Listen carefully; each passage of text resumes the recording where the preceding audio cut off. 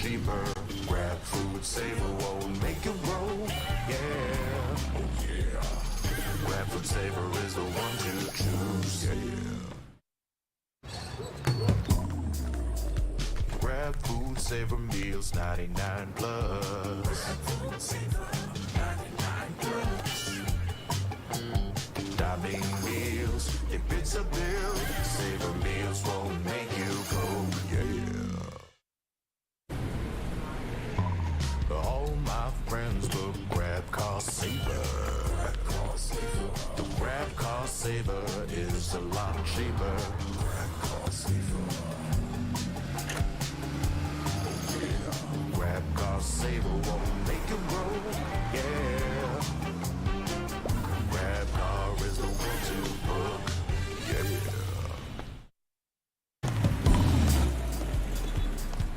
All my friends will grab food saver. Delivery fee is a lot cheaper. Grab food saver won't make it roll. Yeah, oh yeah.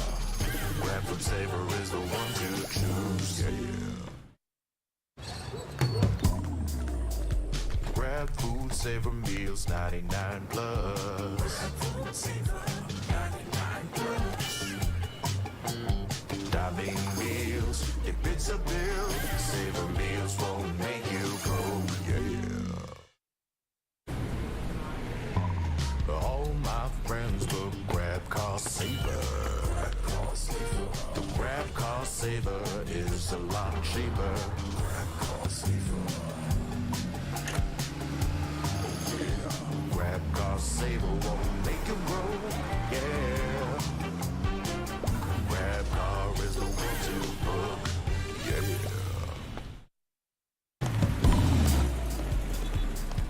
All my friends will grab food saver. Delivery fee is a lot cheaper. Grab food saver won't make it roll. Yeah, oh yeah. Grab food saver is the one to choose. Yeah. Grab food saver meals 99 plus. Grab food saver 99 plus. Diving meals, if it's a bill, saver meals won't make you go. Yeah. All my friends will grab cost saver. The grab cost saver is a lot cheaper. Grab cost saver. Grab cost saver won't make it roll. Yeah. Grab car is the one to book. Yeah.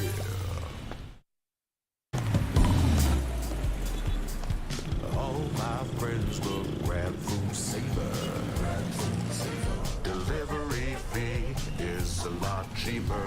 Grab food saver won't make it roll. Yeah, oh yeah. Grab food saver is the one to choose. Yeah. Grab food saver meals 99 plus. Grab food saver 99 plus. Diving meals, if it's a bill, saver meals won't make you go. Yeah.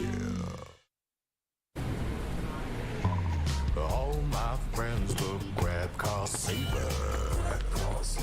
The grab cost saver is a lot cheaper. Grab cost saver. Grab cost saver won't make it roll. Yeah. Grab car is the one to book. Yeah.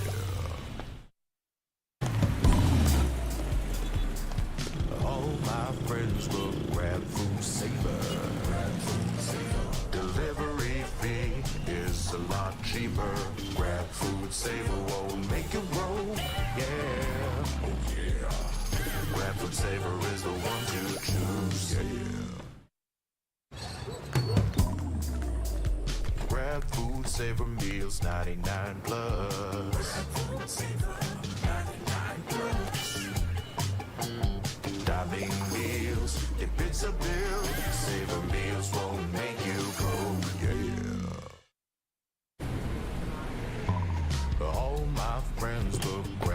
car saver. The grab car saver is a lot cheaper. Grab car saver. Grab car saver won't make you roll.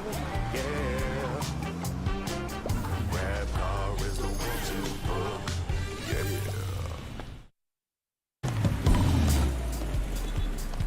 All my friends will grab food saver.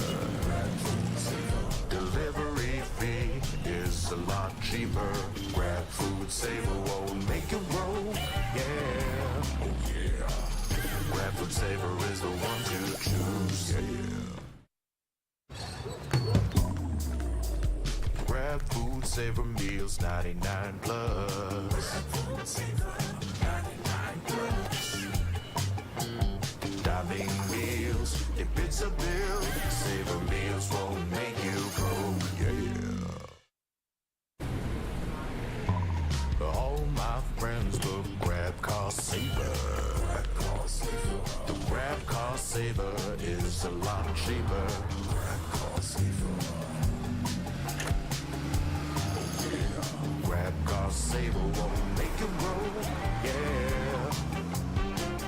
Grab car is the one to book, yeah.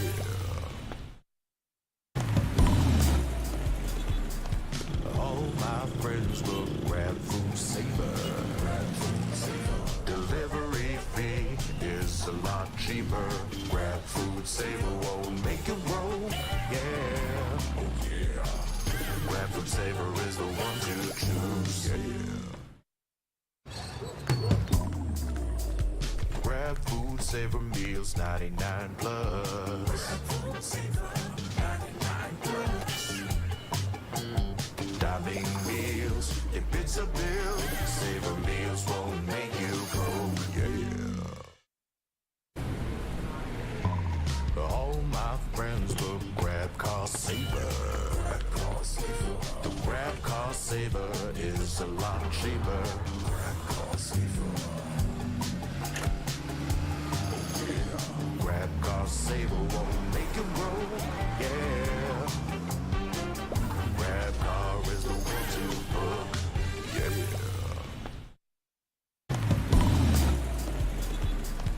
All my friends will grab food saver. Delivery fee is a lot cheaper. Grab food saver won't make you roll, yeah. Oh yeah. Grab food saver is the one to choose, yeah.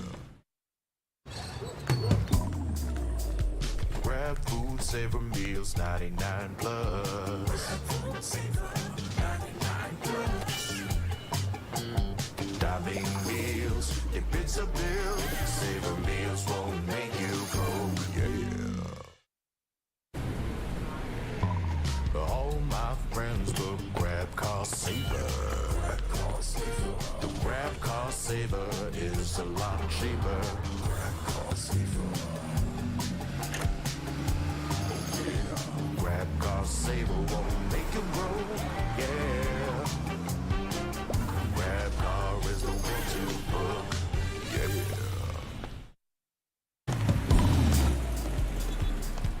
All my friends will grab food saver. Delivery fee is a lot cheaper. Grab food saver won't make you roll, yeah. Oh yeah. Grab food saver is the one to choose, yeah. Grab food saver meals 99 plus. Grab food saver 99 plus. Diving meals, if it's a bill, saver meals won't make you broke, yeah. All my friends will grab car saver. The grab car saver is a lot cheaper. Grab car saver. Grab car saver won't make you roll, yeah. Grab car is the one to.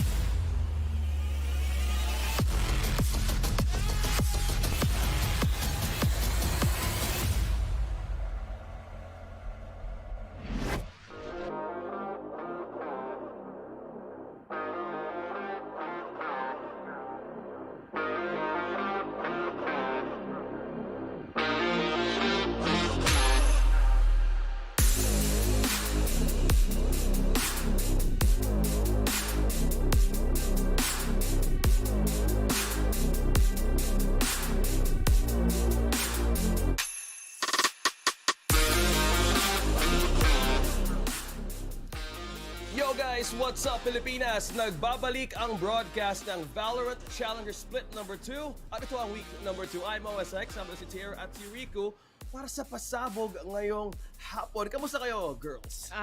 And guys. And guys. Hindi mo sure, OSX. Okay. Okay naman, mainit sa Pilipinas, kaya mainit na labanan din ang dadali ng mga teams natin.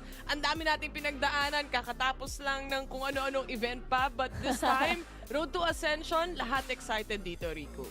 Oh, syempre. Lalong-lalo na nakita natin yung mga pangyayari last week, no? Feeling ko may parang trend.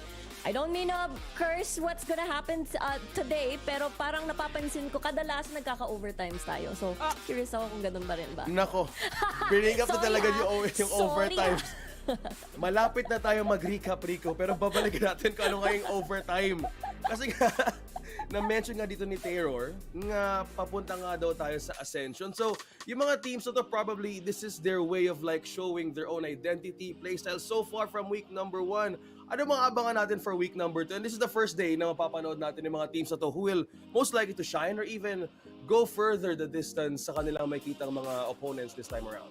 I think it's more of the adjustments mula sa mga teams, knowing as well na parang tinalo na nila at tinawid nila at least yung isang linggo dito. It just gives them more of an idea on what else to expect, especially doon sa mga younger and newer teams natin dito sa Split 2, Rico.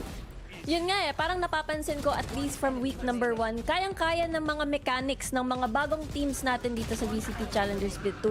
Laban sa mga usual top 3 natin, yung Zol, Oasis, tsaka Naos. Mechanics, they really have what it takes. Pero pagdating sa strategy, adjustments, and high-pressure situations, lalong-lalo na pagdating sa mga overtimes, I keep repeating it kasi importante nga talaga yun. Yun, dun feeling ko nagkakadiferensya talaga from the top to the middle of the pack and below. Tsaka dito, OSX, nararamdaman ko rin yung mga teams na kumbaga yung mainstay natin sa mga split like Oasis and Naos, and then the rest of the teams or like even Zol, yung ating representative or rather yung Split 1 champions natin dito, talagang sinusubukan ng ibang mga teams din natin right now na habulin kung anong klaseng teams din sila ngayon dahil sa chemistry na na-build nila and how well they gel together already. So I feel like it's much more tougher kind of scenario for the newer and younger teams that we have right now, but I really have high hopes.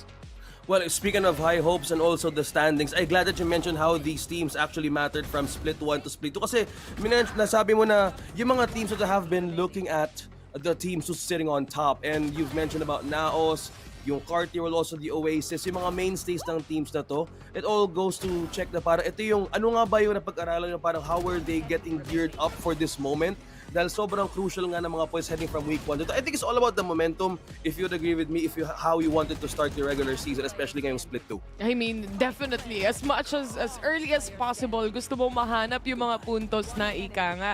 Dahil yung iba rin sa mga teams dito, yung makakatapat nila next up is yung mga giants na split natin. No? So this is the perfect adjustment period for all the teams that we have right now. But looking at the match highlights, binabalik lang tayo nito sa mga alaala ng kahapon, Rico. Yung mga alaala ng hindi natuloy na araw natin pagdating dito sa teams natin. But definitely, yung expectations naman natin last time ay completely na-meet coming in from Naos and Oasis as well. Ikaw, Rico, na-meet ba ang expectation mo?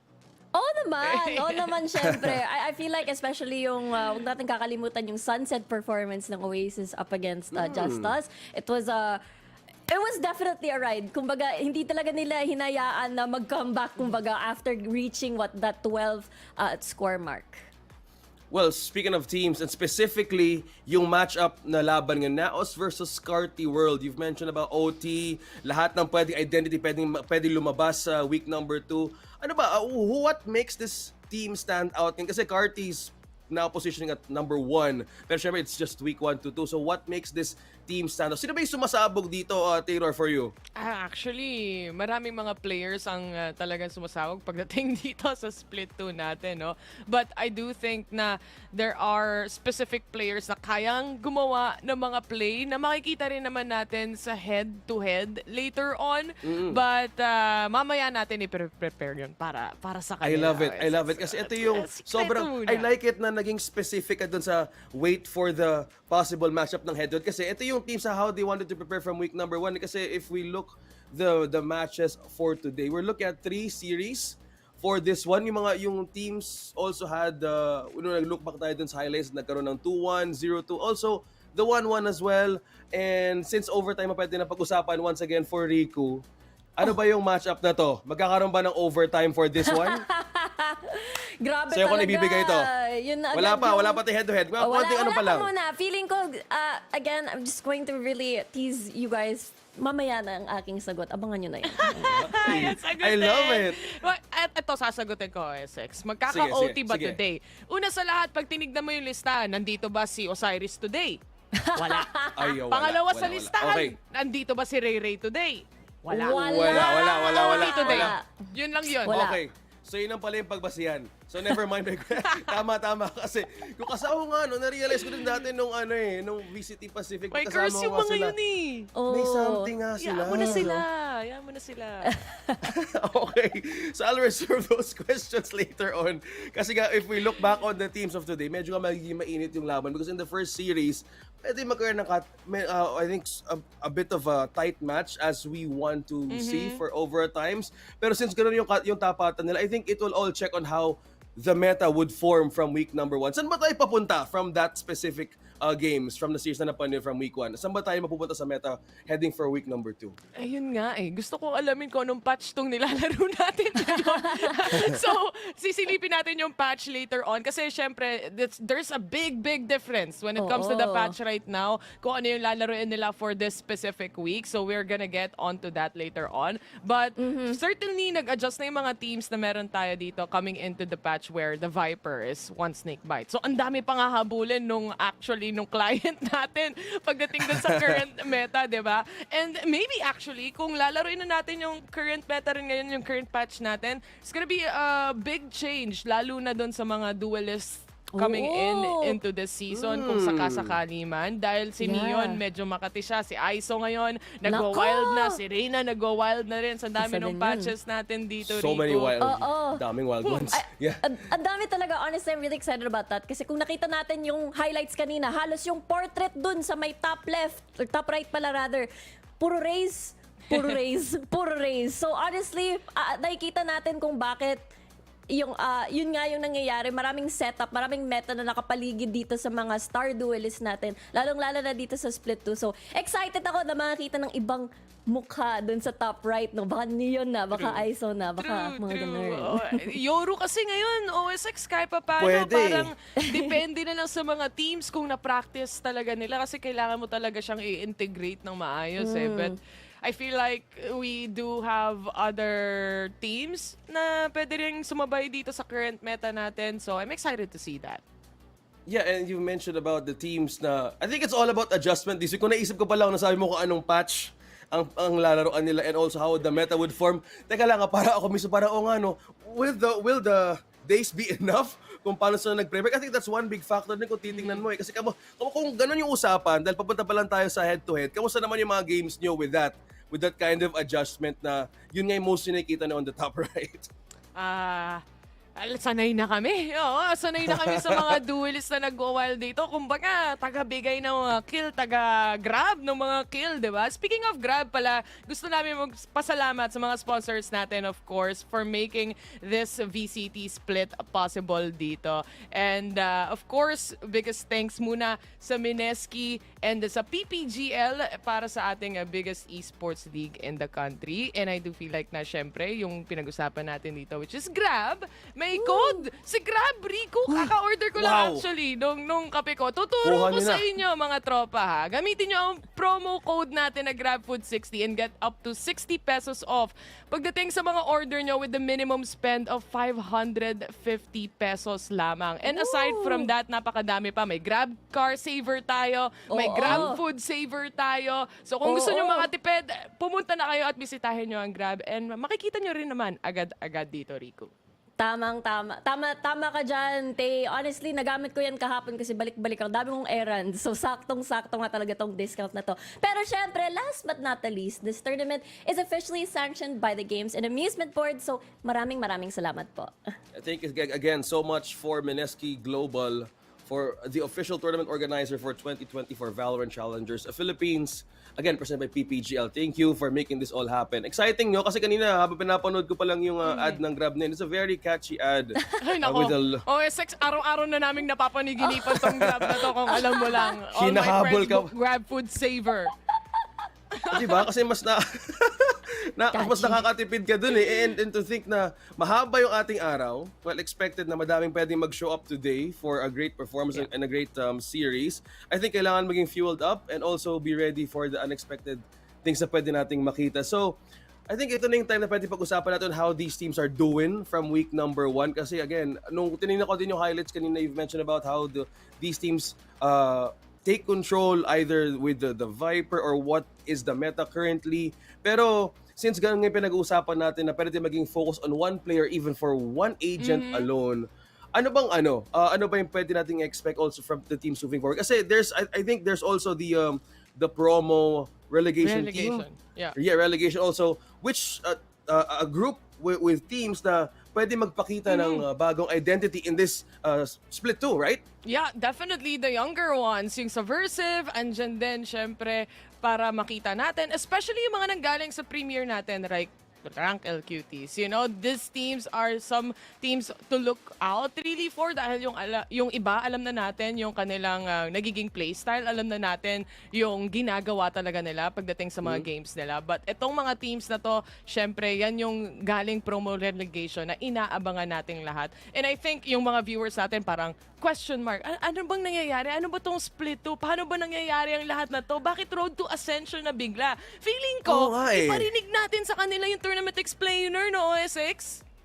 Yung ano, sorry? Yung Wala akong tournament bigla, explainer. Yung feeling ko taga-explain. ito na. Feeling ko explain.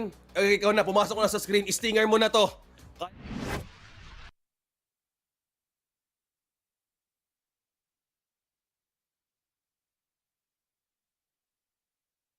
PGL. Brace yourselves for the ultimate showdown as the most ruthless teams in the Philippines battle it out for the lion's share of the 1.2 million pesos prize pool and seize the most confident spot to VCT Ascension Pacific Tokyo.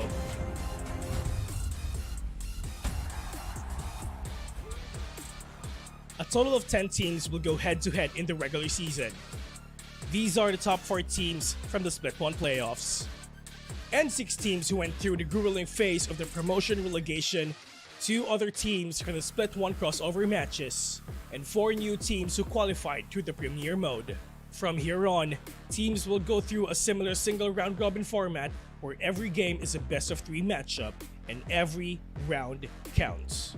The regular season concludes with the top 2 teams advancing to the knockouts, while the 3rd to 6th place teams proceed to the crossover matches.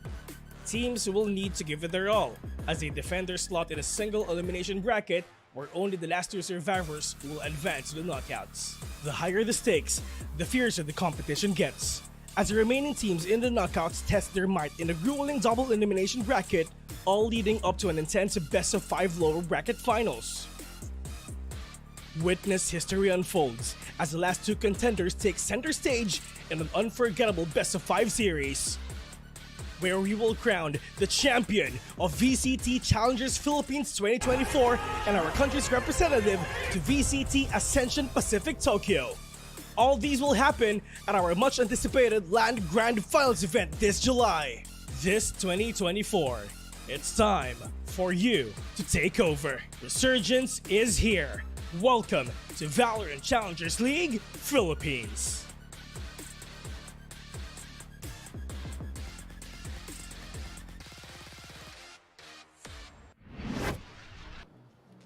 Ayun, na-explain na. Ang ganda na explanation na yun. Grabe, Hindi sabi ko na nga, familiar ng boses niya. Si Dayan, ako si Mods. Ay! Proud ako dyan. Ito And nakakatuwa lang na si Kuya Vil, nakita ko sa mga iba't ibang larangan ng mundo ngayon. Kaya nakakatuwa lang nag-explain na rin siya ng kanyang mga bagay-bagay sa explainer. Pero kung titingnan mo, grabe din pala yung magiging lakbay ng lahat ng teams na to heading to that grand finals moment, right? You mentioned about bringing up the identity, how solid their foundation will be. I think for all of the teams also who watch these, mainstays, nung split number 1, I think they have learned so much. And to be specific on this matchup, yung Naos versus Carti World, ano bang meron sa team na to? Ano ba? Sisimulan ko kanina. Babalik ako na yung tanong kanina na sabi ko i-reserve natin sa moment na to. What makes this team explosive, Taylor? Si Naos ba o si Carti World? Yan ang Unahin natin si Carti World. So, simulan natin kay number 1, si Carti World. Si Carti World ngayon. The thing is, the biggest difference from these two teams that we have right now, Rico, di ba? Is syempre Naos has been together for such a long time. I mean, longer than anyone here right now in the split, or possibly parang Oasis yung closest sa kanila. But also, Carti World, binuo siyang Astro World plus the Carti Esports, kinombine mo sila, sumabog at naging Carti World ang naging resulta nun, OSX. So, Parang apples and bananas, ha? Parang may big bang na synergy ang nangyari magiging labanan talaga ng dalawang teams na to. Yung dalawang magkakatapat right now. I feel like kung nag-aral mabuti syempre itong Carti World, Riku, kaya nilang tapatan yung Naos, but it's gonna be a very big take coming in here, Riku. Oo naman, napaka-exciting talaga ng match na to kasi nga labanan to, malaking mountain ang tatahakin talaga ni Carti World. Even though on paper, let's just say they have the mechanics as we've said, the explosiveness, the know and some of the experience na naranasan nila from the previous split, Naos pa rin talaga yung pinakamataas na expectations dito kasi grabe na talaga experience nila sa mga, hindi lang sa online tournaments, pati na rin sa LAN, mga high pressure situations, napakalakas talaga nila pagdating sa ganun. So experience would really speak for their playstyle, even kung paano sila gumalaw for this year. I'm glad that you shared about things about Naos kasi I think that's one thing that makes a team strong is yung paano nga pinagdaanan yung, experience and journey kasi in every wins or loss, meron nilang matutunan. Pero in speak of going back to the explosive ones, who's the playmaker for this one? Simulan natin ito. Tatanungin ko kay Rico kasi kanina tanong about explosiveness, about kay Taylor, kung sino nga ba. Sino ba yung playmaker for this one, for Naos? Or you start with the other one for Carti World? Well, syempre, lagi na natin sinasabi ang kanyang pangalan na si Patrick Watson dito from Carti World. Again, laging nakikita natin pangalan niya sa top right corner, lalong-lalo na on the race. Yeah, I've seen also, Taylor, how, they both casted in the mods with this kind of play. What makes this player stand out sa lahat for this one, Taylor? For Naos or for Carti? For Patrick Watson, na mention ni... For Patrick Watson, lahat ng mga players nagra-rally behind him. So, I feel like the setups are there. It's just a matter of can they execute it well against a team like Naos Esports. Kaya feeling ko, pakilala mo na sila, OSX para maumpisa na natin to Let's welcome the teams right on our screen. Tingnan na natin sila.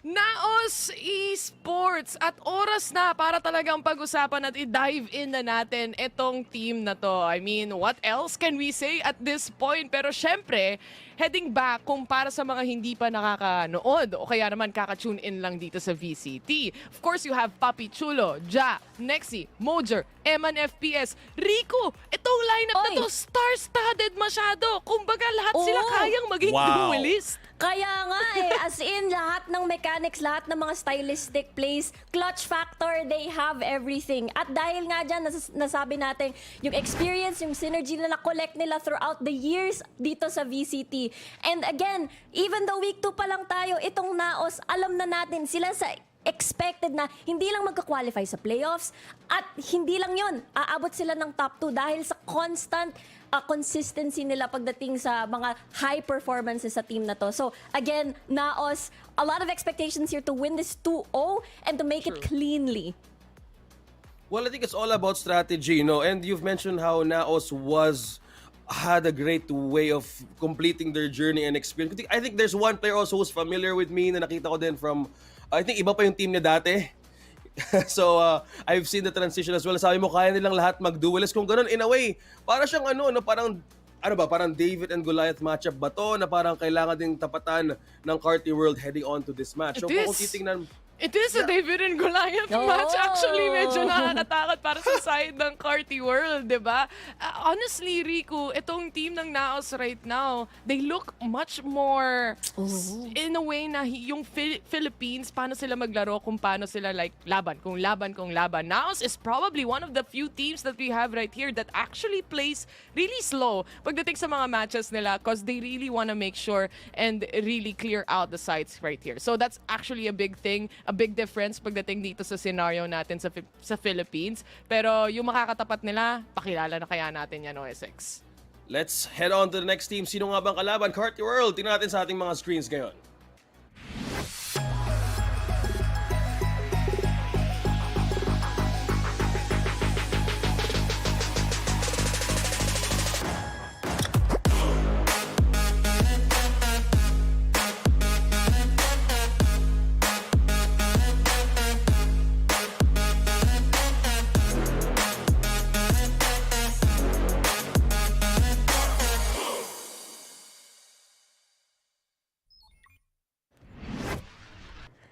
At ito naman si Carti World. Nasabi natin, David and Goliath matchup. Sila naman yung David dito. Kino-consider natin si Carti World in the middle of the pack ayon sa nakita natin like from week number 1 at mga individual performances nila. Nung split 2, I can only think of one other team that I consider in the middle of the pack and can take games off of the considered top teams. At yun ay yung old Stinky Cats. Ngayon nadagdagan na ito at kasama na yun si Carti World. And That's we keep, actually true. diba? We keep like singing the praises of Patrick Watson. And I do feel like kasi bagay na bagay yung meta ngayon, at least sa Pilipinas, yung double initiator. Making sure that they're able to flash, set up, get info for their star duelist. Lalong-lalo na nakikita natin lagi, multi-frags from Patrick Watson. Doon nga tayo bumabalik sa nagra-rally behind the entire team nga, itong mga remaining players, syempre ng Carti World. But you also have players like, for example, Astro, na way back pa, pagdating sa VCT. Actually, hindi lang sa VCT PH, but also in another country. If I'm not mistaken, he's from Made in Thailand. And naglaro siya doon. He also played under the banner of NGX or Galaxy Racer. Either doon sa dalawang yon, nag-merge kasi sila. Pero it's one of those teams right now. So, nandun din yung experience kung tutuusin, OSX. I think itong mga players lang ng Carti World, it's more of hindi pa nila nahahanap yung talagang top 1 team nila, kaya hindi pa sila nakakarating to that point. But individuality, makikita mo, there's a lot that they can bring to the table. Well, speaking of bringing it to the table, dahil pinag-usapan natin yung match na magiging mainit, let's go in for the head-to-head. Kung ano nga ba ang ating stats heading to this match. Woo! Ito na nga yung makakatapat, no? Si Patrick Watson tsaka si Mojer, yung mga very potentially explosive na mga race players natin from both teams. I mean, nakita natin from week number 1, Mojer, kagaya ng sinabi mo, Tay, kanina na parang it felt like they were more of calm and collected na approach dito. And it does feel like it reflects talaga ng play style kung saan malakas itong Naos. Meanwhile, Patrick Watson, kahit nag-jet siya, parang race pa rin yung gamit niya, honestly. Yung race niya dun, nag-updraft din di ba? So it's either of the two. And I feel like kung explosiveness yung labanan, this is the perfect head-to-head to really bring it to the table right here. Mojer can go and decide to really go crazy and push in and make those skills happen. But I do think Patrick Watson can do the same. Parang itong labanan na to, minsan nga, pwede pa maging winning condition to kung tutusin, OSX. So walking green flag talaga siya, Walking in a way. green flag. Tsaka magaling mag-magic si Mojer. Kaya walking green flag yan. Sobrang ganda ng yung advantage niya. Kasi kung, to add something for that walking green flag, sabi mo, there's so much similarities, even though may comparisons na with the round win rate. Ang tinitingnan ko talaga yung ACS na hindi talaga nagkakalayo. So if those are the things na pwede tingnan in this match with Carti World versus Naos Esports, sino ba yung wingman na to in a way from these two na sumusuporta from one another? Kasi they're the playmakers. Sino bang wingman for this one? From each. Simula natin for Taylor. Sino ba yung ngayon ni Patrick Watson? What makes Patrick Watson work in terms of the rotation in heading into a series for this It's one? always the controller plus the initiator combination na makikita mo. Them taking up space, making space. And iba na kasi yung meta ngayon sa Valorant kung tutuusin. Dati parang, ay, defenders ka, mag-aantay ka. But this time, it's important na isang parte ng mapa na yon is actually makuha mo yung spacing na yan to really create the game around it. But at the same time, kung hindi nila makukuha yon, then the round might be lost at that point. And I do feel like ito nga, yung controller na yan, yung initiator na yan, kasabay alongside with the duelist is really, really a big help. And I think, Riku, for Naos, it's also the same thing, right? But I wanna add on to that bago ko na ipasa sa'yo is yung nagiging last wall nila of defense, which is Nexi, super clutch player. Honestly, Okay, totoo so- yan. I feel like, again, Wow. when we look at the stats, at least from week 1, if it's not, you know, if it's not Mojer, if it's not Patrick Watson, it's either, you know, Papi Chulo or Astro. The controllers na talagang yung second fragger, yung talagang impact player din if it doesn't work out in that round. Well, let's find out. Pag nag-usapan yung mapa, tingnan natin yung map veto for this series. And ano nga ba ang magiging advantage ng dalawang teams na to? Icebox! Icebox.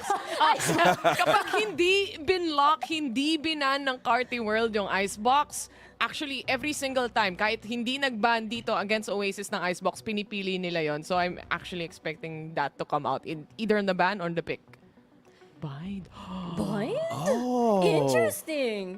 Hindi From ba ni Icebox Naos yung to Icebox? Bind. Syempre. Oo nga, no? Honestly, even So sa si Split to Naos- 1, Naos lang yung pinaka para sa akin brave na mag-Icebox. Every single team in Split 1, sorry, felt like ayaw natin talaga ng Icebox. Yung week 1, week 2, okay, Icebox spam. Ay!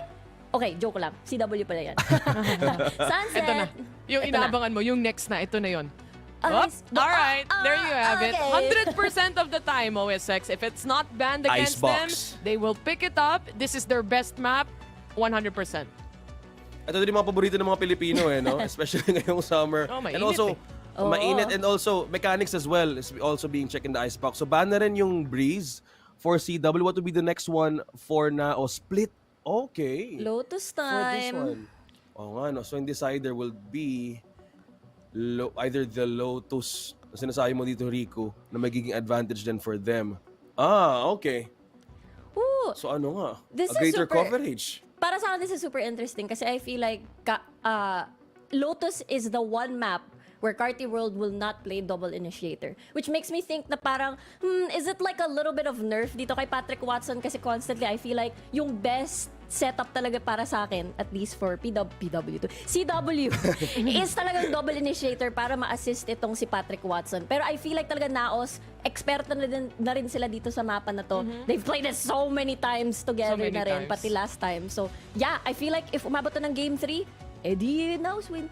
Yeah. I mean, Lotus even on the last map, Avernus played Carti Esports or Carti World rather, pagdating dito sa Lotus map na to, and they lost on that game. So, I think it's very important para sa Carti World na makuha una, syempre, yung magiging mapa nila. Second is yung icebox nila. Kung kaya nilang ilayo yun sa Naos at kaya nilang matalo ang Naos doon, then I would be super, super, super impressed. Ganon kalala, ganon katindi Wow. na Naos map tong icebox. So statement ko mangyari talaga yon.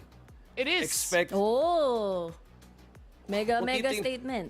Kung titingnan mo din kung ganoon din yung magiging laban natin today. So expected either this would take for either 3 series or overtime as we all started this No! day na pwedeng mangyari. Sabi mo nga, ikaw, well, you're the one who brought it up. So pwedeng Totoo. posible dahil nga a David and Goliath match, hanggang kailan ba titingala na lang yung isa na parang, okay, you've been great for solo and parang a lot of these teams also was looking forward to maybe get a chance or a chunk na makuha ng point out of Naos. So ano na ba yung magiging pagbabasehan nila for this? Sabi mo, double ini could be denied from the Lotus, and kanina na-ask ko din how the playmaker would actually be a great combination with their wingman. So dito pa lang, all of this will be in check, and also things would be in check is similarity between these two double initiators. Sabi mo kay Rico, how about something that could stand out from the first map, Taylor? What do you think? I do think na meron kasing composition na tong Carti World which is the Gecko, yung double ini natin na sinasabi. Yung Gecko plus the Breach combination. And Uy, this ganda Breach nun, combo na pwede mong gawin with alongside the Raze, napaka-explosive niyan. So really, itong first map na Sunset, it's about taking up and controlling the space when it comes to mid, making sure your duelists pop off dahil ang hirap umentry sa mga sides na B main or A main lang nang wala ka na nung Raze, lalo na dun sa mga stun na piniprepare, for example, di ba, Riku? Oh, I feel like magkakaroon tayo ng, what do you call this, parang kapareha na approach dito sa Sunset for both of these teams. I feel like yung pinakamalaking diferensya siguro dito ay yung KO. And I feel like, again, Breach versus KO, I feel like, again, it really suits Patrick Watson kasi it allows you to really cut a lot of these very important corners sa Sunset, tapos dun nalilipad itong si Patrick Watson. A lot of intel, na kagaya ng sinabi mo, Tay, Naos is the type that's really good like when it comes to planning, calm and collected decisions, which I think really nagpo-provide ang isang KO. So again, labanan talaga ito ng diferensya pagdating sa style. And kahit double ini, iba pa rin yung kanilang gagawin. Oh, tsaka OSX, last time na nakita namin tong Naos, si Papi Chulo yung nagwa-wild dito, hindi yung mga duelist ha. So, It's okay. actually the initiator, the controllers that are actually pulling off the clutches even. Yung mga Papi Chulo hold B main and then hold post plan position nila.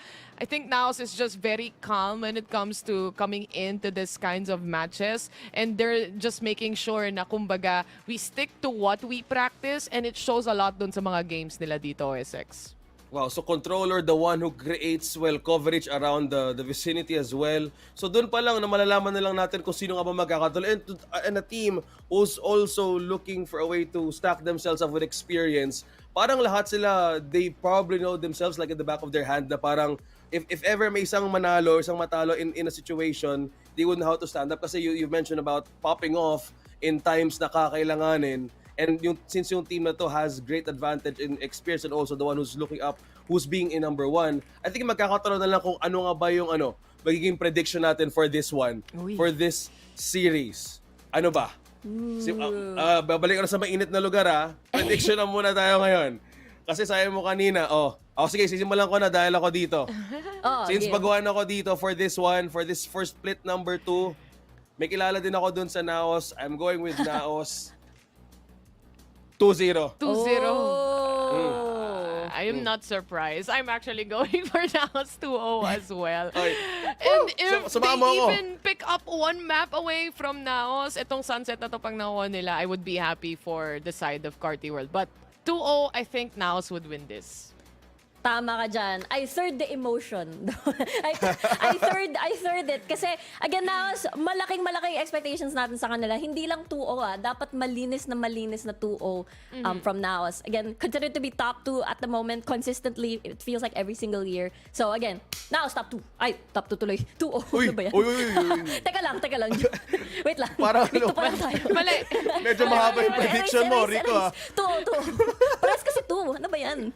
Ayun na. Well, Ayun na yun. week 2 nga naman ngayon. So tama ka nga naman. Madaming dos ngayong araw. Wait. Kung depende yan Ayoko nahawa ko sa'yo kaka-top 2 mo pa lang dyan So nakatuwa lang tingnan na we might see a greater chance. Again, ako, sa mga nagiging prediction ko, natuwa ako, minsan nagkakamali ako. Pero looking at this team who also has a full experience and stack once again, na inuulit ko din, well, I'm looking forward how they would pull off this one. They have more advantage than the map as well. So, anything na pwede pa rin expect heading on, na breakdown na natin ng composition, double initiators, ano ba yung mga pwede mostly maging pagkakamali kahit konti lang from these two? I do hope na for this coming series, kung sa side ng Carti World dito, na makakita rin tayo ng performance coming in from players like Itchy, Solo, si Chani Boy, nakikita natin siyang mag-wild din minsan But these are players also that you're expecting na could pop off. Si Uyan, I love you. Ito rin, isa rin to sa mga nakaka-multiple kills. Saka may I love you pa sa dulo, di ba? So yung buff kompleto na. So, grabe yung IGN yun top form, isipin mo, imaginein mo kung Carti World mag-top form sila sa araw na to talaga. Yung pagkapasok pa lang nila sa server, online lahat, at magulat nila yung Naos, it's already one thing. So, yun yung kailangan nilang gawin. Ang dami actually, when it comes to this, Riku. Oo nga kasi honestly, pagdating dito sa sunset, no, parang may sa unang-unang panahon, nakala mo naman, tagal na dumating ng sunset. Hindi naman. Sa storytelling si Ate Rico. Sorry na. May ibang teams kasi, diba, ginagamit yung chamber dati dito. Kasi they see this map as a map where they can use an operator as well. So, honestly speaking, lalong-lalo na may mga teams dito gumagamit ng jet, pwede rin nilang access para magkaroon ng mid control, para mabantayan lalong-lalo na yung A, I believe, dito. So, I feel like either the teams can definitely use that to their strengths, but it can also be a painful mistake, an expensive mistake if hindi mo nakuha yung value off of that. Si something nga, Gecko gamit, pero naka-off pagdating sa mga matches niya, di ba? Sabay, hindi, no? Oo, sabay. So, baliktad. Baliktad, kahit dito sa sunset, nag-off din yun, kahit Oo, Gecko siya. exactly. Yung mga ganun ba? Pero tama yung sinabi ni Rico, kasi minsan, actually, the past days, napapansin natin sa teams natin, medyo dikit yung labanan dun sa mga mapa na napupunta tayo sa scenario kung saan lugi ba tayo sa ekonomiya. Nako, match point na, tsaka pa tayo nalugi sa economy. So, napupunta sila sa last round na, pero half buy or medyo broken yung buy na meron sila dito. So, it's really about the momentum and how it shifts, especially dun sa second half. Dun majority nung times na nag-shift yung mga games na napanood natin dito, OSX.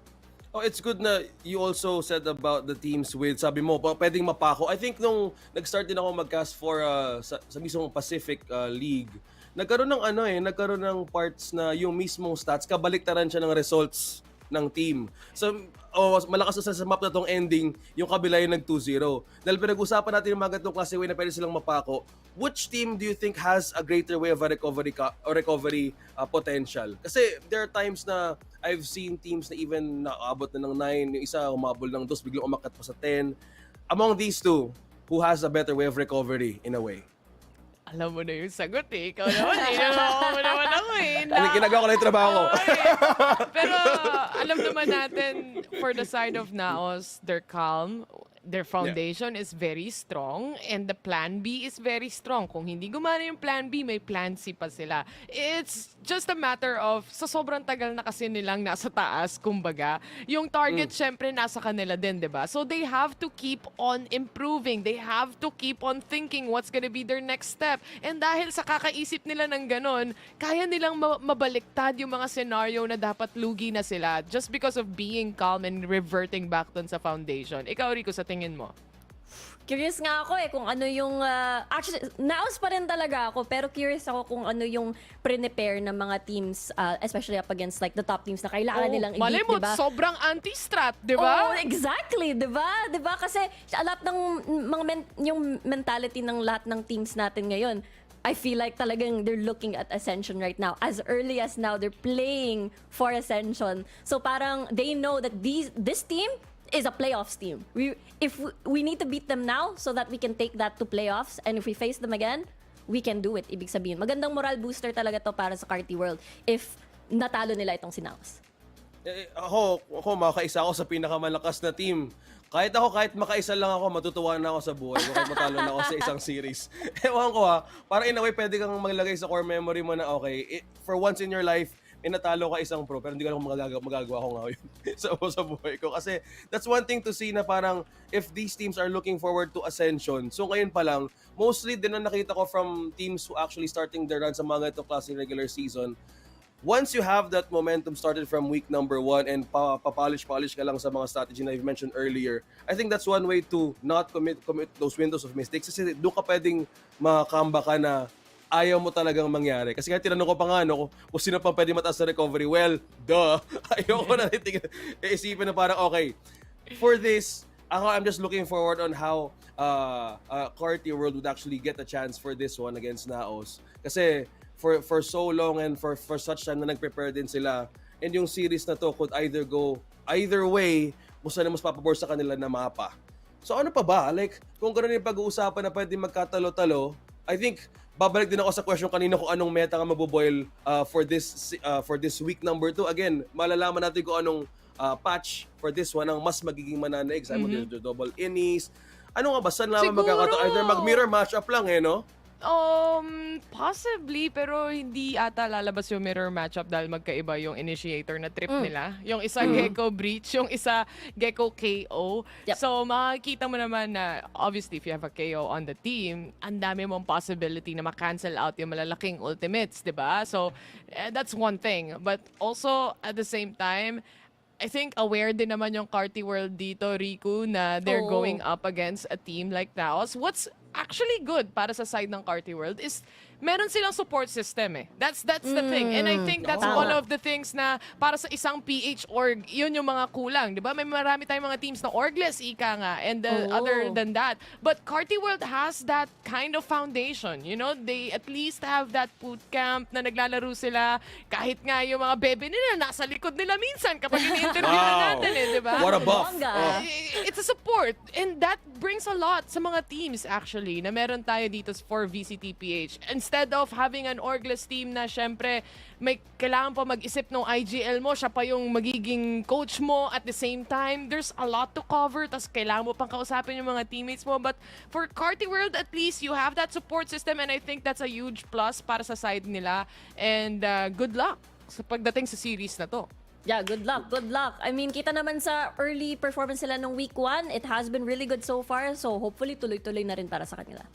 So ituloy na natin ang laban, ang unang laban ngayong hapon. So casters, painitin na ang unang serye ng ating araw.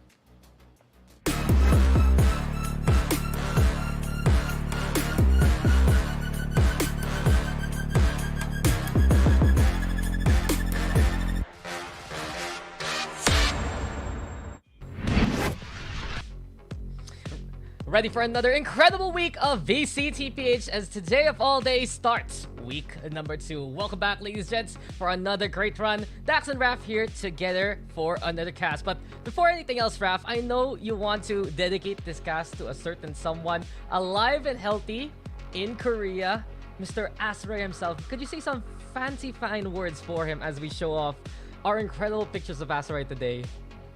Thank you, Astra. You have been an amazing gentleman. I hope you can see Dax, and of course I gotta match Astra too. With the random flex. He's like, okay, hang on, let me fold up my sleeve. I still remember that day he took that photo. But we go back to here we are. Where are we now? We are not in Korea with Astra, unfortunately. We miss you, buddy. That's what we're trying to say. Oh, look at this guy missing his old co-caster. Sorry, I am an inferior placement. But it's because you've also gotten as ripped as him. You were complaining a while ago that your shirt wasn't fitting right, just because you bulked up, man. Yeah, I don't know. I was trying to put a coat on, look nice, look fresh for the audience, but unfortunately I have gained a little bit. I'm not gonna say, was it a bulk? Was it a blow up? I don't know. Whichever works for you guys. Bro, it's muscle percent. Don't worry about it. But of course, now we have to talk about Valorant itself. And VCTPH looking very exciting for today because we have some incredible matchups coming your way. Later on, we're going to get Zold versus Oasis. That could be a big one. Right now, though, we have to talk about Carti World versus Naos Esports. Our panel doing an incredible job to make so many points given the time that they had a while ago. But Sunset, we were talking about it backstage as we're getting into Agent Select, right? You think here of all maps is where Carti World has a good chance against Naos. Absolutely. I think this is where they have to make their stand. Otherwise, I don't think it'd be realistic to see a 3-map series, considering this is also a Chani boy map. As I've mentioned in previous broadcasts, Chani has never really underperformed on Sunset, whether it be impact or sheer volume of frags. He's always been present, and you add Patrick Watson to the mix, who's been really a bit of a mystery. He's just been so much firepower for Carti World that we're all wondering how come nobody has picked him up before. Well, they got picked up now, and it's quite a story really for Yakom or Patrick Watson as he is right now. It's pretty funny. There are a few dedication names here for Carti World. If that's what they're gonna say their names to be, that's what we're gonna run with for the rest of the broadcast and the rest of the league. Actually, I do have to say though, Naos Esports, this is going to be a big matchup. Of course, the Breach of Carti World, he has been so consistent for his team, yes. But the KO on Naos' side, it's going to be such a big bane really to what Carti World's plans are coming into this map. Bane is a very light way to put it because this core of Naos has been very good both against the Breach and with the Breach. And it's been kind of telling with how their map pool has evolved. At one point, they're really, really good at Split, and now it's just kind of spread through the rest of the map pool that they have this baseline of consistency that's so hard to topple, and then you add that specialty against both ages that you've mentioned. This time around, though, it is going to be Naos playing and fielding our suppressing friend here on KO side, so it does look like they might just, as you mentioned, deny that on-site presence of Reach. Yeah, but then again, who's playing what?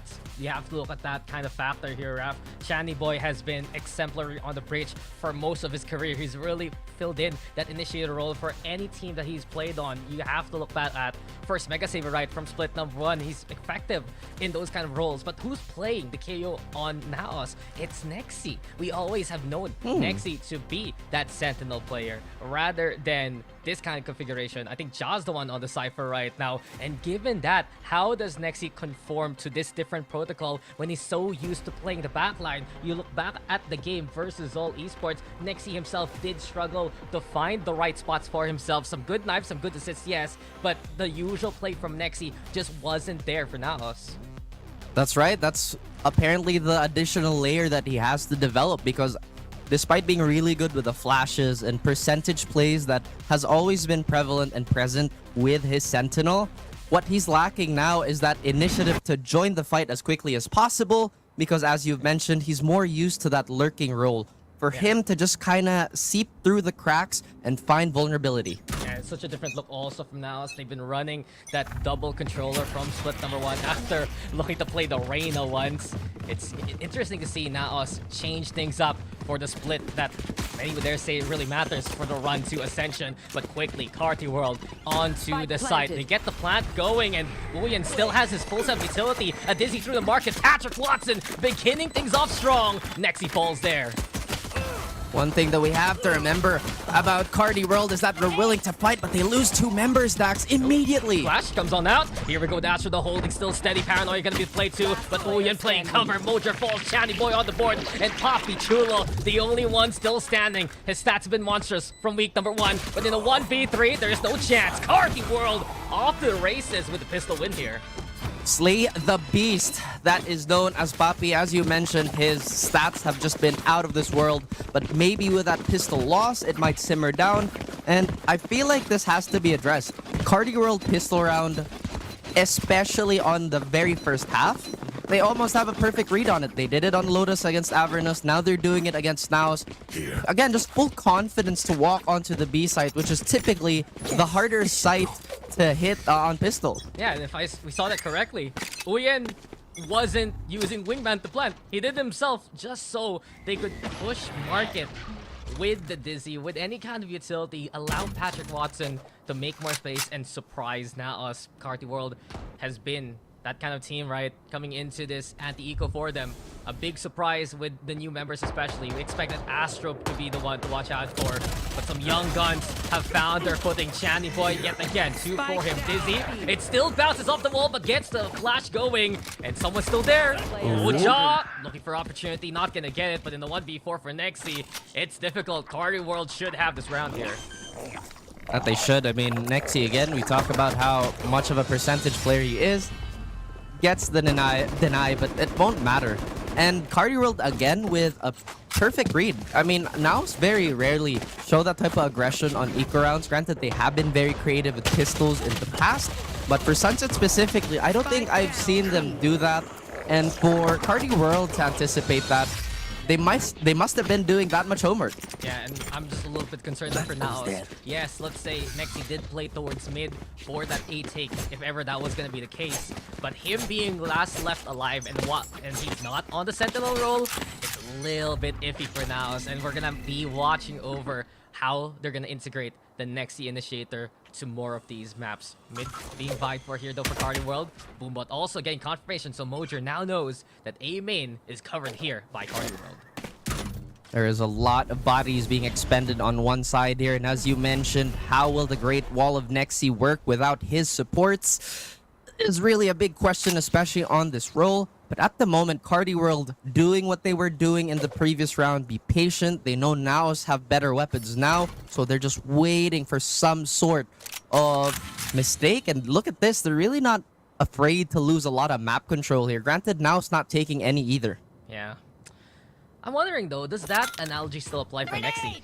Is he the Great Wall when effectively he's an aqueduct right now for Naos instead? But let's see if that question will be answered later on. Patrick Watson still gets in there and hits the shot onto John. The one way not enough, but Nexi now into the front line. Nexi next level. Seems like all doubts erased immediately. And with a 3K there, he holds Carti World, but at bay.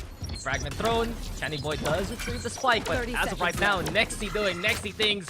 And I wonder why we were talking about him for the past 2 rounds if he suddenly silences us like this.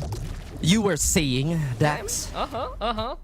Again, the suppress works everywhere on the broadcast desk and against every player apparently, but now the stragglers getting absolutely annihilated here. Naos in the long game, and in terms of just kind of being patient, it's super hard to play that type of war of attrition. Right now, he's not a wall, he's an aqueduct, but my goodness, is he letting this defense breathe and flow. Yep, let the water flow. I do want to say, though, Uyan started a few exercises in the second round. Nexi did bounce back and do the same coming into the third, but big shots from Nexi.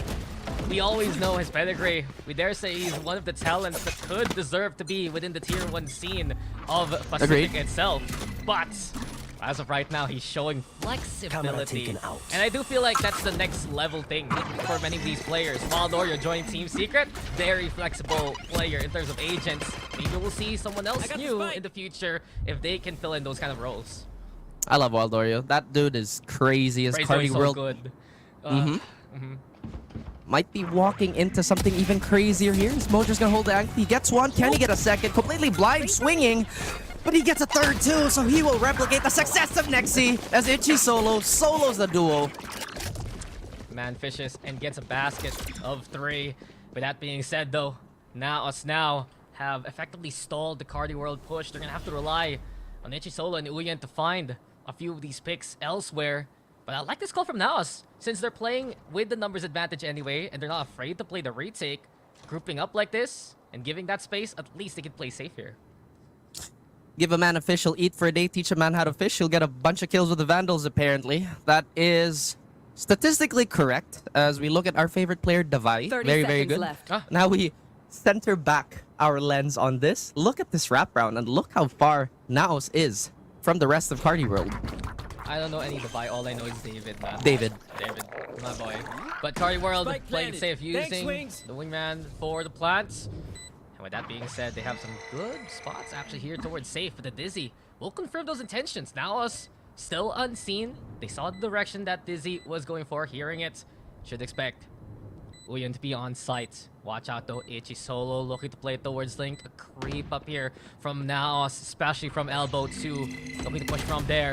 Here comes the Dizzy. Now it gets the flash with Itchy Solo. Next he's gonna go for the fragment, but the swing comes in from Uyan. Itchy Solo falls to the fragment now. Avernus with the push himself. And Naos Esports wisely playing it patiently to tie it up. this has to be one of Naos' greatest strengths, right? Like, you look at them as a team, yes, they have the pedigree, and yes, they're very willing to play the game of other teams as well, as we've noticed. But when they keep it simple, and they can keep it simple, it's so dangerous. They understood they had a numbers advantage. They're willing to trade one. They got that trade off, and then they bought that space. Beautiful, beautiful stuff here by Naos. Again, super simple, but super well executed. Yeah, and Edmund's Dizzy was so paramount to that success. I didn't expect him to actually see Link like that. Just gets the flash onto the Cypher. Unexpected, honestly, for Carti World. With that being said, now Carti, they're on an eco. They do have the Euro Theft. They can find a pick. Doorway closes. Nexi able to make it in time, but with that stall, it's now Carti taking mid control. This time they wrestle for it a little bit. They have all their players here willing to brawl it out, but Naos this time. And once again, playing the long game. They understand that they don't need to initiate anything. Oh. As I say that, Emma might actually peek. I mean, it's dangerous when you see a smoke there towards mid like that. Just means you're trying to angle towards B. fake that intention. That's why two of Naos stay inside smoke itself. Izzy though thrown onto the site. Now Nexi looks to play shut down immediately. Powers out, the null command's online. Paranoia also gonna need to play. The push comes to shove here. And Damon finds two, but those are gonna be some guns here that Carti perhaps could utilize. Patrick Watson dig into the shot. That's beautiful from Astro 2. Damage done, 2v2. Ja, does he dare push? He's right beside them though, onto the left. Paranoia gets the hit, but Patrick Watson too close for contact. Ja will get the kill. Classics enough to finalize things, and Naos will take the lead from there. Very expensive is that round, as Carti World doing wonders with the Sheriffs, and typically at the longer range, the Sheriff is serviceable, yes, but the Vandals are just that superior. But again, you see a lot of adjustments on both sides here. Naos being very calm in that situation, not taking too long to let Carti World take initiative of the situation once more. But now we are going on a pretty equal gun round. We do have the Showstopper plus the ult on the side of Uyin here for Carti World. Yeah, the trash available. You got Neurotep also still in the back pocket. And Naos, they need to be careful if they just push as two coming into mid. You can see why. Three of them instead. Ready to go for that call. A 4-1 split here from Carti World though, as Ichi Solo tries to lurk. And I do wonder, given that Naos does play a little bit more active here, do they find the pick that they're looking for? It seems like Nexi understanding the way of the Sentinel truly. Gets that kill onto Ichi. Now the B side is going to be under duress here. Your spells cannot work on him. He helped write the scroll as action towards mid might commence here, Dax. Well, mid still held together. Naos will confirm that it's all about the site now. And this is not good for Patrick Watson. Watch your back, Gus John's there. Mojo now with the entry. Hands up for Chani. Easy pickings here for Naos. And we go to 4 for Naos Esports. Beautiful reactionary play here by Naos. They take a lot of mid control considering Carti World was kind of prioritizing that in the last 2 rounds. Naos, again, understood the assignment, kind of flooded in, flooded market, and Carti World just could not respond here. Carti World on yet another, I believe, a shaky buy. Not a lot of them is going to have full armor. And like you mentioned, you cannot use the lurk book against Nexi. He wrote that thing. I mean, he's just incredible from what we've seen so far. And Carti World now seeing what veterans can do. Naos Esports, they've seen Split 2 from last year, man. They went to Thailand to represent the Philippines, and they want to make Ascension yet again. A bump in the road, Carti World could be here for Naos, but Patrick Watson, back's on the way. We saw the paint shells, just love break that initial bit of utility. That being said here, Raf, B-main controlled by Naos now. Like you said, maybe they flew close to the sun, perhaps too close. There are now scars on those wings.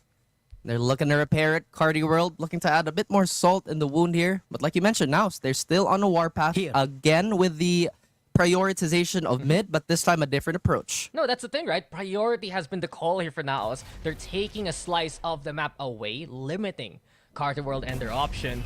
Uyen though expecting Papi Chulo to be up there.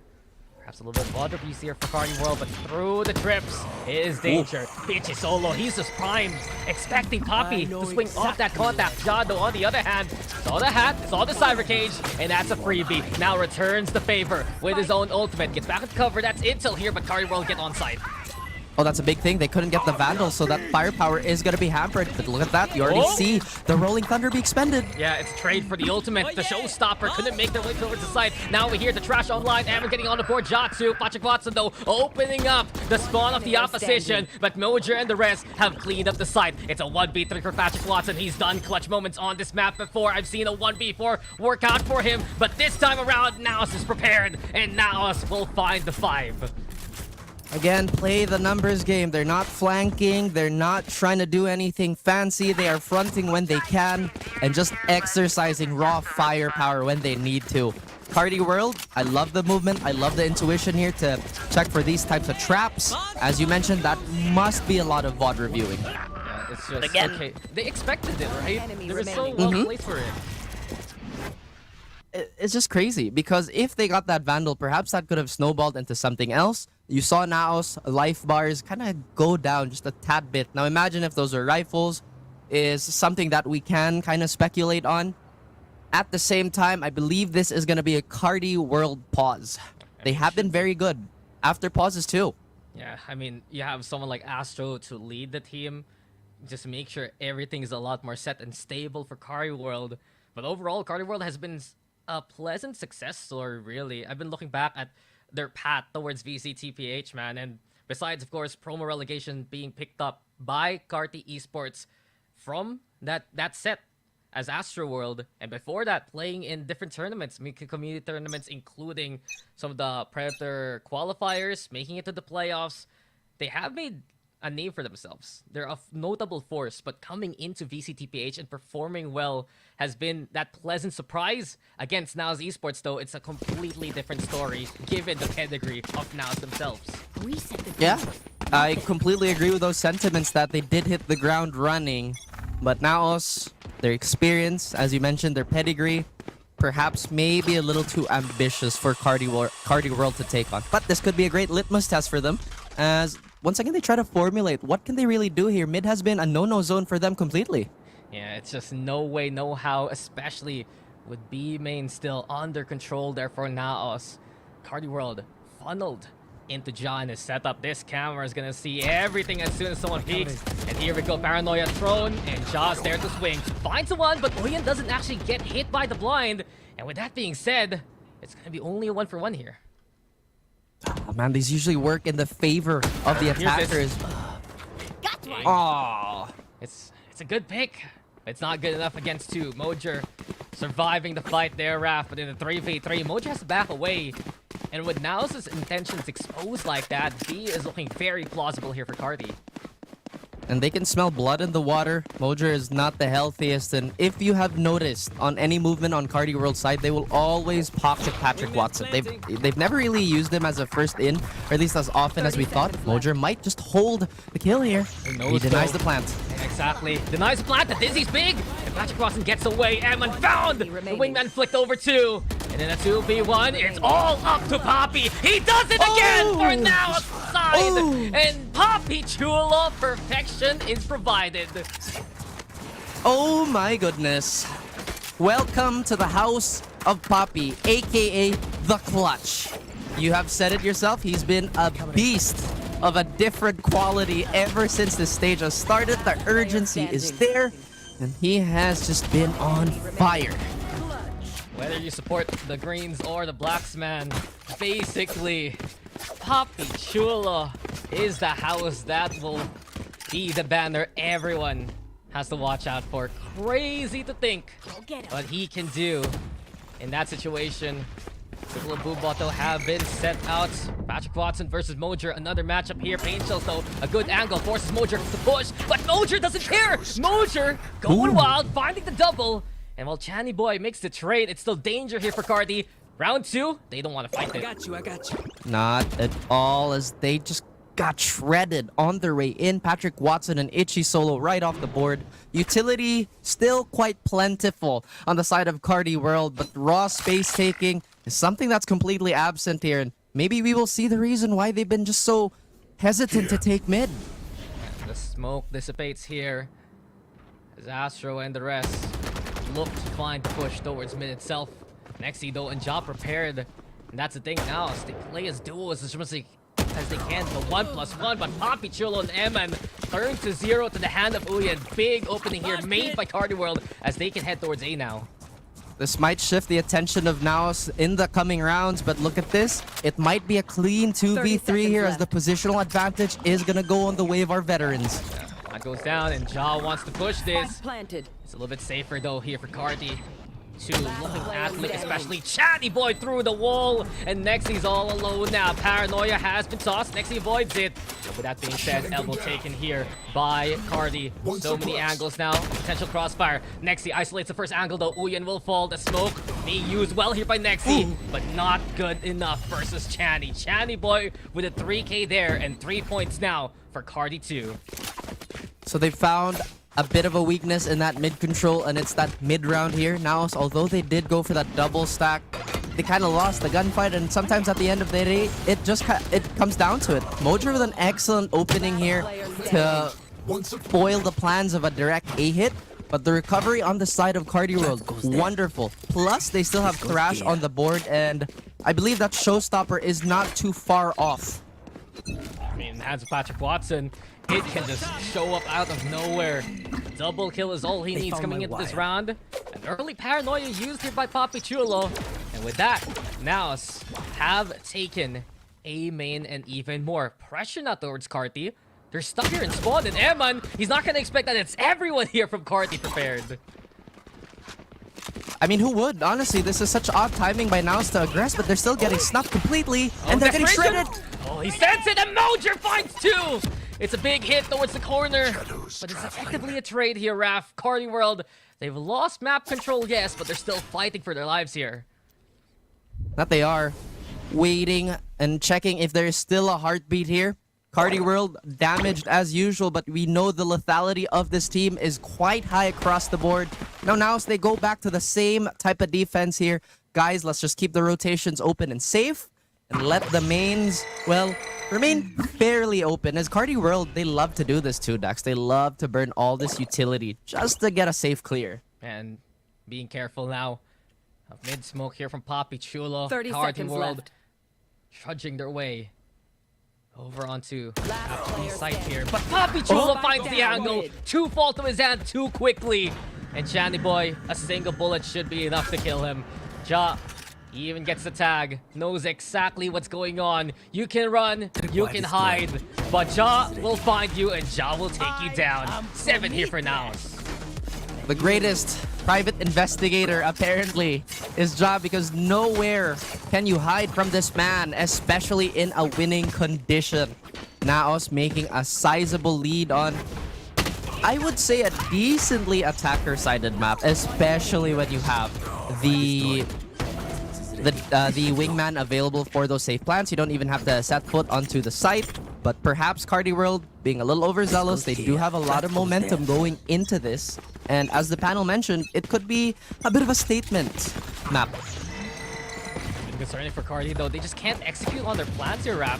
With Naos taking main away from them multiple times, keeping aggressive angles and actively using that paranoia to make space for the likes of Mojer, for Nexi to make their way in.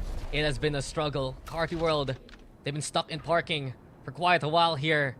And another example, a high-low setup between Astro and Patrick Watts. Here's the Dizzy now, but Mojer wisely backing away. Now the repeat after the blind. It's big here. It's not good enough. And Mojer finds an angle to stay away from the aftershock. As it's engaged, got a little bit dangerous, but Naos will still survive with the two trying to play aggressive.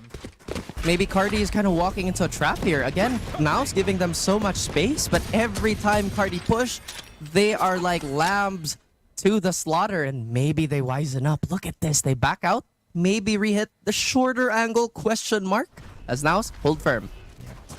Ja is still playing towards that link. Mojer, the one perhaps to be the butcher. Here comes now. Slaughterhouse is open. And later on, ring the bell at the meat shop. Naos deliver well with a flawless dare. Carti World got turned into meatloaf. They got turned into meatloaf. Dude, I love meatloaf. I never know what's inside it. Well, we saw the whole process there. They got chopped up, they got tenderized, maybe it turned into a sausage perhaps, but now, once again, many business ventures, most of them, but potentially very successful.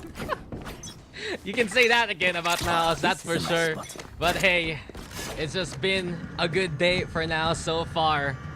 The Double Dragons make it 4 even, as it's 8 points on the board here for Naos already. Thrash, he tried his best and it wasn't good enough. He needs to go again.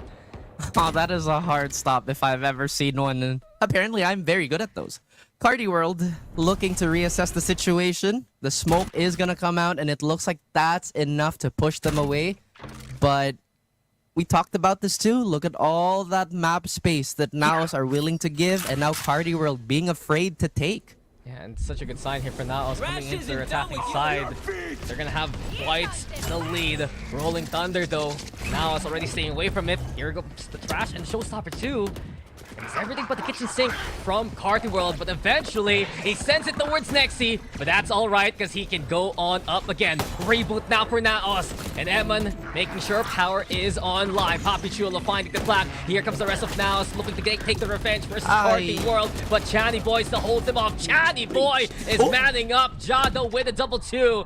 Checking out the guns, it's a 2v2 still. With that being said, Boba here for Naos now. Papi Chulo moving forward alongside Ja.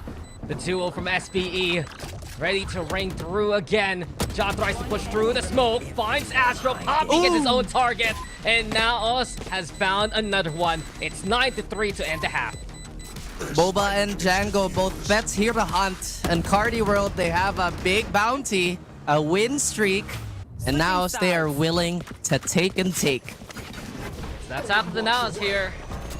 They are just warriors from what we've seen so far, and you can see the difference between Naos and Carti World's intention truly in that last round. Carti, I dare say out of desperation, just using their ults. They know the Rolling Thunder is gonna make that kind of space, but Naos playing it so wisely, backing away as much as they can, and even using Nexi as the beacon to push in a shield, perhaps, for the rest of the team. Works out really well for Naos. It really does, and now they see that Carti World loves to play. Again, buzzword of the day, ladies and gents, the space. Look at all this space that they're allowed access to, and Carti World, they're a little stunned. They're not sure what to do with all of this, and now they're perfect at capitalizing. But now Nexi has scouted out 2 members on the A site. How does this make Carti World react, though? They've been shaken. The Carti World still always a threat coming into this defense. Patrick Watson starts off looking for intel, and immediately there is presence implied over at lobby. But there's so much mystery here for Carti World. They don't know where Naos is moving on around because of initial smokes. There. Not only that here, Raph, the push will be very decisive. A Dizzy out, Evan making that noise. Patrick Watson looking for the pre-fire, but Mojer, after seeing that first shot, hits his instead, and that's big here for Naos. Lest we not forget, Mojer has been the Wonder Kid for a long time, and Papi once again showing his face on the map. You see how Carti, they shift attention away from the current raid boss as they're looking to take this fight that much smarter. We've always been hyping up Mojer, Radiant at the very top of the leaderboard upon his entry towards Naos. Still a big component of the squad, but Itchy, Solo, and Uyen. Beautiful timing from mid. It's now Carti World who has surgically struck.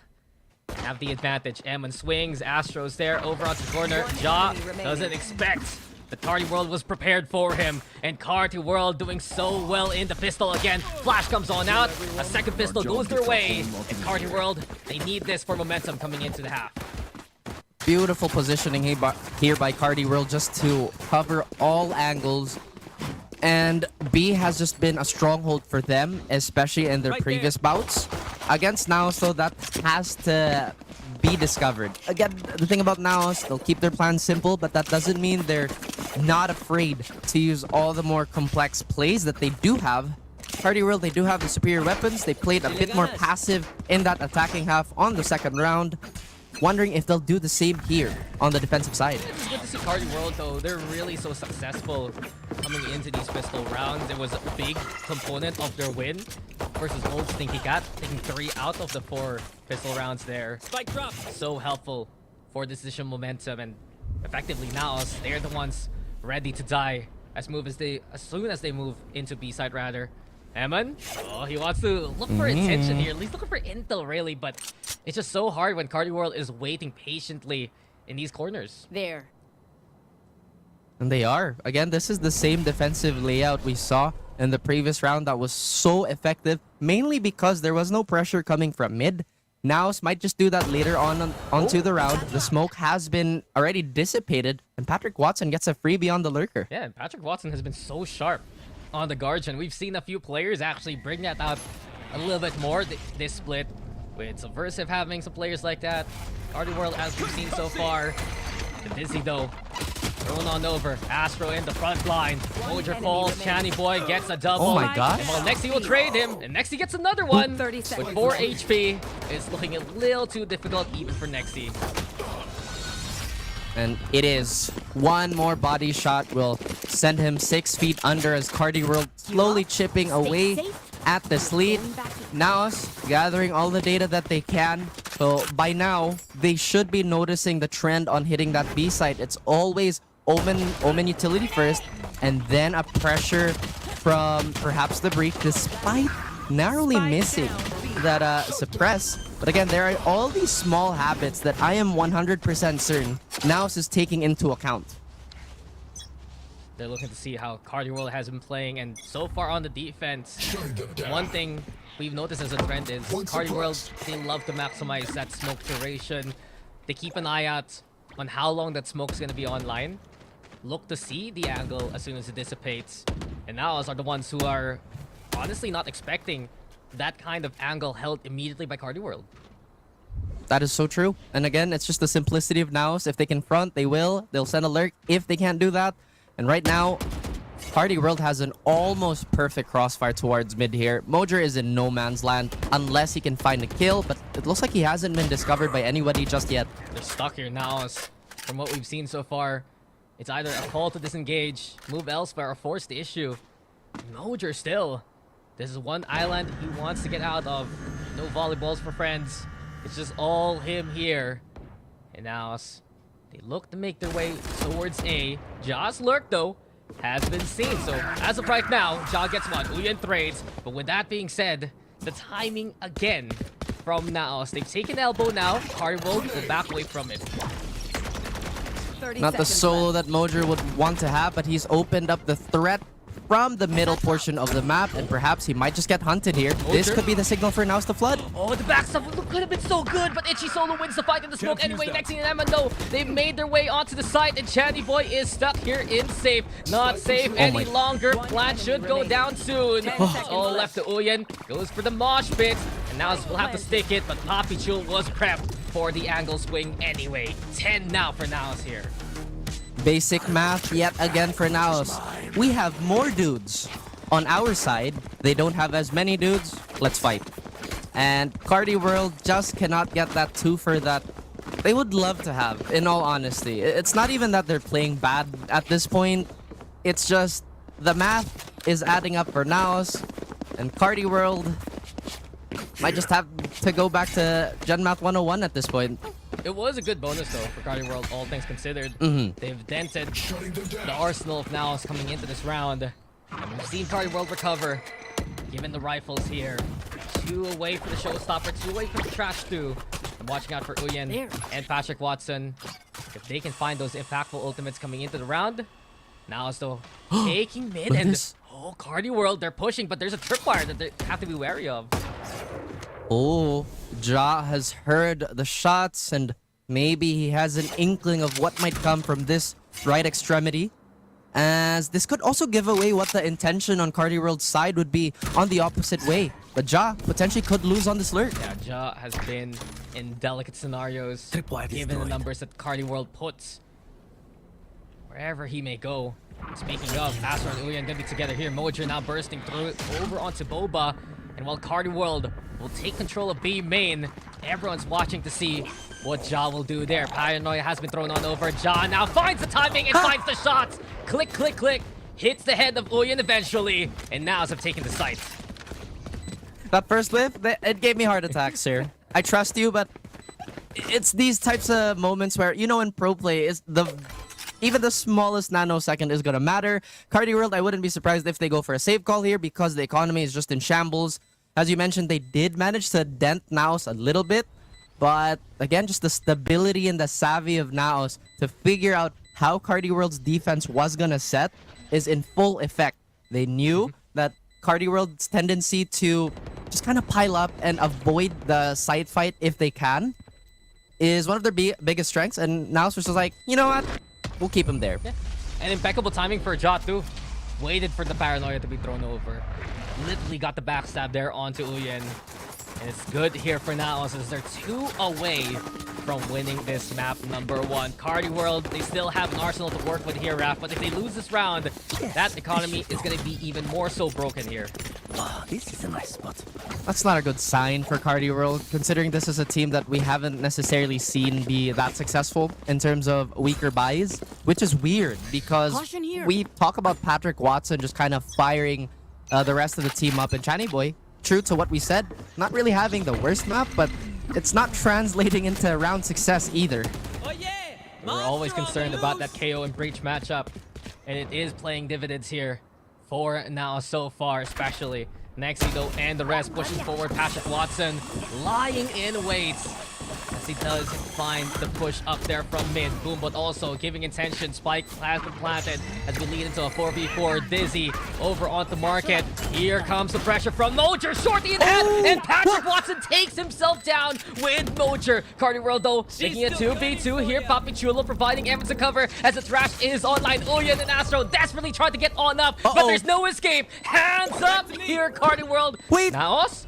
Oh, they can't push it yet. It's just a little too deep.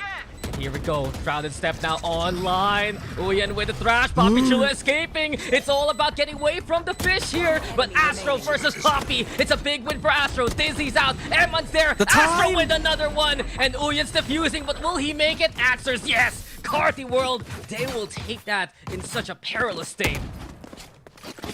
Patrick Watson deciding he will make the sacrifice, and Carti World noticing that a brave warrior has fallen, decide to just ramp up the pressure and again clean up despite a potential checkmate situation there, Dax. Chani Boy has been pivotal on these retakes. For them to lose him that early should have been disastrous. But again, Carti World can't keep them down for too long. And I wonder why Naos didn't push that. Perhaps the Thrash didn't actually see that they detained both of them there, or just a little too deep, like I said a while ago. In any case, Carti World, beautiful recovery. Big round for Astro, who has been a little bit more quiet compared to what we expect from him. And it's good for Carti World, because they needed that round immensely. Another 1v1 to begin the fights. Patrick Watson chipping away versus Nexi. Flash is there too, but Carti World, you're hesitant to swing after seeing that trip part from Ja. Dizzy's out. The flash is online. Patrick has to lob the paint shells in response. And eventually it's a stalemate with utility used on both sides. One thing that I have to give credit to Patrick Watson is that he's so good with those reactionary nades, and it looks like he might just double dip here, Dax. He's always going for pressure plays versus now as Ja though. Avoiding Uyan's flash and eventually getting the kill there. Ja up close. Still so good, even while nearsighted. He has been exemplary at that range. This opens up B for Naos to take. The market is free as all hell, and Naos, they see it. I know Dax is gonna know the reference I'm gonna make, but I'm just not gonna say it. Naos, they're planted, and right now, Carti World, they're scrambling to retake.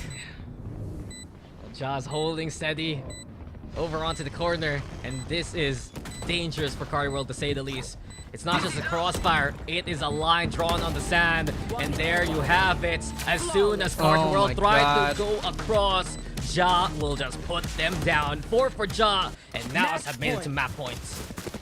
Oh my goodness, Naos again, call Madam Smith because this market is free. It has been free the entire half.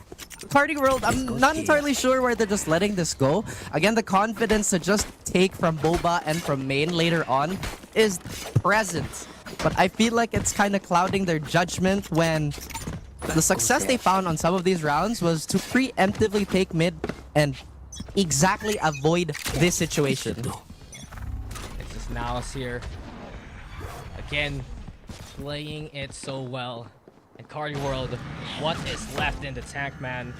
Got a few Vandals here for Patrick Watson and Astro. But Mojer and the rest look to find the push. Showstopper available for Mojer. Patrick Watson, again, fearless in the fight.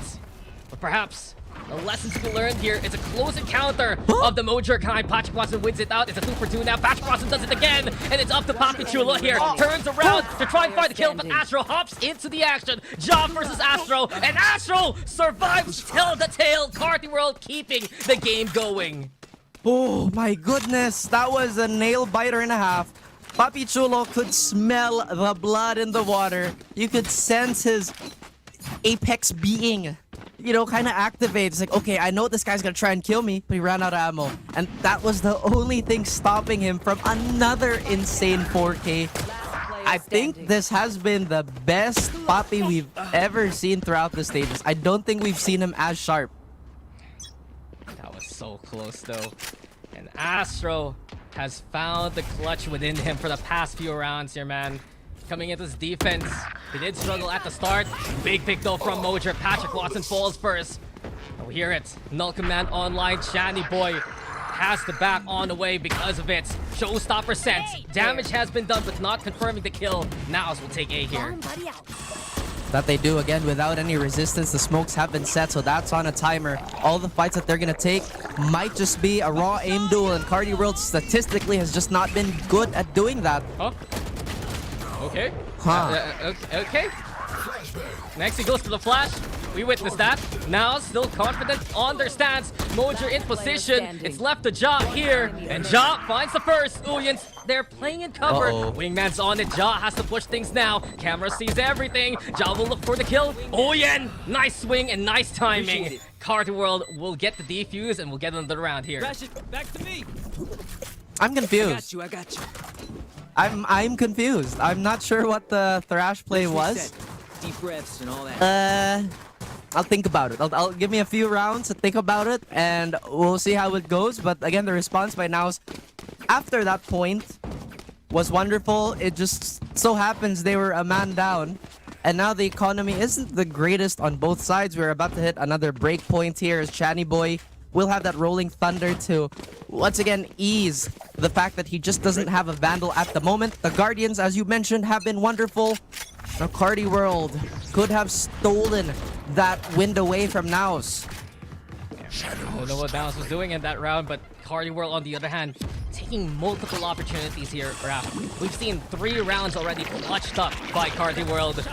Great decision making in those micro fights. Naos now making their way into the side, but Mojer has to get out of there ASAP. He still does get detained along the way. Many of Naos actually hopping around like bunnies. But Carti World hesitant to push. Uyan now ready for first contact. Papi Chulo takes it down. Here goes M on 2. And Naos are finding the opening here. The Rabbits are armed. They have rifles. And Carti World were not the hunters in that moment. I know It looks like the great advantage, the great equalizer supposedly backfired horrendously. And look at this. Naos, they vacate. Yeah, breaking the door. Patrick Watson in position. And Mojer and the rest looking to find the push. Poppy, though, he's in such a significant angle now. Looking for opportunity, but Carti World have carved a way onto the side. Well done again by Patrick Watson. Poppy Chulo, he wanted to find the opportunity here. Astro checks things out. Does net the kill, yes. And then a 2v2. Everyone's looking at Ja again. Over onto the corner. He doesn't see this one coming! And Chani Boy finds the kill. Poppy Chulo with 10 HP. Looking to play some mind games here. Swing comes on out. They confirm his spot. And with a stun, and maybe even a swing, that should be enough. Time has run out for Naos. Carti World will make it to 9. Oh boy. Well played here by Carti World, and Patrick Watson showing that X factor yet again, tearing up the attackers. Naos, hopefully that one small mishap isn't haunting them, because that could have been it. I mean, realistically, right? That should have been done. But now it looks like they've given Carti World the chance to turn up and perhaps mount a comeback. Naos, they're forced to eco here. They have one hero Vandal on Papi Chulo, as it should be. Everybody's been performing. However, it's just been these small fights, like you mentioned, these nano fights, these micro situations that could have, should have, but didn't. Yeah, and who's especially doing that here for Carti World? We've seen Astro clutch, but Patrick Watson, again, impactful. We've seen this guy turn heads even ever since promo relegations. One of the players have been hitting consistent 30 bombs from that set of games. Moving into this VCT split number 2, doing incredibly well also. I've seen this guy in a few community tournaments here and there, playing in the Superliga from MJ. I remember him also in the collegiate scene from a college, actually from Angeles, Pampanga. And he's just been impressing again and again for the past few months. As of right now, still a force to be reckoned with, and Carti World making a case that they can take this map here. I mean, hey, you know, I am all Right there. for Right the there. up and coming talent. As of course, we are here on a technical pause. Now, let's quickly go over what could happen in the game here. Right? Carti World, they take this eco round. Right there. Naos, now they're kind of vying there. for that final round. I mean, we could just watch the game, to be honest with you. It's a technical pause, you know. So with that being said here, Raph, welcome again to the usual podcast. I do have to say though, Carti World, I feel that this team can get better over the weeks, right? It seems that there's so much talent within the squad. Effectively newer faces. I go back to Patrick Watson and how he's been performing the collegiate scene, how he was able to perform coming into some off-season tournaments, and when Astroworld themselves got picked up by Carti Esports, it really showed a lot more confidence in the squad over the other teams that have come in to VCT Split 2. There is a lot of potential to be unlocked. Chani Boy has been making a bigger name for himself also. I've really seen this guy be a more familiar face coming into the community. You know Astro already. Uyen has been impeccable with these clutch moments. Ichi Solo has done what he can to help out the team, especially in the backline. And they're making Naos Esports work for this win, if ever. And not only that, they've been rallying in this second half to make this game competitive. Yeah, the potential is super, super high here. It does look like we're going to get back into the game. And just to, you know, add another point to that, Carti World, they have to win this match. Because if they let this go to Icebox without even a smidge of competition, the Naos for sure are sadly going to annihilate them. But again, this might not be the round to talk about that, as Naos just don't have the adequate firepower to front the Vandals. Oh! I lied. You're asking for firepower, and Pop I lied. Chulo and Nexty, plus Mojer will also provide. The Bucky gets close enough towards Astro, and of all things, by this mix is providing success for Naos. Mojer has cleared out A, and the rest of the Naos faithful will follow suit. Tripwire destroyed. Listen, guys, I know I said they didn't have it, but I didn't think they would do it that way, you know what I mean? That's pretty crazy. Like you mentioned, the faithfuls on the side of Naos are still here. Carti World, they do have two of their biggest clutchers, if not the biggest, in the form of Chani Boy. Ready and waiting with the Vandals. Keen to see what he can do. Fault line there to try and help Ichi Solo, but Ja prepared one more time. Ja, a gunslinger! And we are gonna see Naos go off into the distance and take the first map. 13-9! Naos with an incredible effort there at the end. Yo, my bad. You know, all the Carti World fans out there, my bad. I think that one's on me. I thought for sure they were gonna have like an extra round on the board and maybe make it a bit more competitive, go into overtime. But you know what? My bad. That one's on me. All good. Oh man, this is what happens when you doubt Naos Esports, and we have seen them do wonderful things, especially there in the first half. They came into it with a 8-4 ending their RAF, and I do feel in the second half we did see Carti World wake up a little bit more. Some key players like Astro, like Patrick Watson, getting a lot more success compared to what we saw in the first half. But I guess by that point it was a little too late when Naos only needed to deliver a single round left to take the win. That's the thing too. You just cannot prolong these series or these maps against teams that are just so comfortable with adjusting, getting the data set that they need to break down whatever habits that you have.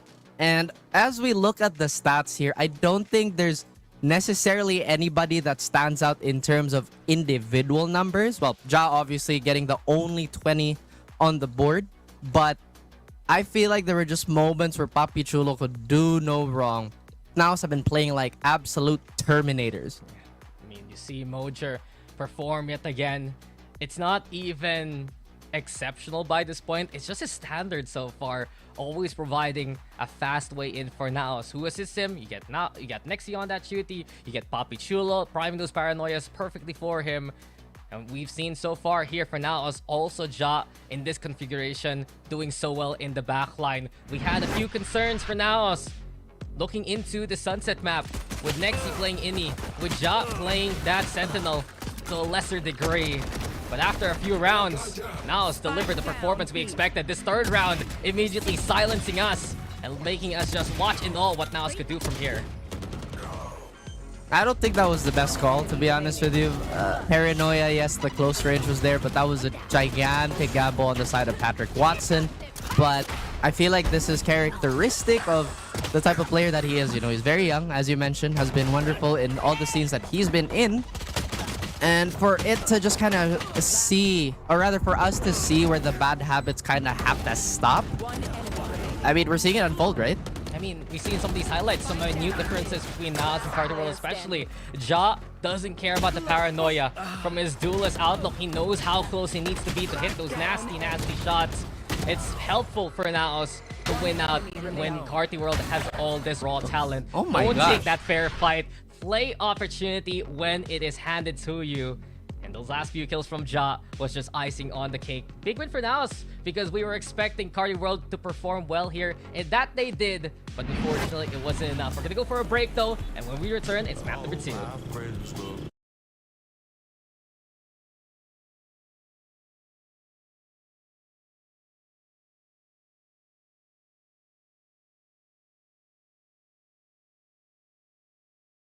is the one to choose. Grab food, savor meals, 99 plus. Dining meals, if it's a bill, savor meals won't make you go. All my friends will grab cost saver.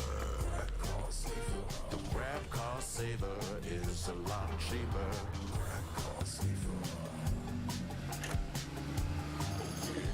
Grab cost saver won't make you roll. Yeah.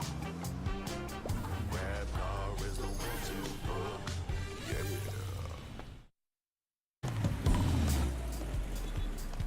All my friends will grab food saver. Delivery fee is a lot cheaper. Grab food saver won't make you roll. Yeah. Oh yeah.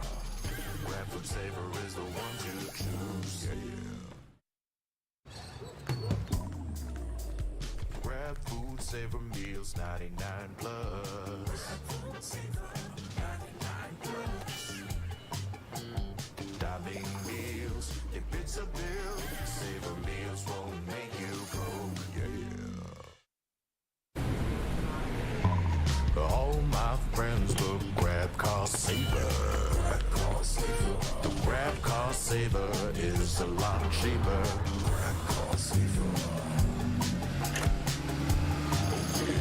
Grab cost saver won't make you roll. Yeah. Grab car is the one to book.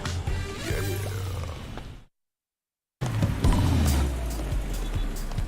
All my friends will grab food saver.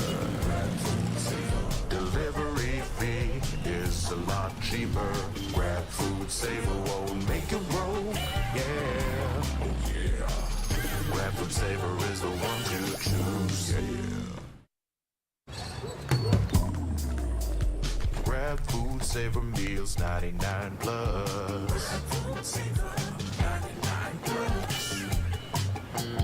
Dining meals, if it's a bill, saver meals won't make you go. Yeah.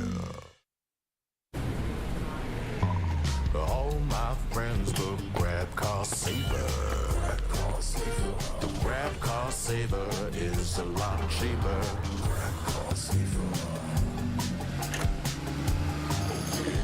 Grab cost saver won't make you roll. Yeah. Grab car is the one to book. Yeah.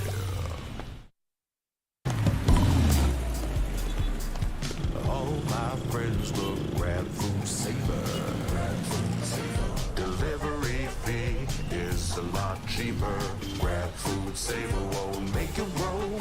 Yeah. Oh yeah. Grab food saver is the one to choose. Yeah. Grab food Saver Meals 99 plus.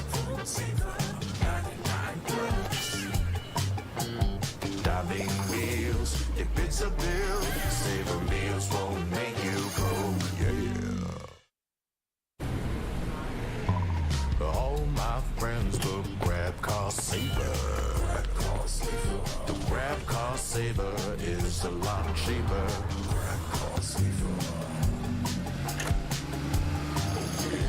Grab car saver won't make you broke. Yeah. Grab car is the one to book. Yeah.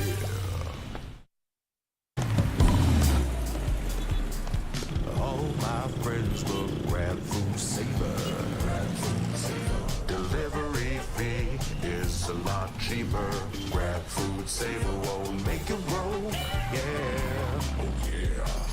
Grab food saver is the one to choose. Yeah. Grab food saver meals 99 plus. Dining meals, if it's a bill, saver.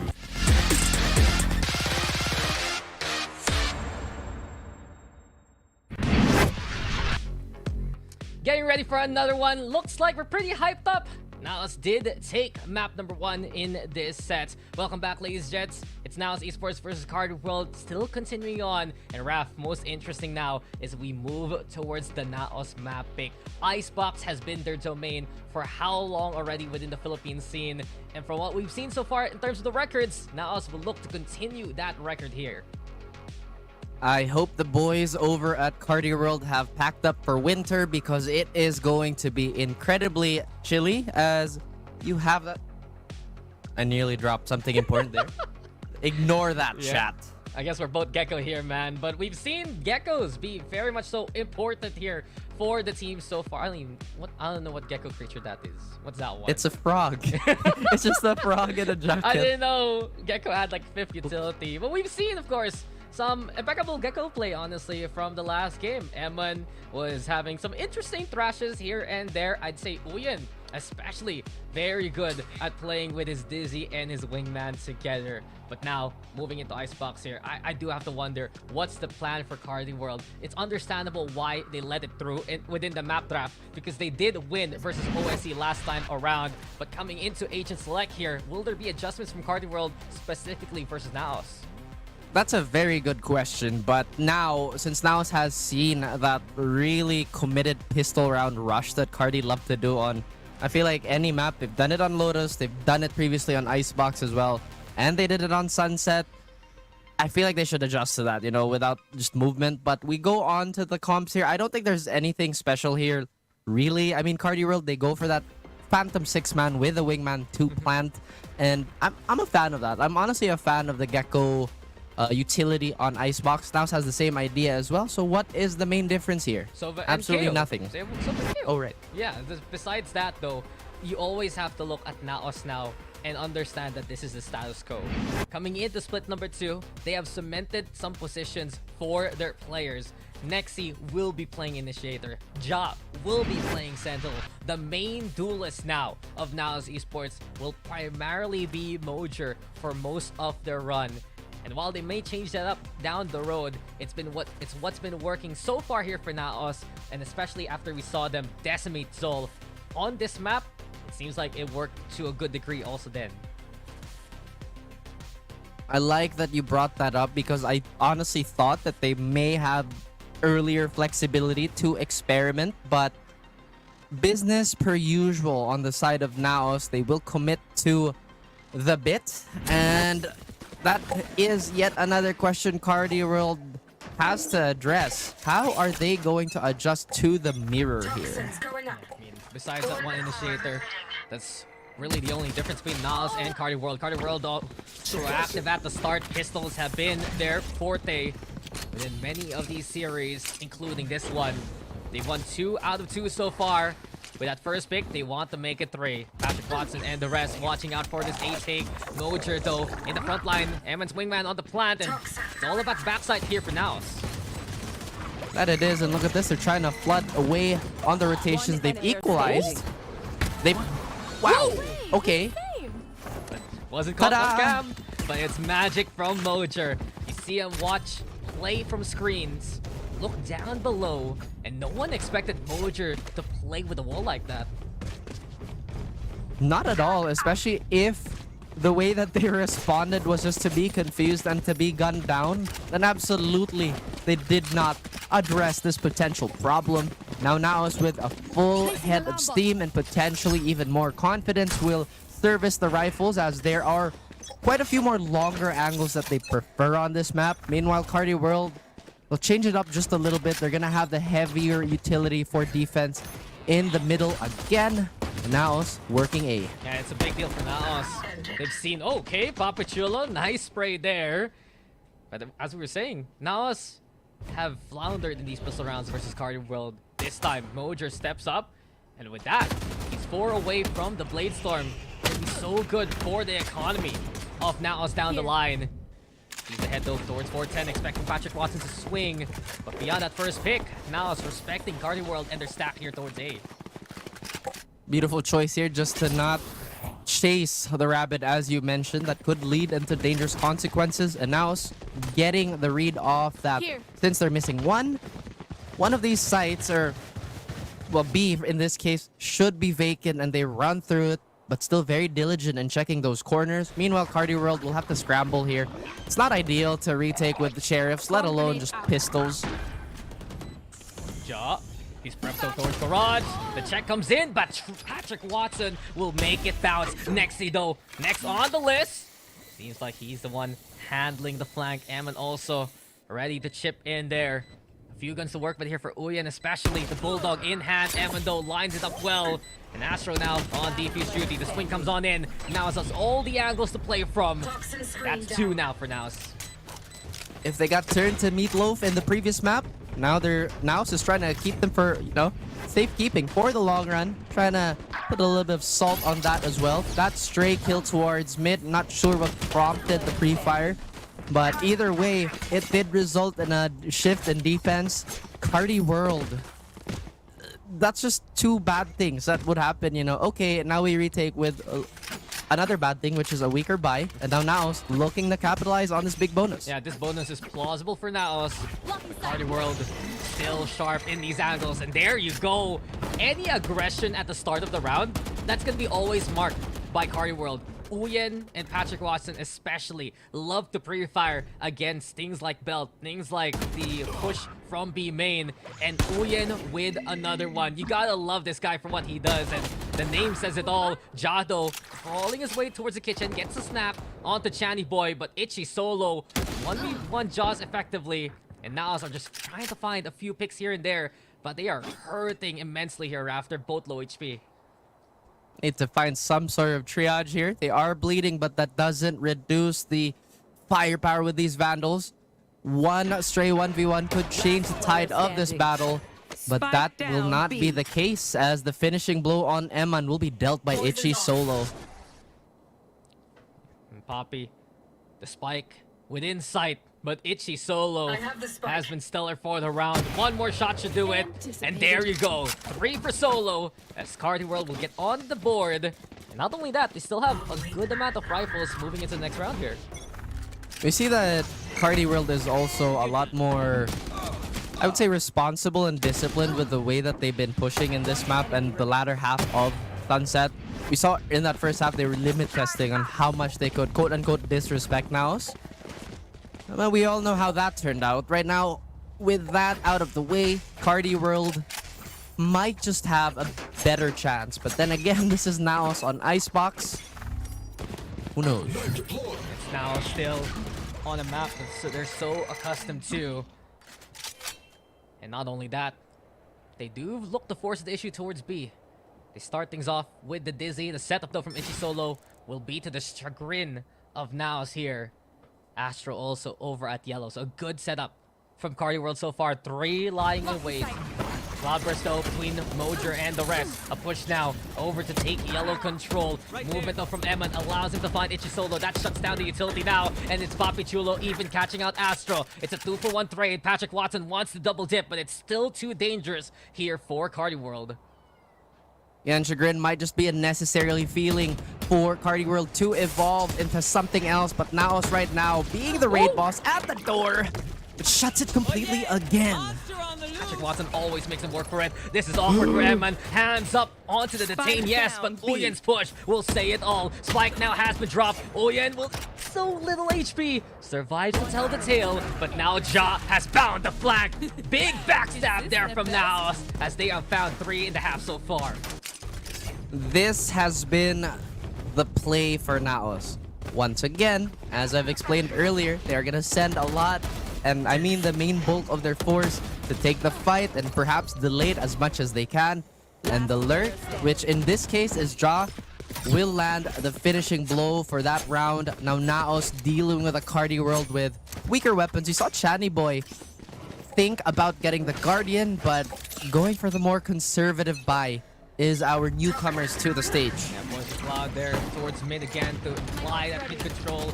Mojer though rushing in, and this is a good adjustment from Mojer. Even the mosh pit finding Patrick Watson there. It's easy pickings here for Naos, but now Naos willing to expend utility early, expecting the initial angles to be held there by Carti World. Exactly the case is Carti World now scrambling again for some sort of semblance of control. Dax, they didn't even do just a smidge, a chip of damage towards Naos. Granted, this was already a low winning percentage round to begin with. Naos, they're hunting in packs. Really don't want to give away Stray Vandal, and even with the classics, they could do damage, but never mind. Mojer's just hot right now, and you can see why he's been given that duelist rule again. It's been his main rule from before. Adjustments there to fill in with Ja, but there has to have been that conversation between Split 1, Split 2. Let the kid fly. Let this raw talent be even better, which has been nurtured by the Naos ecosystem. Just some smart calls so far. You can remember that screenplay towards that pistol round. But in that last round especially, Raph, just that extra bit of utility, that dash forward, knowing that he can get away with it, it's what has made Mojer as maximized as he is today. Maximized by nurture, but of course it is in his nature to be a duelist. Again, some of these plays, they're instinctual, and I feel like they should have never removed him on duelist to begin with. Now they are winning with this configuration, as you mentioned, and now the hit might commence. Look how patient the Carti World defense is, though. They're just still not moving. Yeah, they do want to see if they can find a kill at the edge, but Mojer is pushing things to the absolute limit. Itchy solo doesn't see that coming. Awkward reload, though, and that hurts Mojer's chances for the round. A 4v4 as the Owl drone sound sent over. Astro also close now towards the spike itself. The tap comes on in. Alert again though for Ja. Watch out for that one later on. Poppy good for the one. Next C2 adds on to the list. We're left to a 2v2 here as Chani Boy and Astro look to hold down the line. Big from Chani. He's found the 3. Nexi all alone. And Carti World is waiting for his wing. Chani sees it all and Chani has found 4. Carti World will take their second round here. And that was on the back of their initiator. The Hunter's Fury is going to be ready and waiting. Might just use this to deny a plant or maybe even ease up the post plant. The available ultimates on the side of Carti World will help that case, but again, this started with an awkward reload despite the decent salvage on the side of Naos. Shots landing cleanly on Carti World, and of course, rewarded with another round. Yeah, we've seen that from the initiators of Carti World. Chani Boy, Uyen, they're so good at these long-range fights. Give them a Vandal, they can provide some immense one-taps from Carti World. The skill is there for Carti. I do feel that it's the adjustments that Naos are doing a little bit faster, giving them more of these rounds. Jado sees the swing from Uyen, the peak rather. Not good enough to get the kill. Blades are out for Mojer 2. Taking a quick glance at the mini-map here. Once again, maybe a war of attrition. You already see the forward information of Patrick Watson. As you mentioned, he loves to play that pressure, but the blades just too dull to pierce the armor of Papi Chulo. It's just kind of whiffing completely here. And so smart from Naos, expecting the aggression there, given that's not the best buy from Carti World. Looking to station 2, watching out for mid. Papi Chulo himself over onto the T-side spawn. And what does Carti World do now? Itchy Solo has utility to play from, But the problem has been, Mojer has found an angle to catch him off guard. Will it happen again? Seems like Naos is waiting for this 0 point to be ready. I just realized again that midpoint on Carti World is a weakness. The execute is here, and Ichi Solo might just fall without even getting a gunfight. No And the escape. That's the thing. And the suppress there is painful to watch, unfortunately, for Carti. When you're stuck in a committed corner like that, and you know your opponent is just waiting for all that utility to come back, you know you're going to be the first target, and it's a heartbreaker there for Carti World. Well, call him Master Ugwe. His time has come. Gun here. And Mojer getting the 3rd kill on the board for himself. Unfortunately for him, won't add to his orb count. As I was saying, so I feel like this has snowballed from the problem on the side of Carti World, right? Where, yes, they do have Patrick Watson, and 100% they have faith in his ability. But this could have been so much better if there was a swing from that closer angle. And the reason why there wasn't a swing is because they're so worried about mid. The lurk damage has just seeped into the systems of Carti World. Not too late, hopefully, for them to come back from this, but now they are in the driver's seat. I mean, Papichula has wormed his way in towards mid from round number 1. This Poison Cloud has been bothersome, and you know who else has been using that angle? It's just been Ja. Well-timed and well-placed on the lurk so far. The Carti World pistols again. They have 3 ultimates to work with. If they find the pick, maybe that's the chance. Mojer has found his way toward heaven. Maybe some angels are afoot down below. Right a close there. angle led by Uyen. Patrick Watson, low HP. It's all about who swings first. Matter of timing. The Dizzy's there. And Mojer's priming the dash. He comes out. Mojer good for 2. And here comes Naos now to barrel down towards the side. Find another target. Chandy Boy will take him down. But that's all he gets as Naos have taken the site. Looking up, but there's no house to find. Only a home wrecker as the rest of Naos destroy whatever defense is on the site. Astro taking damage from an unseen force yet again. And can't even catch a break. Completely blind is Ichi Solo as he's all alone. Naos add insult to injury yet again. Yeah, and it's painful here for Carti World. They expect the angles there from Naos, but the timing especially has been on point. You hear the Dizzy being used. It's about a game of blinking first here, Raph. A staring contest. Whoever falls to the pressure implies their presence earlier on has been caught off guard. It's happened for Naos. It's happened for Carti World, but more so on the Naos side. It might be a staring contest, but Naos is wearing shades. Carti World can't call the bluffs. Poker It's face. just been that way. Up though, out Patrick Watson. We want to see what he can do with this one. But he's been suppressed. Viv Danger here, playing over onto yellow, and we hear the fish online, plus the null command 2, ready now for action. But Patrick Watson still in the heart of the opposition. Eventually, that will stop. Mojer also pushing in Ichi Solo, his victim again. And with Chandy Boy up on top, it's a cheeky angle to try and hide, but the spike's planted. That should have been the moneymaker for Carti World. They've been so successful with that exact play, and now have dissected and destroyed them as Channy Boy desperately trying to make a stand. He gets Nexi. What? Can he get a second? Yes, he does. The leap down, fate from Channy, but they don't expect Emin to be there. Uyendo makes the trade. It's a 2v2 as Carti World is fighting for this round. And with that, a quick little swarm grenade. The nano swarm making some noise. Mosh pit lob. Papichula here responding with the snake bite. Wingman's on it. Astro found the frag already, and it's all left to Ja. Time running on out. Uyen has to stick it. Where's the swing? Ja playing mind games. The spray though not good enough, and it's still the stick that works for Carti. Half a second left, but they make do. Carti World with 3 here. A lifeline being thrown the way of Carti World as they try to cut this down. Initial hit was absolutely destructive on the side of Naos. But once again, their avenging angel is Channy Boy, equalizing that hit just a little bit, punishing whatever extension Naos would make on that post plant, and giving themselves just a little bit more room to breathe. Yeah, Channy Boy has been absolute cash money for the squad. I dare say, ever since we saw him under first Mega Saver and the buys, it has just been an absolute pleasure to see this guy perform. Whether it's a PC, whether it's a laptop, he can run with any kind of gun. And now, they need to be very careful. They have to find and suss out that Sova as soon as they can. It's not just the scan, it's not just the utility, it's just the player itself. Such a nuisance! Nuisance? Again, a problem? Yes. And Channy Boy has given the advantage towards Carti World. It will just be Naos making their way towards the site, yes. But a retake, very possible here for Carti. Hunter's Fury, used now. Lockdown, still within the armory. And Carti World is scaring off Naos here. Money in the bank, waiting to be cashed in, as you mentioned. Now still crawling up. They're waiting for some sort of impatience on the side of Carti World. The operator has showed itself. Weak weapon in the retake, but Patrick Watson doesn't seem to care as he marches forward. He has everything he wants anyway. Now the rifle in hand, and the spike isn't even planted yet. Naos will have to disengage after utilizing Viper's Pit. And this is going to be a rotate, a long way to go to B. Who will make it there first, though? Watch out for Astro. His angle moving into Snowman. Also, Ja, a different plan. Channy Boy sees it coming, but he still gets shot anyway.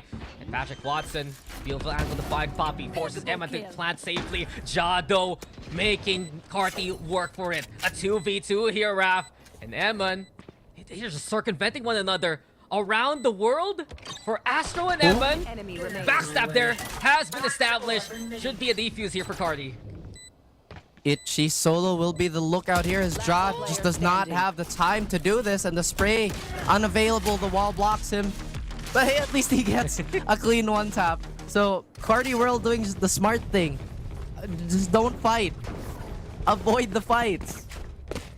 A little bit forced there for Naos in terms of the plan. Perhaps Eman could have taken a step a little bit more out in the open, but he was being hounded by Patrick Watson, if I saw the minimap there correctly, forcing him to play into the corner, and Astro just does so well in those scenarios. I think Astro is really the smartest player on Carti World right now. He hasn't found the most kills for his team, but they have been so valuable for these rounds here. I feel like that's always been the case for Astro. He is a cerebral assassin. But hopefully that big head of his won't be a big target for anybody looking to, again, swat him away. Patrick Watson, preemptive shot here, dashes out. So now Naos knows. The jet is here. Further questions are, who is supporting the man? Oh, the updraft. Patrick Watson finding Ja. Patrick Watson with another one. And it's Carti World taking the fight towards Naos. A bloodbath here by A. But Channy Boy is happy to stand above the rest. Carti World are rallying here after one away from tying things up. Naos looking to thaw themselves. Frozen a little bit since that 3-6 scoreline. And now they go for a pause. Feel like it could have been done sooner, but this is still apt. Uyen does have the Thrash available in his back pocket, as well as Eman. And I feel like both these players right now under a lot of scrutiny. As you mentioned, the plant could have just been that much wider, so on and so forth. Still, this map is as competitive as everybody would have expected it to be. Yeah, and Carti World has been an interesting case so far, as Naos has to take a timeout. Naos is so focused on looking to find Patrick Watson. Yes, Patrick Watson is 6-11 in his standings, but the pressure that he applies has just given all the space in the world for Channy Boy and Uyen to step up to the plate. You can see Channy Boy, he's just been so pesky versus Naos. 10 kills on the board, always in an angle right after that contact point towards Patrick Watson. And that's what Naos is discussing. Can we focus on what is next past the jet? Indirectly, him not having the most kills but still tanking all this utility, this is exactly what he needs to do as a duelist. You have to eat all of that. And Carti World, you know, when their members functioning as intended, is giving Naos a hard time. And this just was not the case on Sunset when they were kind of pocketing Patrick Watson for, again, those straight up gunfights. Monster on the loose. It's Solo though. The focus now towards this A, taking the opposition. Will be overrun by Thrash. Sent out by Eman early. The Blade's also online. Last round of the first half anyway. Plant goes down and Carti World will go for the retake here. Spread out again, but Channy Boy could be the first person to find a pick, but Itchy Solo beat him to the punch as Ja might have had a timing there, but again, they play it close and compact as Papi Chulo will be, once again, the beast that Naos needs. The swings to the backline effective for Naos. Detain catches Patrick Watson 2 and Itchy Solo out in the open. John will find a fragment love. It's Uyen though fighting for his life. Not good enough. In a 1v3, what does Patrick have here left? Phantom picked up, but that's all he can take from the round. It's Naos will have a slim lead coming into the second half here. Switching sides. Very slim. A pistol round could change the way that the rest of the half is going to be played, and Carti World have been proficient with just committing to a site and going for a death march. But it's been really good. Now, this time around, they might just have to have that in their memory banks. Either they commit or they just freeze up and wait for that heavy hit. Gotta ask though here, Raph, what's the plan now also for Naos? In terms of the defense, how do they stave off Carti World and their potential execution? This is a team that loves to play aggressive, and we're seeing so far with Patrick Watson leading the charge and Chani and Uyen right behind him. This is gonna be so much pressure in the front line. I don't blame Naos from looking to play aggressive too, just because they want to pick apart one of those three at the start. Here.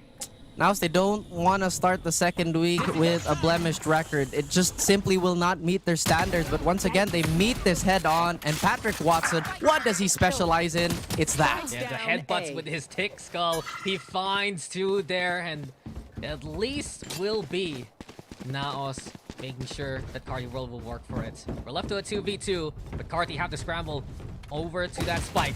Ja, though, wanted to go for the bush. Ja delivers the kill, and Itchy Solo is left to his own devices. Good for him, though. One bullet per player is all he needs for the sheriff. Oh my gosh. Get swing.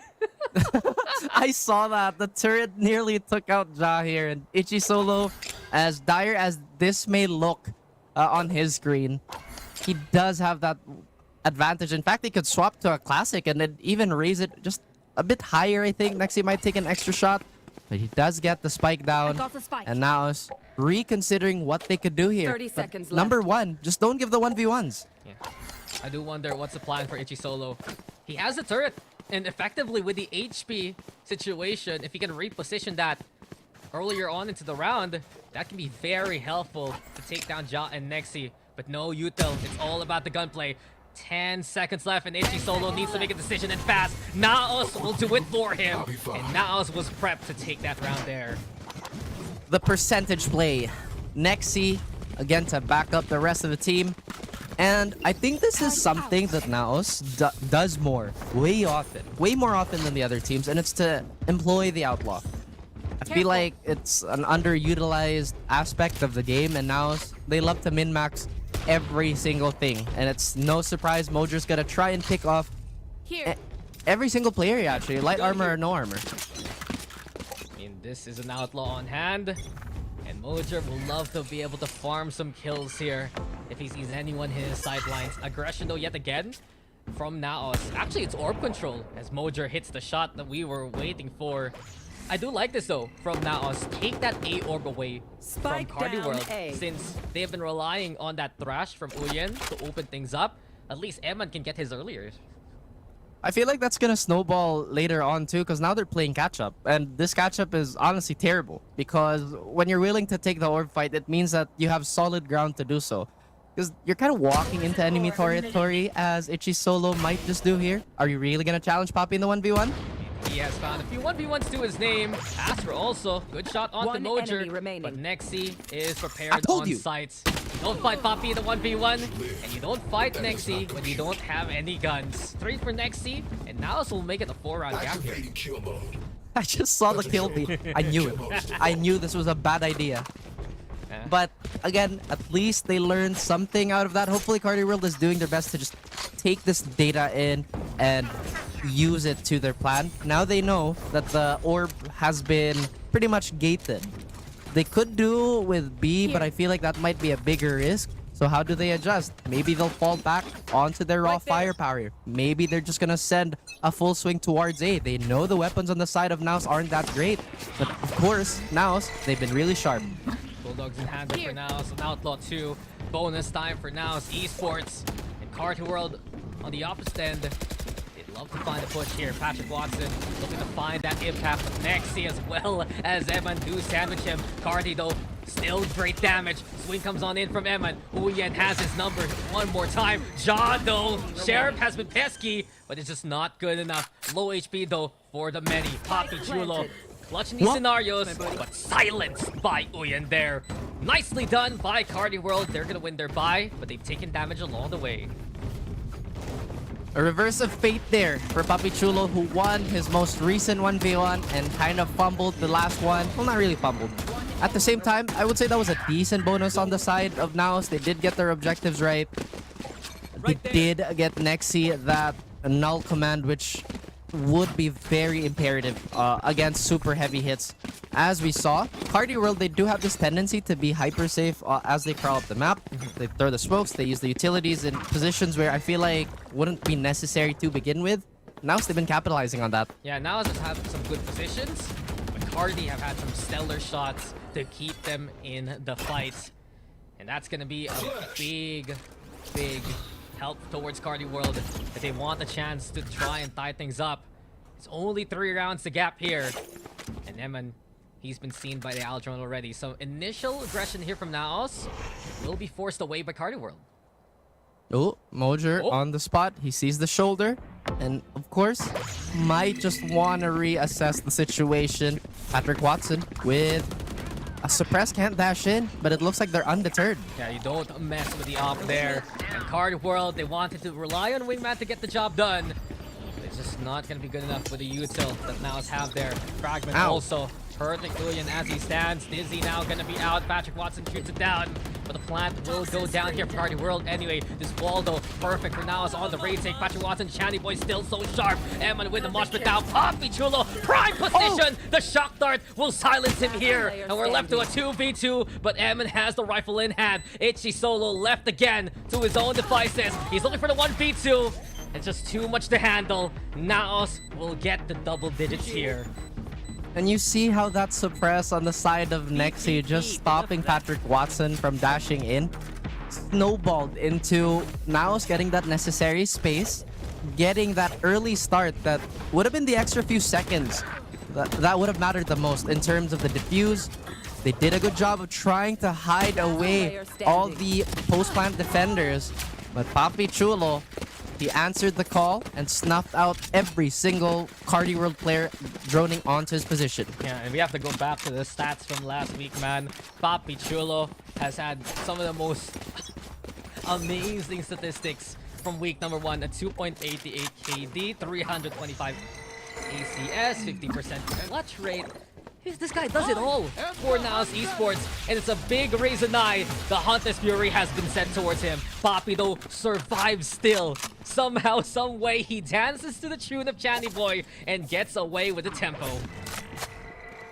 Little did he know that he was familiar with, as you mentioned, said dance. Carti World losing a member already on that lurk. Ja could potentially find himself in another 1v1. They want to recover that piece of utility that Uyen threw out. So this could just be a bait, but Uyen lands a shot. Nexi to trade. Gotta love what Uyen provides for this team. But it's still not enough versus Naos here so far. Little darts lobbed over to the side. Patrick Watson also making his way in. He wants to put pressure on the screens, especially. Plants will go down. But this fragment lineup has been so much damaging rather, versus anyone who tries to play the default. Spike planted. Got the mosh pit and the rest from Naos. They even utilize the null command, but Astro hits a good shot. Channy Boy on the board again. Mojer will have to break the operator. 4 HP, busy on the res. It's Eman, the one we have to watch out for. Nexi will be baited. Patrick Watson has found 2, and it's Eman and Patrick on the 1v1 here by the rope. It's Patrick Watson who will be hung by it. Eman does well on the angle, and it's 11 now here for Naos. Don't get snagged on your way down. Naos recovering so well despite the mess that was the first half of that round. You saw that operator chime in at the perfect moment, and again with a great read by Ja to just kind of hamper that offense before it even gets started. Helped the cause quite a bit. Patrick Watson showing his flashes of brilliance, but alas, it's nothing Eman hasn't seen before. Yeah, it's just been Eman all day. He has been from the Tier 1 circuit and beyond. He's now back within the Naos faithful, the Naos side, I'd say. The IGL doing so well for Naos in these tense scenarios. There have been a few interesting calls from the last map there, Raph, but coming into the second map, Naos is all business when it comes to Icebox. We have yet to unlock that plane of existence, Dax. We don't understand these types of calls yet. I am going to stun you, so they're gonna walk in and we're gonna kill them all was probably the call. I'm not gonna forget that, Detain, but in any case, Carti World, this is the Patrick Watson show, and we're ready to watch another one! Put that on the highlights reel. Where did that come from? As Patrick Watson is a name to be known. Channy Boy also the supporting cast right behind. Carti World now have carved a path of destruction towards his B side. Off though in hand for Mojer. Poppy Chulo still a threat. Here comes Astro now. And everything is left to Mojer's hands. The shot rings. And it's 2 in front of him. He does get tagged by the snake bite. Moisecon's there too. Astro almost overrun, but Astro finds a way to survive. And the will of Carti World is seen here to continue the fight. Convenient how the poison orb was available for Astro at that very moment. Does have that Viper's Pit now, so they can definitely strong arm this round away from Naos with this broken economy. And Naos, once again, getting shredded to bits by Patrick Watson. They'll go back to the drawing board and see what they can do about it. Nearly a disaster as they chased the up a little too much. If they gave away one more kill, then that could have been doable. But now Naos, once again, active defense. Yeah, but Naos is on the eco here.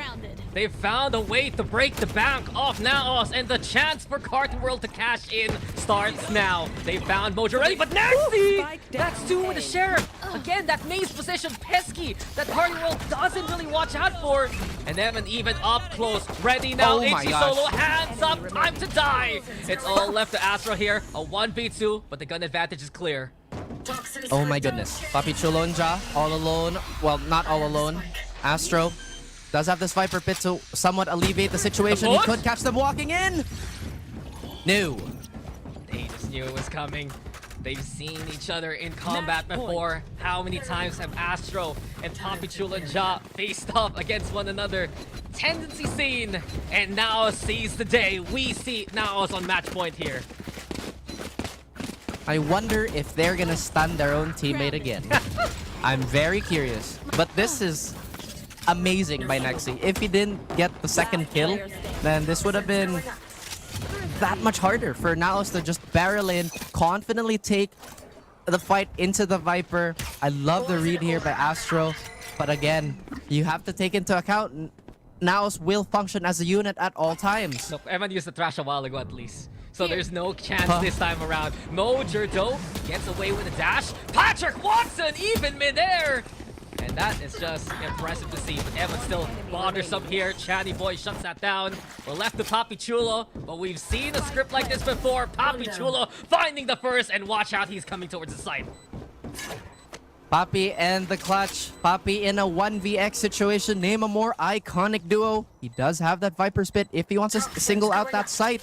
But now Carti World, they know that this could happen. They're trying to play the range. They're waiting for the utility to refresh. And they're burning as much time as possible as Papi Chulo is going to crawl up, Dax. Papi Chulo, he knows exactly what to do in these scenarios, but time is running out. The swing from Itchy Solo is well placed. And Carti World, under that pressure, they refuse to fold. Again, another rally from Carti World in the declining moments of the game here, Raph. When Naos makes it to map point, Carti World, they look for ways to survive here. Looking for ways to survive is a nice way to put it, as they've been hanging on a thread for the last 2 maps now. But they have been as strong and as indomitable as ever. Carti World, they know they have the gun advantage here, but they have to respect the fact that they also lost an eco, to an eco on Sunset, so they may just change their approach. They might just maximize that range a little bit, wait for the lurks, and it looks like they're exactly doing that. Yeah, I mean, Ja has been so scary on the Sheriff all throughout the series, and I wouldn't be surprised if Carti World would love to find him first and foremost. But the stack from Naos is a pretty sound call. They see the toxic screen set up. They're gonna put their eggs onto the A basket and look to see what they can get. What Right do there. they get from Right there. rummaging through the site is yet to be found. As once again, Carti World, patience forever. They're probably gonna wait for that 45-second marker for before they explode, but then they'd have to worry Right about there. this flank, which they are Right there. clearing out as we speak. Deploy No, drone. they decide to go on a slight off time. Foul drone, but problematic with the knife thrown there by Nexi. Not gonna have as much intel as they would like. Patrick Watson daring to push into the Veil, and Mojer and Emma, the element of mystery, the surprise factor, now capitalizes on. Astro, the only one still standing, but Carti World has been trapped in the snare of Naos. It's 2-0, as Naos will also take Icebox. The Gorgons gaze as the Serpents of Icebox yet again take a convincing eco round. They have to change that up. I'm losing my mind watching this as, you know, the inner nerd in me is panicking because statistically you shouldn't be able to do that. Those two Vandals, yes, they're present, but you know, that's something that they'd have to VOD. They'd have to VOD that thoroughly. Yeah, it's been a bit of an unfortunate scenario for Carti World to say the least. Naos though, even in any kind of scenario, man, they just know exactly what to do. This is a team that is very sure of themselves. This is a team that is absolutely established. And as of right now, Naos is honestly looking to be the team to beat. Beating Zol, the defending champions, was already the perfect revenge last week after split number 1. But now, also taking down an up-and-coming squad in Carti World that's more of the same and more of what Naos wants to establish for the rest of the split. I feel like it's really that depth, you know. At the moment, they haven't really showcased any complex plays. What they've been showing everybody is that this is what we're gonna do. It's simple, but if anything wrong happens at any given time, they have a fallback plan. They have an absolute protocol to just be very, very sure about. And again, that might be a testament to how long they've been on the scene and just how good that coaching staff really is. I mean, Naos, they've had a new analyst, if I remember correctly, or assistant coach that comes in from the OCE side. So it goes to show there's even more influence now from Naos on that global stage from that different kind of perspective. But this is, again, another instance where we can see Naos do what they do best. Big props to Mojer, doing well within the duelist role, not folding under any kind of pressure, any doubts where people will say, let Ja duelist instead. Mojer is silencing that. M2 doing well on the Gecko. But the clutch kills, the multi-kills for Papi Chulo, I think I want to talk about that with you, Raph, because he's still a force to be reckoned with no matter what. That's true. I mean, you know, the common consensus is, oh, they're getting older. They're not going to be as sharp. They're not going to be as polished or, you know, as raw with their mechanical aim. But Papi Chulo has proven everybody wrong and has maybe given hope to the players on the older side here. He's just been so crisp. His mechanics have been amazing. His technique is also something to behold, as well as being paired by just not going out of the rhythm of the macro, just by not deviating too much from the bigger picture per se. Yeah, but we also love what we saw there from Carti World. Patrick Watson, I can't wait to see what is more in store with the experience he can get here in split number 2. Channy Boy, always a welcome surprise. And as of right now, Carti World, they are still a force to be reckoned with. It's not going to be a dub for them here today, but at least they made Naos work for it, right? These two maps have been competitive for Carti World. That's always going to be the case against Naos, right? You have to make them bleed. Even if at the end of the day, you can't necessarily finish the job or close the case, you have to show everybody and, of course, your future self to the weaknesses of Naos. But I'm pretty sure, Dax, there are, you know, other lovely people to nerd out over this, so we will be throwing it to the panel. Glaze and Rockhart Wow. na nag-cast nating first series of the day. Okay. Mukhang yung prediction natin, ha? Medyo Thumbs up pa. Tama. Thumbs up pa. So tama nga yung sinasabi ng mga casters na wala dito. Dahan-dahan na po akong naniniwala na meron talagang something sa mga yon. Going back to the series. Kamusta naman Terror and Rico yung nakita natin doon? I mean, to be honest, expected ata siguro natin Rico dito sa series na to. Mas magiging one-sided pa nga yung scoreline kung tutuusin. And I do feel like for Carti World, kahit papano, gaya ng sabi ng casters natin, they made it a little bit much more closer compared doon sa mga expectations natin as a whole team. Yeah. Ikaw, Rico, sa tingin mo ba, dapat naging mas one-sided to o okay na yung performance para sa'yo? Alam mo ba, yun nga parang mas in-expect ko from Naos the same scoreline nung kinalaban nila yung Zol. It was 13-5, 13-6. It felt extra competitive kumbaga, no? When they went up against Carti, they really gave them a hard time. And lalong-lalo na sa Icebox. Pero focus muna tayo dito sa highlight dito on Sunset, which felt like a more dominating approach from Naos. May kita natin karamihan sa mga rounds na to, it is Naos constantly having a lot of surplus of not only utilities, but pati na rin sa tao. Alam mo yun, parang, 5 people still alive, and then they win the round. That's true. I mean, may mga rounds din nga tayong nakita kung saan for the rotation of Carti World, hindi pa rin nila nare-realize na Ja is still lurking. Ja is still waiting for them patiently. And dun sila nahuhuli. And to add on to that, basically to connect that to the second map naman na napanood natin dito, it felt like, syempre, Naos so far is the team na mas pinaka-structured dito sa ating Split 2. And pagdating sa structure na yon, I think Carti World was able to give a little bit of a chaos pagdating sa ganong klaseng structure. And dun nila minsan nalalaro to, Rico. Tama ka dyan, kasi laging kung maraming trades silang nagagawa dito sa Icebox, it all boiled down to the 1v2s. Ibig sabihin talaga handang-handa sila mag-trade, handang-handa sila sumalo with everybody sa team nila. Well, to agree on you, girls and boys, for this matchup, for this series. Tama nga talaga na si Mojer tapos si Patrick Watson. Naniniwala na talaga ako. Ewan ko lang, the closest stats I've ever seen was, well, pag Pilipinas or yung Philippine teams na nagalaban-laban. MVP na sila, iba kundi si Mojer. And still having the most consistent way of carrying his team all throughout. And even for game 2, that was a very competitive way na mas nakabawi nga dun yung Carti World. Pero there are some ways na yung kanilang pagiging slow pace was the one na nagiging problema din nila as they continue the series. I mean, we closed off the second map, to think of it, into Eco, I think. Yeah. Yung iba naka-vandal sa kanila, yung iba naka-sheriff lang. So, I think for Naos, it's more of, nung nakalaban nila yung Zol dito, Rico, alam naman natin yung history, di ba? Na Split 1, Zol Esports ang tumalo sa kanila sa finals. So, they wanna make sure na they get back to the groove, to get back into the game, and make sure na hindi mawawala sa kanila to ng basta-basta. But this matchup and this series that we saw, it's a battle of mechanical skill na meron din yung mga rays natin dito. Patrick Watson versus the Mojer. It was like crazy. Well, speaking of crazy, let's hear it from the team itself. Now, as for the interview, tara, kausapin na natin sila. Ay, si Mojer. Hey! Idol! Hello po! Narinig ba? Hello? Hello po, hello. Ayun, narinig. Ayun. Ayan. Oh, Ito wala. na. Gusto Ayun na namin po. marinig kung paano nga ba yung naging laban nito. Simulan natin kay Terror for this question. Ay, Mojer.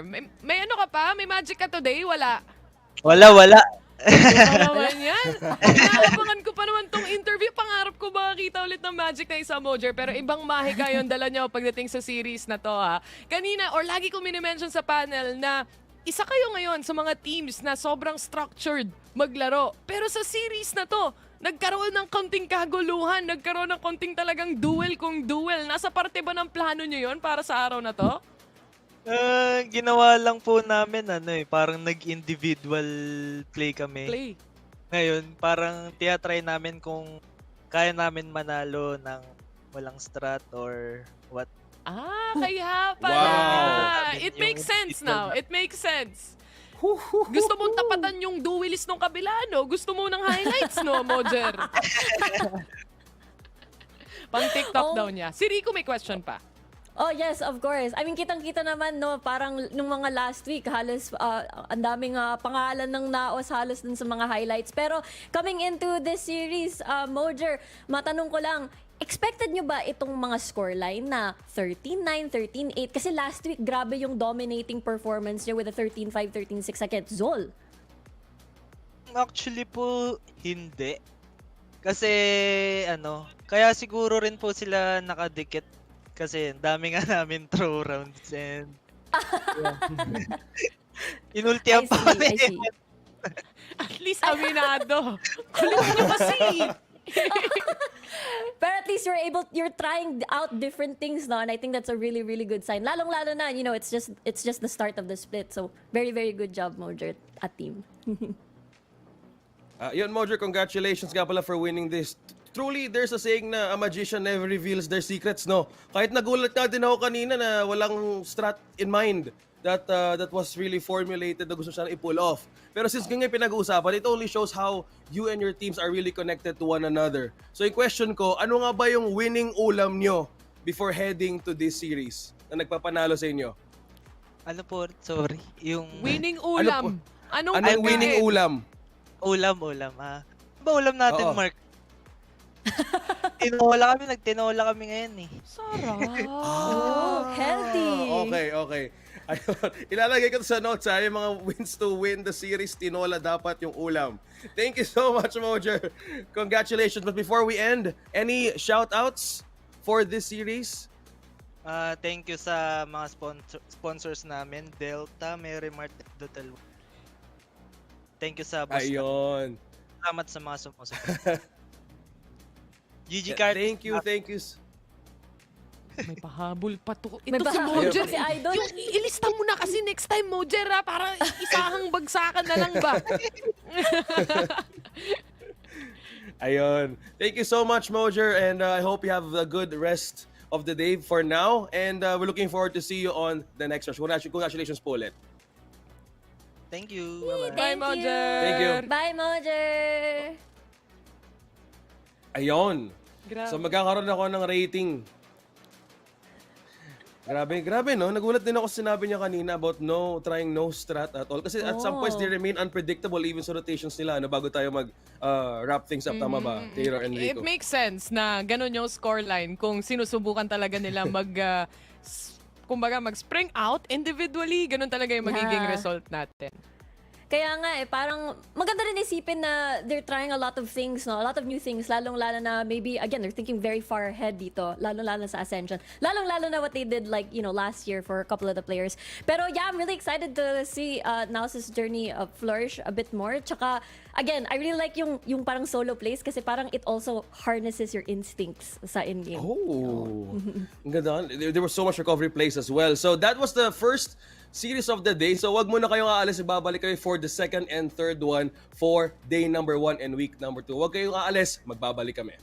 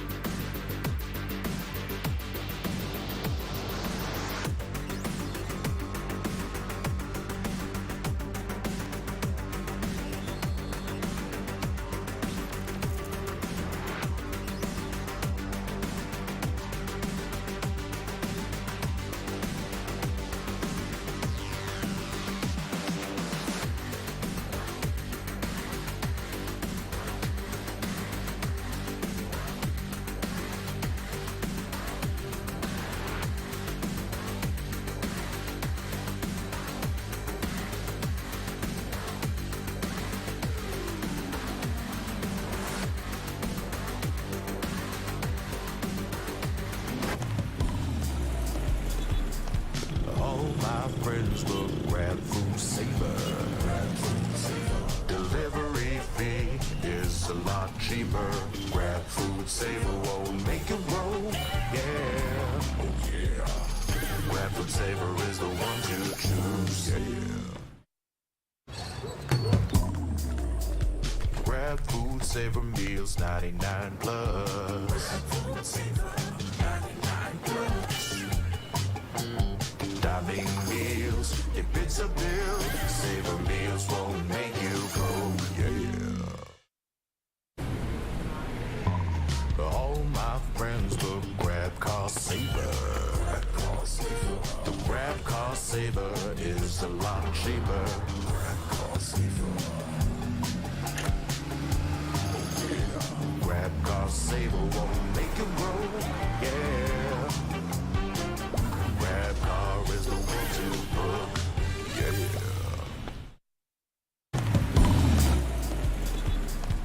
All my friends look, grab food saver. Delivery fee is a lot cheaper. Grab food saver won't make it roll. Yeah, oh yeah. Grab food saver is the one to choose. Yeah. Grab food saver meals 99 plus. Grab food saver 99 plus. Diving meals, if it's a bill, saver meals won't make you go. Yeah. All my friends look, grab cost saver. The grab cost saver is a lot cheaper. Grab cost saver. Grab cost saver won't make it roll. Yeah. Grab car is the one to book. Yeah.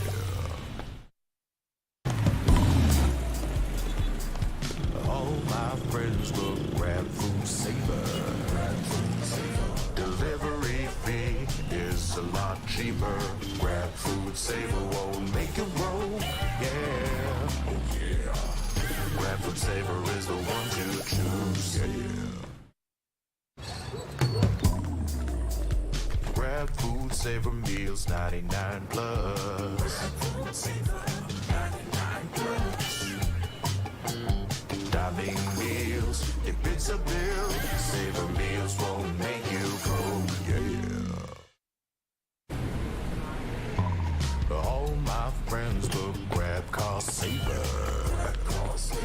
The grab cost saver is a lot cheaper. Grab cost saver. Grab cost saver won't make it roll. Yeah. Grab car is the one to book.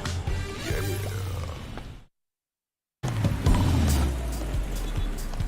All my friends look, grab food saver. Delivery fee is a lot cheaper. Grab food saver won't make it roll. Yeah, oh yeah. Grab food saver is the one to choose. Yeah. Grab food saver meals 99 plus. Grab food saver 99 plus. Diving meals, if it's a bill, saver meals won't make you go. Yeah. All my friends look, grab cost saver. The grab cost saver is a lot cheaper. Grab cost saver. Grab cost saver won't make it roll. Yeah. Grab car is the one to book. Yeah.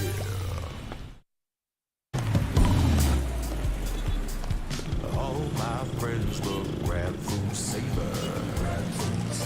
Delivery fee is a lot cheaper. Grab food saver won't make it roll. Yeah, oh yeah. Grab food saver is the one to choose. Yeah. Grab food saver meals 99 plus. Grab food saver 99 plus.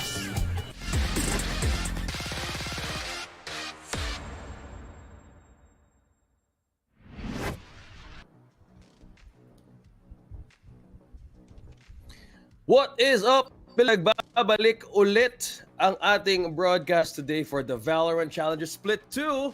Kasama mo ngayon si Honey Glaze at si Raph for this game number 2. Kamusta naman kayo, guys? Pagod ako sa series kanina, pero ang ganda na showing talaga. Hindi ako makamove on kasi Carti World at least nagkaroon ng at least close up a scoreline laban sa Naos. I don't know if that was close. Pero yun nga, at least nakita natin na pwede pala pumalag yung Carti World sa Naos, diba? At the very least. Like you mentioned, there were adjustments na that could have worked. Pero yun nga, di nila nakita in time. So, Well, it's good that you mentioned about the first game of the day kasi itong game number 2, there was some close ways na pwede sana makabawi din yung the other team. Kaso nga lang, if we talk about adjustment, I'm really curious on how this match will go. This is Oasis versus Zol Esports, and I've checked mostly of their record heading today. Zol Esports never won against Oasis Gaming 2-0 to 1. How is that, Honey Glaze and Raph? Well, kung tutuusin kasi pagdating talaga sa mga macro and micro managements, talagang papaborito, and especially na not before, nasa team pa nga ng Oasis dito si Nexi. So, ang laking bagay din talaga ng ganong klaseng sistema mo looking forward for Oasis Gaming to take down every single time yung matchup nila laban sa Zol. bahala ka sa buhay mo, Ichi. Hindi ako maniwala dun. De, joke lang. But at the same time, you kind of look at the way Zol is structured on the defense, right? Which I feel like is their biggest problem. Because historically din, yung Oasis has always been a team that loves to flex that playbook. When they have depth, they also have width. And what I mean by that is that they'll always have so many executes that Zol simply can't handle at times because their defense, more oriented to defaulting, we see them play 2-1-2 a lot, and that's not necessarily a bad thing naman. It's just super heavy hit. Sometimes that defense can't net together at the rate that they would like. Well, looks like madami tayong pwedeng pag-usapan along the way, Honey Glaze and Raph. But before that, we would like to thank Mineski Global for being our official tournament organizer for the 2024 VALORANT Challengers Philippines presented by PPGL, the largest multi-game esports league in the country. Also, maraming salamat din sa ating official super app na si Grab. Score Grab's lowest prices ever with up to 15% cheaper fares on Grab for Saver delivery fees as low as 15 pesos with Grab Food Saver delivery, and thousands of budget-friendly meals as low as 99 pesos with Grab Food Saver meals. And syempre, may code pa tayo na pwede nyo nga gamitin every 11 a.m. Grab Food 60 yan, guys. 60 pesos off on your order. Tapos, you need to at least have a minimum spend of 550. Oh, so manglibre ka na sa akin, HC. Thank you very much. That's 60 off on your next libre to me. At the same time, last but not least, this tournament is officially sanctioned by the Games and Amusement Board. So big thank you to everybody making the league possible. And of course, big thanks to the audience. Thanks for tuning in, guys. Yeah, maraming salamat po dahil today we are about to see different kinds of matches as we head on to the road to Ascension. Dahil madaming ang teams magpapakilala today. So, speaking of pagpapakilala, tawagin na natin ata ang Oasis Gaming for this one. Tara, tingnan natin lineup.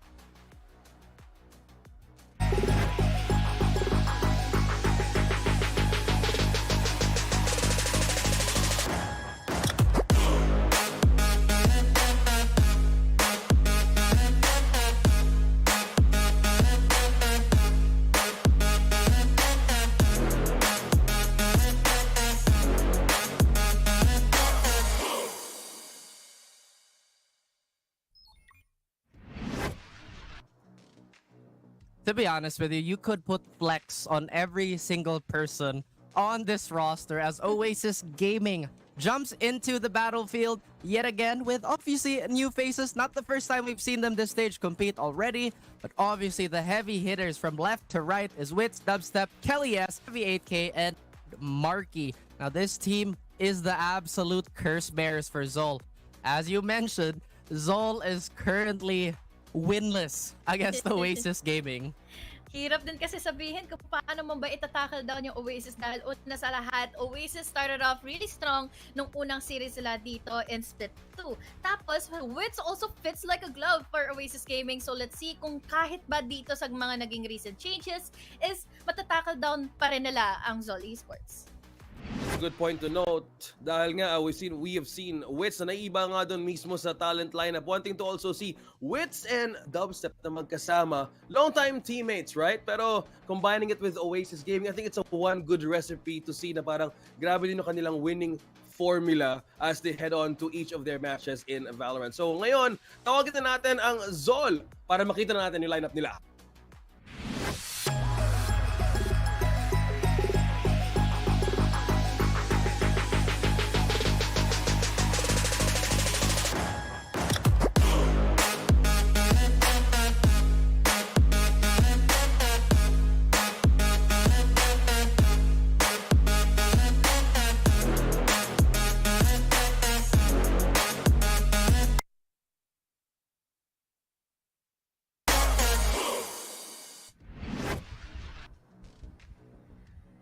Our champions from last split, pero nagkaroon lang din naman ng rough road ahead going into the first series nung nakatapat nga nila ang Naos Esports nung nakaraang weekend. But then again, I still hope for the best para sa Seoul Esports dahil una sa lahat, we have Kakarot, Micro, Zen, Kevzi, and Patman all sticking together strong as we head onto this matchup. I really do think na pwedeng-pwede nilang magambala na ngayon finally ang Oasis Gaming. Absolutely. And yun nga medyo worrying yung start sa Zol considering they're the defending champions. Pero baka that's part of their plan, HG. Para drama lang daw. Okay, let's start slow. Week 1, week 2, tas bawi tayo week 3 and 4 kasi syempre ganun yung mga champions, di ba? You can't keep them down.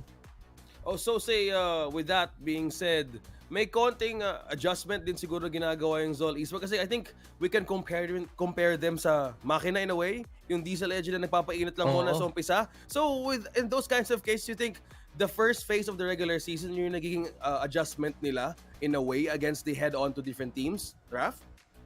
I think so because I think we tackled on the fact that they are very anti-default, right? So, yung Zol, dapat maka-download sila ng data to begin with for them to adjust. And maybe this is just growing pains. Of course, a lot of the fans out there are rooting for the defending champions and everybody wants to see all the players succeed. At the same time, tingin ko nga ito lang yung problema na yung Zol mismo yung makaayos. I think we can say all the things we want. The fans can cheer as much as they want. But again, it's Zol's responsibility to shoulder that crown. Defending champions. Yeah. And feeling ko din kasi for Zol Esports is that parang there are times na nagiging slow pacing, slow burn pa sila bago pa sila makapang painit na nga muna. So sabi mo nga no, OSX, na kailangan pa nila magpainit muna ng makina all throughout the early stages. Pero yun ang nagiging difference kasi nila eh. Jump start kasi agad ang Oasis. So paano kaya itong matchup nila ngayong split to pa? Interesting to see na magkakaroon nga ng matinding matchup kasi you've mentioned about the makina, no? So let's see how the head-to-head is in comparison heading to this match. Ano nga ba yung pinagkaiba nila ngayon? Let's see this. Pagdating kasi sa head-to-head nila eh, no? Hindi mo din masabi kung sino ba talaga yung magkakaroon ng highlight plays. Dahil again, on our head-to-head, we had their Wits, we had their Patman na although there's a slight difference pagdating sa mga nagiging numbers natin, especially pagdating sa ACS. But then, kung babalikan natin, Wits has been such a flexible player para makapagbigay pugay ng space dito para sa kanyang team, para maging aggressive and whatsoever, and then be comfortable. But then, in comparison for Patman is just a head-on kind of player kasi for Seoul Esports eh. Yung parang similar yung blueprint nila as a player na sobrang flexible, high firepower, can be the playmaker of the team when they need to. At the same time, Wits has been in that top spot for God knows how long now. He's more established, but Patman in the last 2 years, in the last 3 splits, he's just been going all the way up. He's only been getting better. Sana hindi to slump para sa Zol, especially him, because the timing is not very good. We have to address the stakes of this split is very, very high.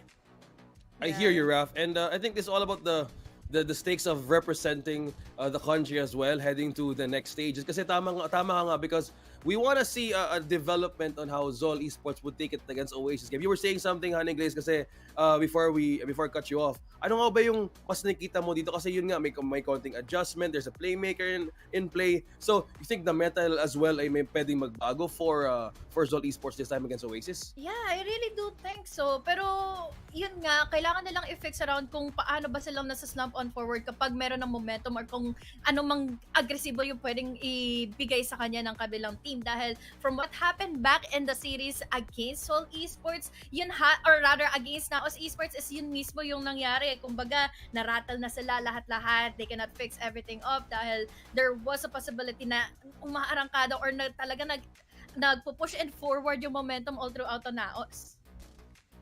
Daming words ginamit ni HG na hindi ko naintindihan. Just DM me whatever Feeling ko those feel. kailangan ko pang Yun nga, parang- i-translate. Sige, magtanong Translate. na lang ako mamaya. Pero at the same time, tama naman yung sinabi ni HG. Whatever I understood was probably correct. Anyway, so the thing is, you go on against a team that you freshly scouted out, which was Naos, right? So Zol should have their number. Obviously, the whole dynamic is Naos has the chip on their shoulder and they'll adjust hard. At the same time, Zol should have seen this coming. So for them to just have that series the way it was, it's a bit of a dip. Honestly, everybody expected it just to go like that, you know, from the honeymoon phase to whatever this phase is, the honey glaze phase, whatever word she's saying that I have to understand. So, you know, hopefully they recover. Okay, kapag uusapan natin ng pacing, tingnan na natin kung anong maps ang pwedeng maban out in our map veto. Let's check it out kung ano nga ba yung magiging priority ng either ni Oasis or ni Zol this time. Mapito, no? Feeling ko Lotus. Para sa Ayan. Naos, rather para sa Seoul Esports, is always Lotus yung bans nila ever since split ban. So baka sakaling yun nga ang mauna at yun na nga mismo ang mauuna ngayon. I think Oasis have the ban bind. Tingin ko nga since nadikitan sila ng Just Us. Not to take anything away from Just Us, of course, because again, meteoric rise from that team, but a team that should be as organized, as coached as Oasis is, they shouldn't let a map like that be even that close. But looks like it does go through. We're gonna have a Breeze opener by Zol. Interesting. Whoa. Yeah. Okay, so yun nga yung magiging priority din dito ng team for this one. So since Breeze nga, they have more ways to actually take advantage of the spacing and also the rotation. Kasi we've seen a lot of teams actually adjust or have greater advantage in terms of having the controller. But how about bind Honey Glaze for Zol Esports? I think this is the usual picking face na ginagawa halos ng ating mga teams. Ano? Always, all the time, laging Lotus ang binaban out ng Zol. Going on forward for Oasis is Ascent naman.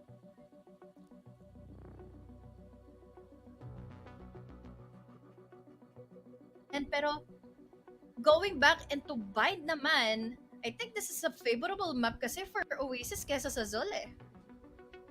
I don't know. I mean, yun nga, nadikitan sila ng Just Us. So, I don't know if favorable ba to. At the same time, maybe they have voted it again. Anything can happen in a week. At the same time, tingin ko last week yung pinakamalaking issue sa Oasis was the spacing thing. They have so many players that are similar in terms of just inherent movement on the map na it just seemed uncomfortable at first despite winning like everything last week. Oh, so dun pa lang magkakatalon na on how the rotations will be in check kasi as you mentioned about spacing, so dito pa lang who gains the better control and have better rotation wins this time. And for the decider, it's split for Zol in case we get into a game number 3, pero in the prediction mamaya malalaman natin on how we stand in the perspective kung sino yung mananalo ng mismong game na to. So I think this is more an advantage, no? Kasi kanina you guys mentioned about the head-to-head. So mas, in a way, magiging pabor to sa kanila. At in times na pwede silang magkamali, magkakatalo na lang kung paano magkahulihan sa rotation. Tama ba? Yeah, yun nga halos dahil nga Breeze is such an open wide map na kung saan kailangan hindi ka mahuli pagdating sa mga magiging flanks and rotations and na kung saan doon naman natin nahuhuli nga etong players from Oasis. But then again, Breeze is one of the best maps kasi for Zol, so I really do hope for the best na makuha nila yung ganong klaseng title that they have Breeze in their hands eh. Actually, tingin ko nga, if Zol play the opener well, they have a good chance of shutting this series out and breaking the curse. Kasi since they play that heavy 2-1-2 defense, right? Maps that tend to have really easy and safe rotations are really strong for Zol. At the same time, yung tendency naman ni Oasis Gaming throughout their different cores is that they love to hit, they love to double hit, re-hit, instead of just kind of committing when they already had the chance. Again, it's kind of like a problem of the width and depth of that playbook. So they might just kind of overplay. Hopefully not. We'll see. Okay, let's see. But since you mentioned about tendencies, let's talk about prediction this time around. Kung sino nga bang mananaig for this series. Ako, sa tingin ko tingnan natin to, Honey Glaze tsaka Raf. I know we're gonna put ourselves in the seat again on who's gonna win this. Prediction, tara. Tingnan na natin to. For this one, I'm gonna go with Oasis Gaming. 2-0. Para sa akin siguro 2-1 Zol. May tiwala ako sa Zol. They are still intact pa sa pagiging pagiging strong ang altogether na hindi pa sila nagre-roster mula Split 1.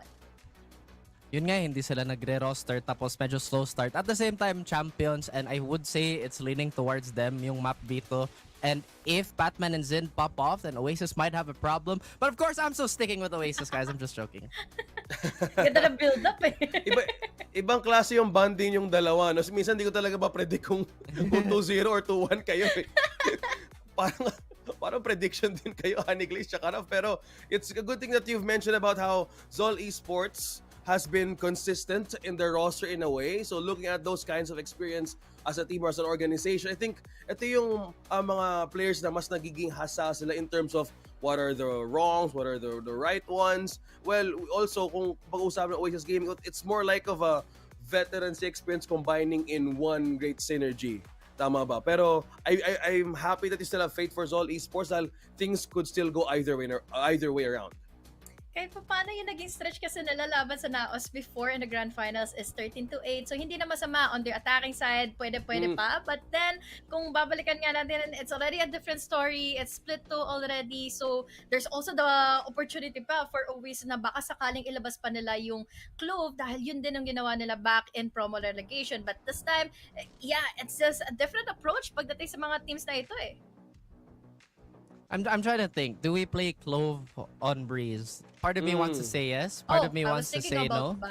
So 50-50 ka? Yun nga eh. Kasi I feel like if gusto mo mag-double smoker sa Breeze, I think Astra would be a better fit if you wanna push the utility and not fight, and the Chrome is gonna be much DRX faster. composition, no? Oh, yun nga eh. Tas, again, the execution requirement is super high, but I feel like if there's a team that can do it, it could be Oasis. It should be Oasis. Okay. Let's put our bets in. So may prediction na tayo doon. So let's throw it over to our casters to take us to this game. Let's go. Take it away.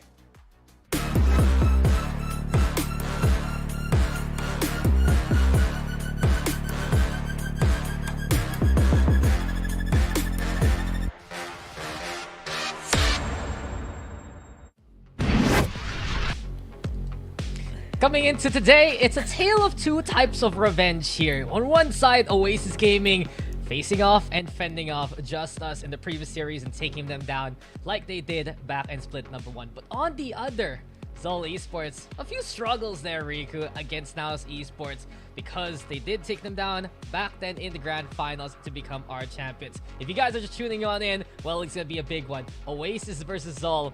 And before anything else, Riku, I want you to say the following words for me. Okay. Just to get it out of the way. All right. Nice one, Dubby. Okay. As long as we're gonna get that out of the way, I'm gonna say this once today. Nice one, Dubby. Aww. Okay. There, clip it and ship it. That's the confidence booster there for Oasis Gaming. But I do want to lay the ladder here real quick because we're getting into Breeze. Think about how this matchup has occurred from split number 1. Oasis Gaming has always had Zol's number. And interesting enough, Zol did not face off against Oasis in the playoffs. And it's a big what if. What if Oasis did win against Just Us then and faced off against Zol back then in the semifinals? Well, we're going to see a preview of it here as we see the Yoru for Oasis, Zol going back to the Jet. Yeah, that's exactly true, right? It's been so long since we've seen the Oasis Gaming Zol Esports matchup. It was during the group stage, and we all know how that went down. It was Oasis 2-0ing Zol Esports, and it was in the middle of the adjustment period of Oasis Gaming where they're trying to swap around roles and see what worked for them. But this is definitely one of the compositions that worked for them, which is, again, dubstep, the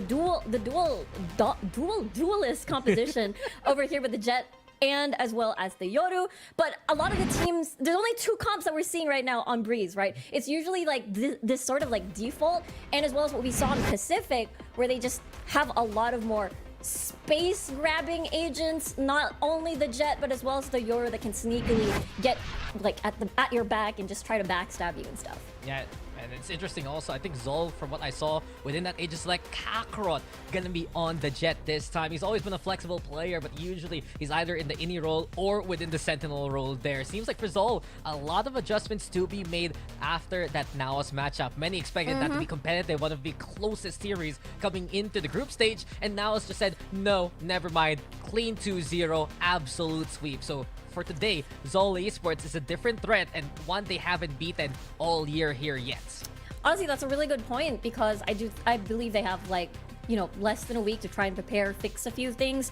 Again, when we look back at that match against Naos, it was what, 6-13, 5-2-13 scoreline, which is very, you know, uncharacteristic on paper when we look at it, considering that they're the champions of Split 1. So again, a lot of pressure because we're looking at the supposedly top 3 in our current Philippine region. So this could be very close and very exciting.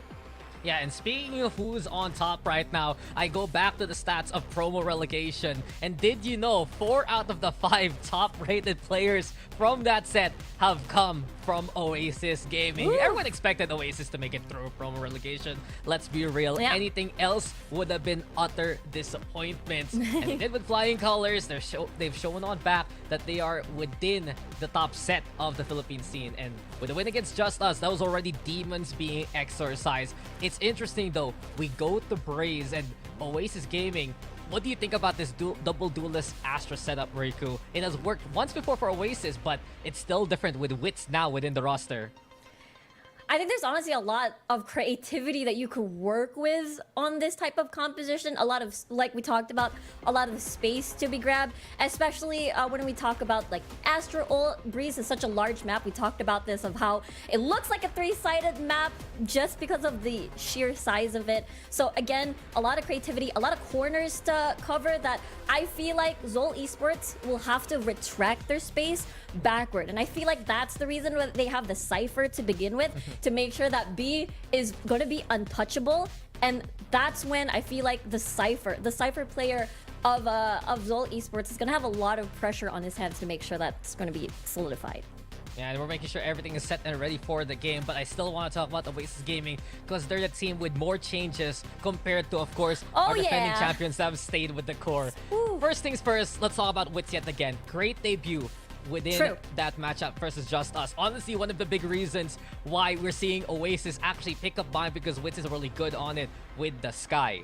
But what do you think right now else does Oasis have with Wits being brought to the table, especially given that Savvy 8K is still their designated IGL from what we've seen in the previews? I honestly feel like Wits feels so unleashed within Oasis. Maybe it's because in previous roles that he had, even though he was initiator, he also acted as this, you know, IGL for his previous team. So perhaps him getting to focus a bit more on the micro side of things, like the instincts, and more of having to play more of these skirmishes, I feel like it has maybe a better look or has strengthened him a bit more, and I feel like he really fits well into the Oasis, you know. Yeah, gotta agree with you. It's even though he didn't get the memo in the photo shoot, everyone from Oasis like, guys, we gotta wear the black jersey today. Wiz shows up with the white one, and well, at least it's nice because you can really see he's the new one there. He's trying to find his way to integrate in, and those pictures will show that tale for the rest of the set until they get a new photo shoot at the studio. I guess now let's turn the conversation towards Zol. What do you think is probably their biggest weakness from what we saw against Naos? Just because it was just such a stark performance. We expected Zol to have a handle onto Naos. We're getting into the game though, and what needs improvement for Zol to take down Oasis? I know it's all about the numbers again. When we look back, it is definitely holding on to what do you call this back then? I believe Kakarot was on the Sentinel role. Yeah, and he was now Sentinel. Now going to be swapping on to this Jet, and Xin this time is going to take the helm of that. So we're talking about B. So I feel like having to strengthen their defense a bit more is going to be utmost important, and their lurks. Yeah, that's so interesting, right? The two pieces of bread between the Zol sandwich. The front line, the back line, they're gonna swap those roles, and we'll see what Zol can do moving on forward. There's no surprise though, Xin is exceptional on Sentinel still. Kakarot can play pretty much anything, but Oasis Gaming, the beauty of having the Astra is you set up a star from afar, planted. let the Yoru teleport, and straight in Oasis have the plan. Yeah, that's true. You get to watch the lurk coming through. But there you go, that's the lurk getting spotted, 50 health, and now they're down. Yeah, I mean, Oasis can mark this so easily. They already gotten the spy plant. They don't even need the site itself right now.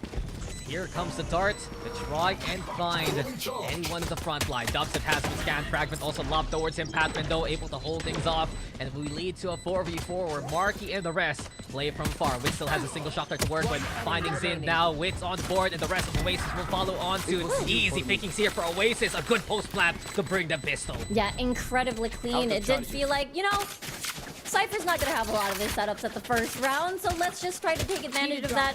Go straight to B and just focus on that post plant. Again, it was Careful huge.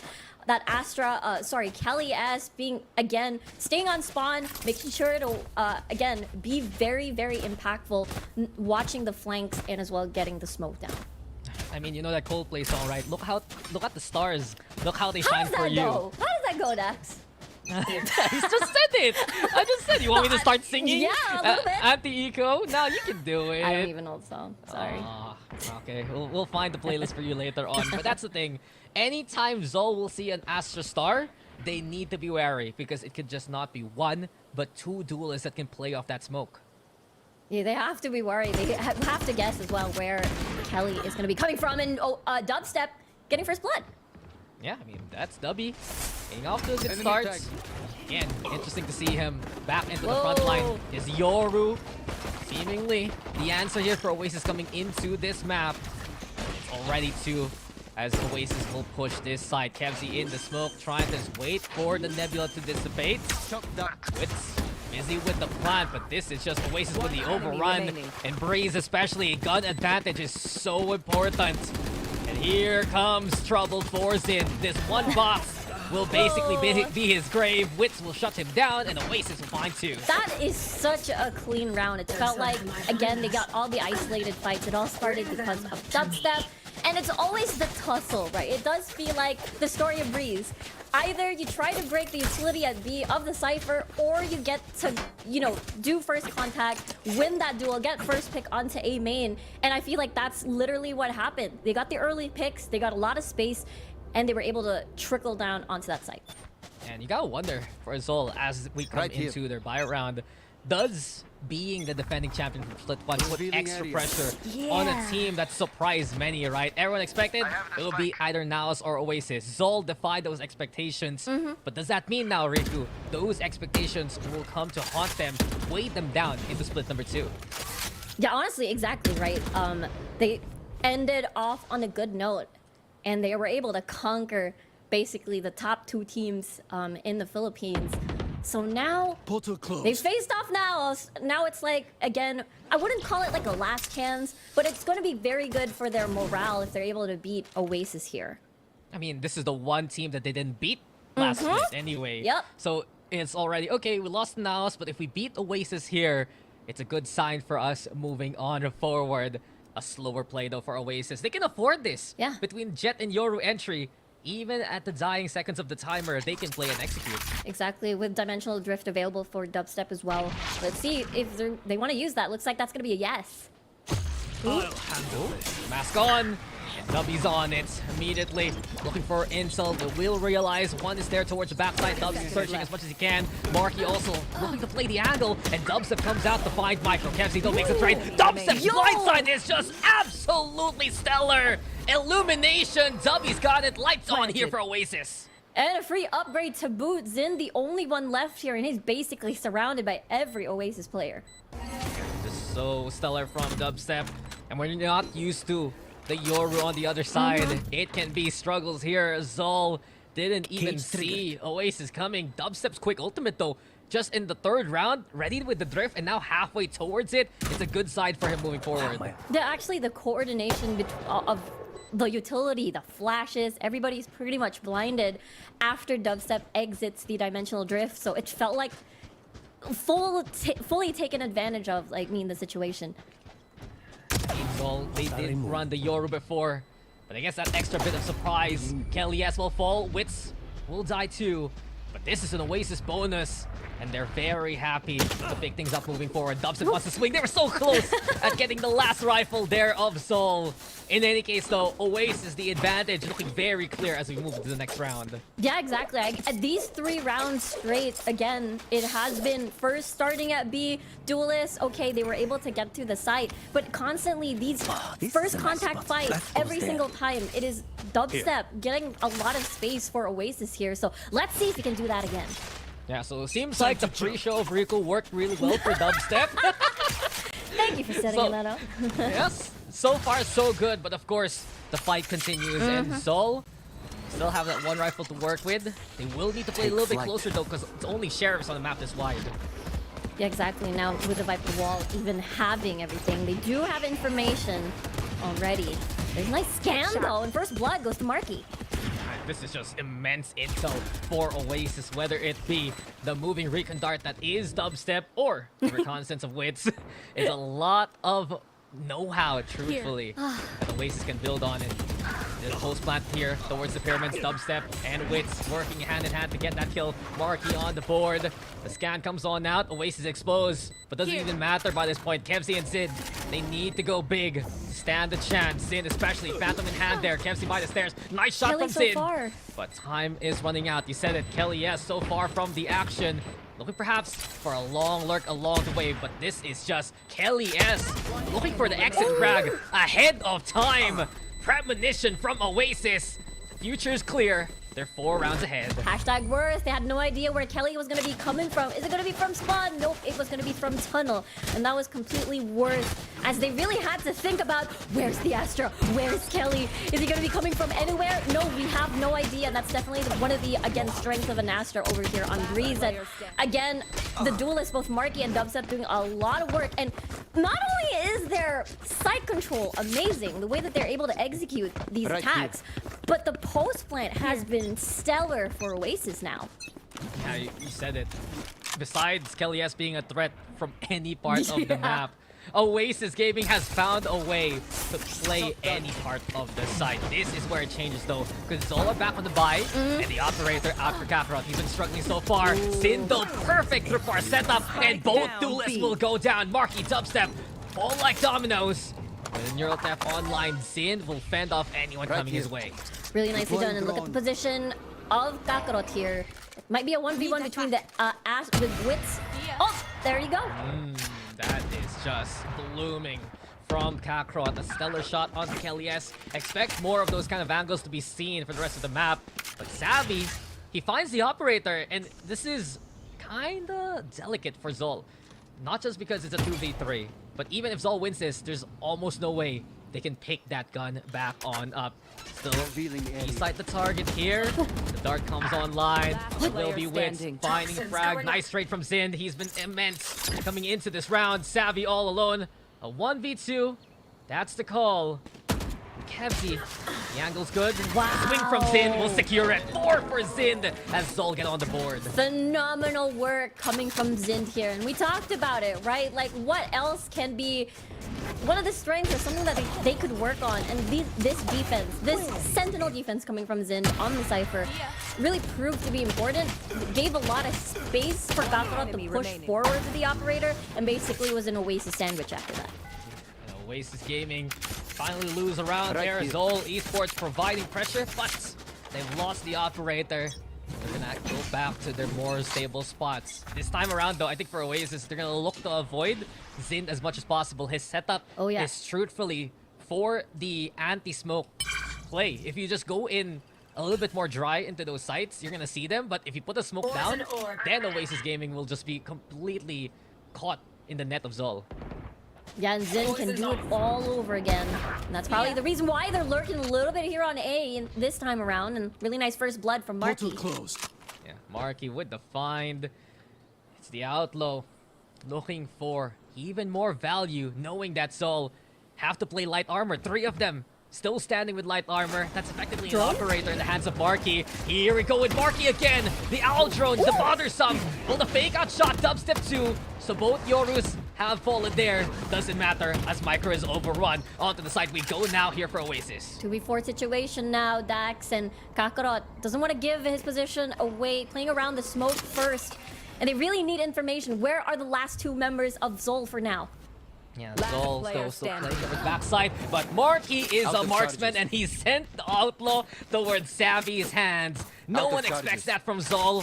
Oasis will find their 5th. Yeah, nobody expected anything, I feel, because both teams went complete silent, trying to deny any sound, information, giving away any sort of intel. But at the end of the day, Marky found the right angle. It was such a good attempt coming from Zol here to Last push a bit player more standing. forward, try to catch Oasis off guard. But the problem is, they were ready. They were already lacking one person as from that first blood on Halls, and it's 5-1, Dax. A good start from Oasis here. I mean, that's been the case for Oasis so far in this I'll game. handle They've been this. ready for any angle Yeah. since the pistol round. And Zol as a whole struggling. Only really Zind getting on the board as well as they could. And a quick little plant for Oasis should be coming our way. The Dimensional Drift online too. Spike Kakarot planted. trying to be a little bit brave here.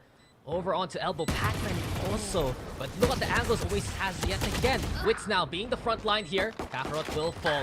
Next on the list could be Zin. Kelly is catching out Pac-Man. And really, an Astra all the way by spawn. Who expects this from Oasis? No, One enemy actually, remaining. it's such a very calculated play coming from Oasis here. Knowing that it's an eco, knowing that's probably no setups coming from place is Zin, nice, it but is not nice safe enough to to go die in. and Let's use win and and get out of here. maximize the double duelist with the Jet and again the Yoru here. And they're just playing so smartly. It feels like, again, the book is so thick. It feels like the plan goes from, well, A to M, A to Z, you know? Whew, that's a pretty thick book there, Riku. Oh, dude, all I got are the Wattpad percents that you get from National.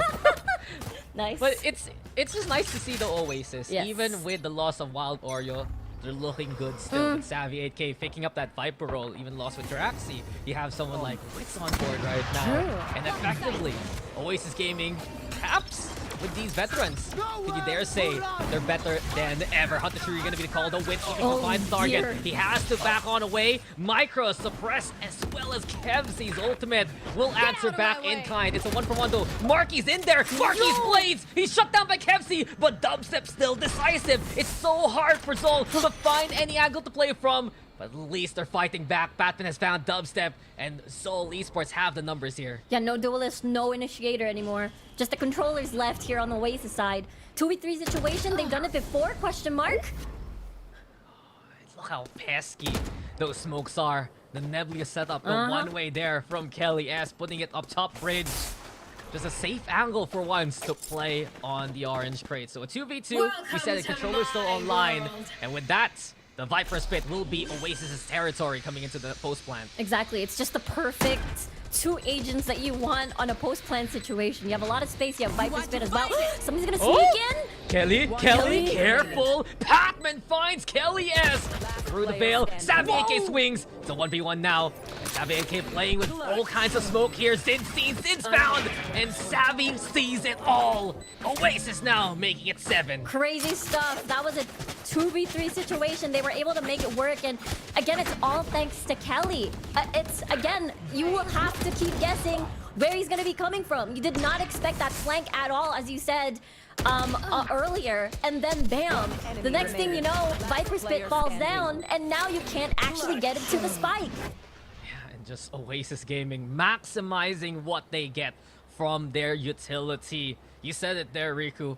Kelly S, even though with 4 kills and Caution, being here. in no man's land, how many times in these rounds, Yeah. when it matters the most, he makes his way towards those spots. And that's been the case even the last round there. True. Chaos with Dubstep towards stairs, with Marky in backside. It just goes to show Zol is struggling to find their footing here right now. Yeah, that's the thing, right? When you have to face against this kind of composition, it's like you don't even know where to look. Like this, the site itself has just too many hiding spots that you're not only forced to check, well, realistically, you can't do that, but you're actually forced to go out of the site and look for Kelly. And not only did they have to worry about the entirety of mid itself, now they actually have to worry about their spawn. Like, Kelly's not even on the Yoru, but for some reason he reaches that point. Yeah, and Dubstep's on the Yoru, Yeah, who has exactly. been bothersome Yeah. for how many times. He's always just a threat out of True. nowhere. I think we do have a little bit of time to talk about how Dubstep's performance has basically gone back to those Team Secret days. When he first came into Oasis, many questionable decisions when he was on this overall. Just didn't feel very comfy as Marky shuts down Kakarot's blades, effectively making his round easier for Oasis. But then, near the end, especially during the playoffs, back on Smokes, he was getting back his form, looking to hit those 20 bombs that we expect from Dubby.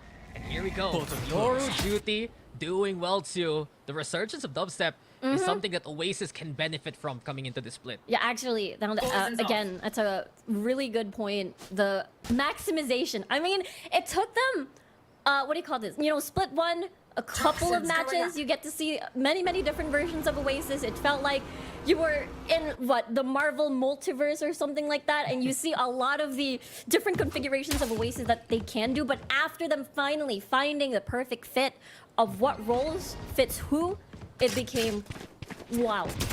Yeah, what role for Dubstep, really? Yeah. That was just the thing. Yeah. Week one, we're like, please, get this man off Sova. It's not for him. Initiator, yeah. 30 I seconds bet left. Riku has something to say about that. But in any case, we go back into the action. And nice shot there from Zin. Yes, will fall. Critical Kevsi too, I believe. But in any case, these rifles have too much result to handle. Dubby now setting up the flashes. It's Marky here on the board. And Oasis Gaming looking to hunt down whoever is left. It's a big win here for Oasis. They're running away with this half. I'm in awe here. And again, this is Marky not even on an operator. It is on an outlaw. Look to the flash, bam. A little bit of pixel, knowing that Kakarot's gonna cross towards the next corner. And after that, easy. The flash didn't hit, that's the problem. It was quite far up. I mean, if you angle yourself a little bit more to where Marky is, you can avoid those kind of flashes because you don't see as much of the cave exit. Cutting through. Anyway, though, we saw the struggles continue and the concerns we had for them within that Naos matchup. It's still happening here. Time though for Micro. He's hit some good suppressors so far in this game. Just hasn't been enough for Oasis, or rather for Zol to capitalize on. Oasis, on the other hand, shutting down Kakarot already. Here we go again with the dynamic duo. The threat is too much to handle for Micro. Marky, Dubstep in the front line, Wits in the middle, and it's all Oasis right now. Yeah, exactly. Marky and Dubstep, the dynamic duo, just as you said, just pure chaos, and just, you don't even, again, I'll reiterate it, you don't know where to look. And now that the Cypher actually positioned himself onto A, sorry, I giggle every time Marky goes on top of the column, because it's like, the floor is lava. What if everything is just, you know, a lot of Cypher traps? I mean, Soul is the one melting under the pressure.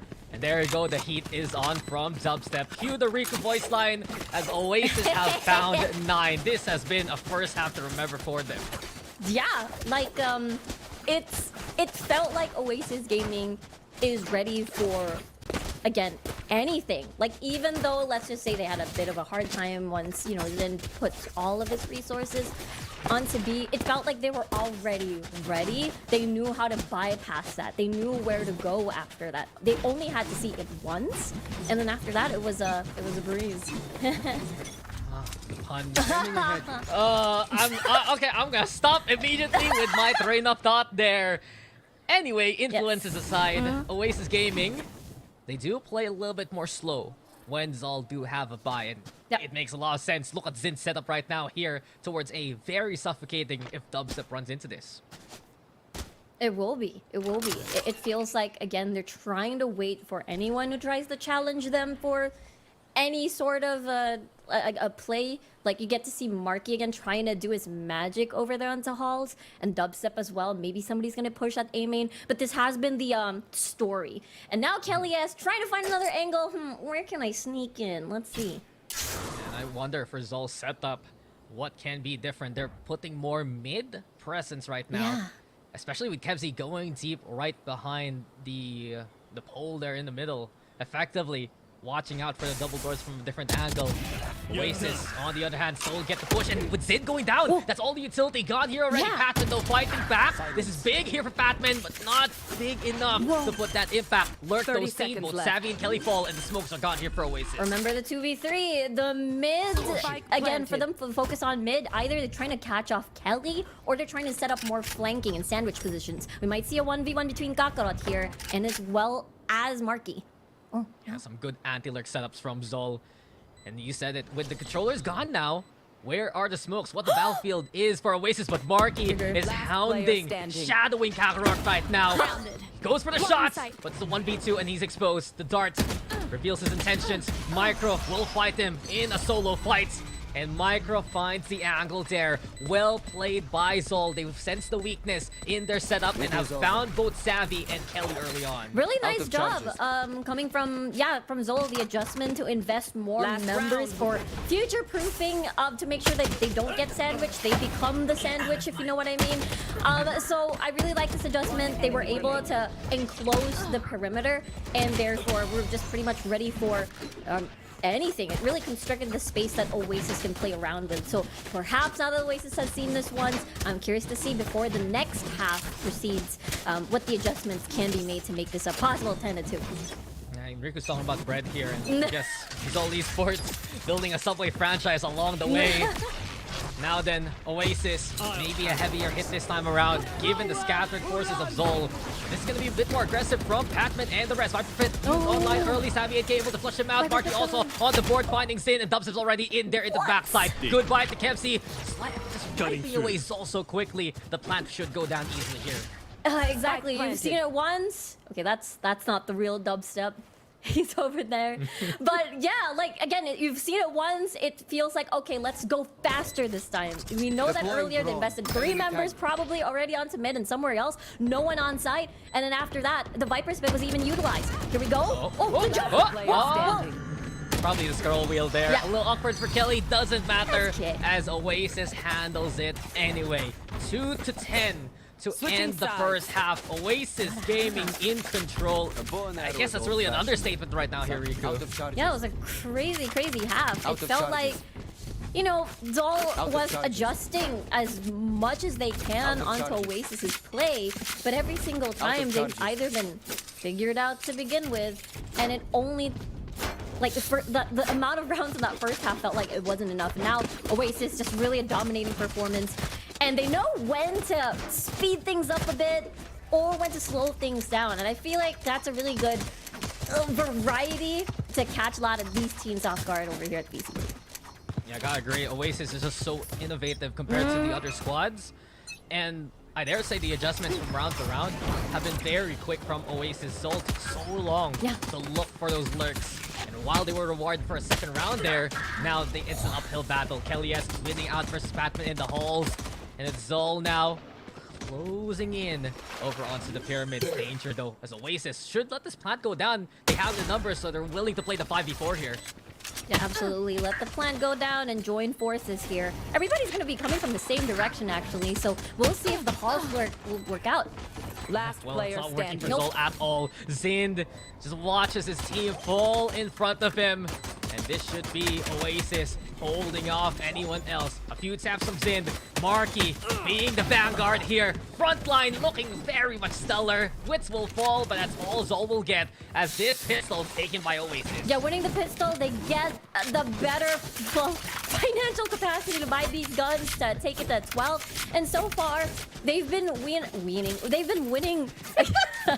I'm getting really excited, Dax. I'm getting really Why would you put that? I don't know why, but I'm just getting really excited. Anyway, that's what happens when you go from Tagalog, a Taglish panel, into the English. That's what happens, okay? Okay, whatever you say, Pampanga's best. Anyway, Oasis Gaming, it is just commanding so far. And I do wonder what Zol can do now. They are gonna go for the force buy though, Riku, and 2 of them with full armor. The problem is Marky still can easily one-shot 3 if they go into his sidelines. Yep. Watch the fact though. Astra of Kelly-S gonna be that first contact. There's another Nebula star. used There it is. Flash, the gravity well. So much so, stalling the push of Zol here. And while the flash will go online, It's Oasis right now. Getting all the space still. Hell yes. Here comes one out. Now committed. He has to try and get out of there before the fragment does go. MC with the shot, Wits with the trade. Shock Dart also a parting gift, but Zol, maybe a chance to plant. They're gonna swing, they're gonna go for it! And Micro, but dubstep! Hey. The Bulldog bites back. I have The the angle's spike. good for Dubby, and it's a 3v2 now. Exactly, a 3v2. The Outlaw players, Marky is still pretty much alive. Weak shields onto Zol. This could be the round. And he's found a round here for Zol. Heroism really Spike planted. within their first point a while ago. With a spike planted now, the uphill battle, it's basically a steep cliff that Zol is peering at from below. It's time for Zin to try and climb. Snake bite as we saw.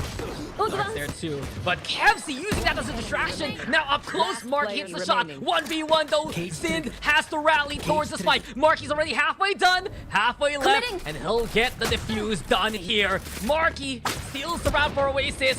Steals the shot. Never mind. Zin will get the Bulldog at least. But that's a consolation prize as Oasis is on map point. A consolation prize, but you're right. It is going to be a tall order for them to climb and prevent the 12 to turn into 13, but let's take a look at that again. And it started off really well on the side of Oasis. Dubstep getting a double kill at that, but it all boiled down to 1v1 at the very end. It was very, very close, so Oasis could not deliver the guns on towards the next round. But either way, they still got the money and they want to end this soon. Yeah, this is Oasis Gaming, seeing the red carpet rolled out in front of them. And Zol, it's not even the best buy moving forward. They tried to force the issue in the last round with some stingers. Now it's 3 Bulldogs. Only a Vandal for Kevsey alone. Mid being controlled here by Zol, but Oasis happy to play on the sites right now, stacking towards B especially. Yeah, that's a lot. They do have information that, okay, Zind is here. Couple of chip damage onto Micro, and that might boil down to a 0 if he's not too careful. Micro in danger there. Kakarot though, braving the broken wall. But as soon as he crosses this Viper wall itself, there's danger. 16 HP left. Oasis though do have to back away towards the wall. Dubstep has found Micro along the way. And Dubstep with the numb front. Damage done here by Dubstep. Savvy too, helping hand there. And Zol will fight for their lives, but still make their way towards the site. Half HP onto Kevsey, though. If he gets the plant down, he has Hunter's Fury. There you go. One enemy Hell remaining. yes. Oh, this is big. Wits has already found Kevsey along the way.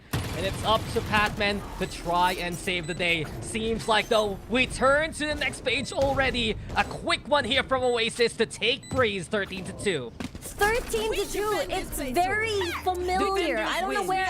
No, it was last week. It was, what, 13-1 up against Just Us. And these first maps coming from Oasis really shows amazing energy, amazing consistency. And imagine if they're able to bring that to map number 2. Imagine the power of Oasis. Imagine playoffs Oasis.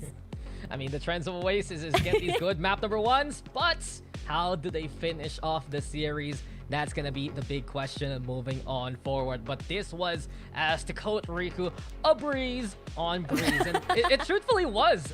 We did see from round number 1, the pressure play that Oasis was able to do against Zol really made it for Zol so confounding. They couldn't figure out where to play against Oasis all throughout that first half.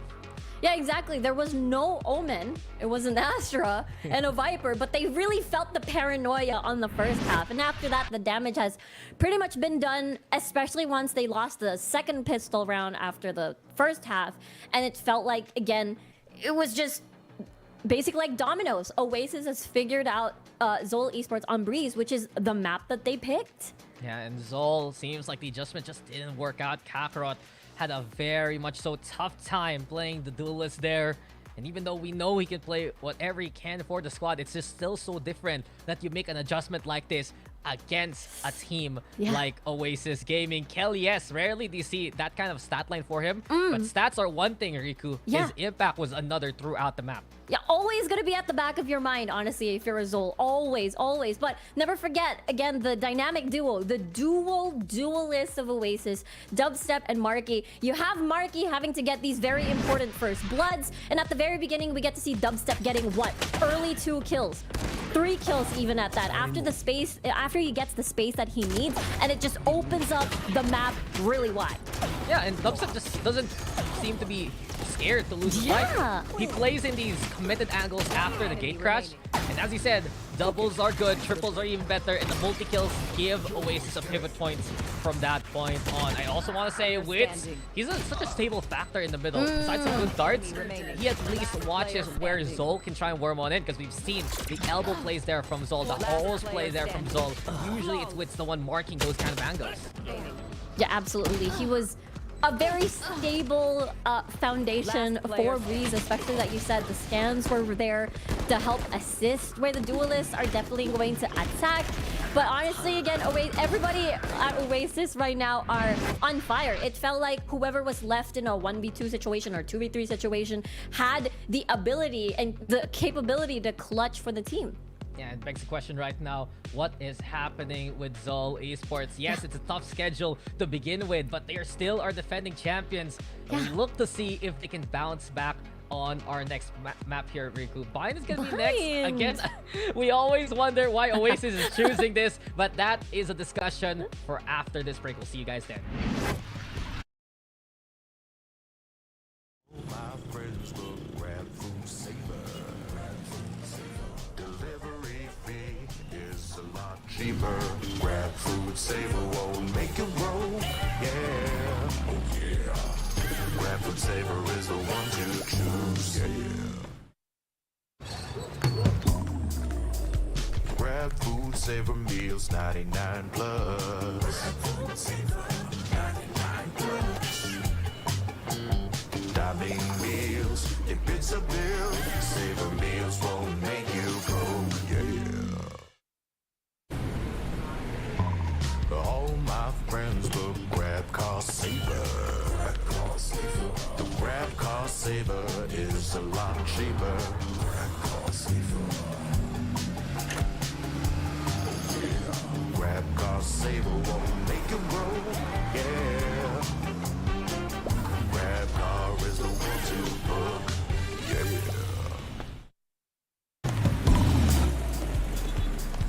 All my friends will grab food saver. Delivery fee is a lot cheaper. Grab food saver won't make it roll, yeah. Oh yeah. Grab food saver is the one to choose, yeah. Grab food saver meals 99 plus. Food saver 99 plus. Dining meals, if it's a bill, Saver meals won't make you broke, yeah. All my friends will grab Car Saver. The grab Car Saver is a lot cheaper. Grab Car Saver. Grab Car Saver won't make you roll, yeah.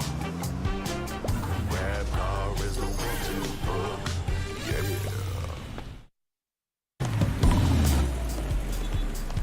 All my friends will grab food saver. Delivery fee is a lot cheaper. Grab food saver won't make you roll, yeah. Oh yeah. Grab food saver is the one to choose, yeah. Grab food saver meals 99 plus. Food saver 99 plus. Dining meals, if it's a bill, Saver meals won't make you broke, yeah. All my friends will grab Car Saver. The grab Car Saver is a lot cheaper. Grab Car Saver. Grab Car Saver won't make you roll, yeah. Grab car is the one to book, yeah.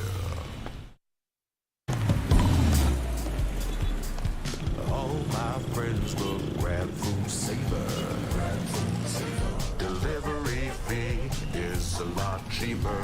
Grab food, saver, won't make it roll. Yeah, oh yeah. Grab food, saver is the one to choose. Yeah. Grab food, saver meals, 99 plus. Grab food, saver, 99 plus. Dining meals, if it's a bill, saver meals won't make you broke. Yeah. All my friends look grab cost saver. The grab cost saver is a lot cheaper. Grab cost saver. Grab cost saver won't make it roll. Yeah. Grab car is the one to book. Yeah.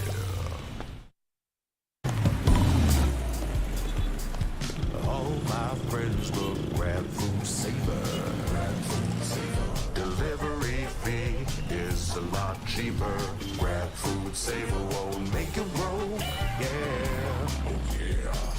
Grab food saver is the one to choose. Yeah. Grab food saver meals, 99 plus. Grab food saver, 99 plus.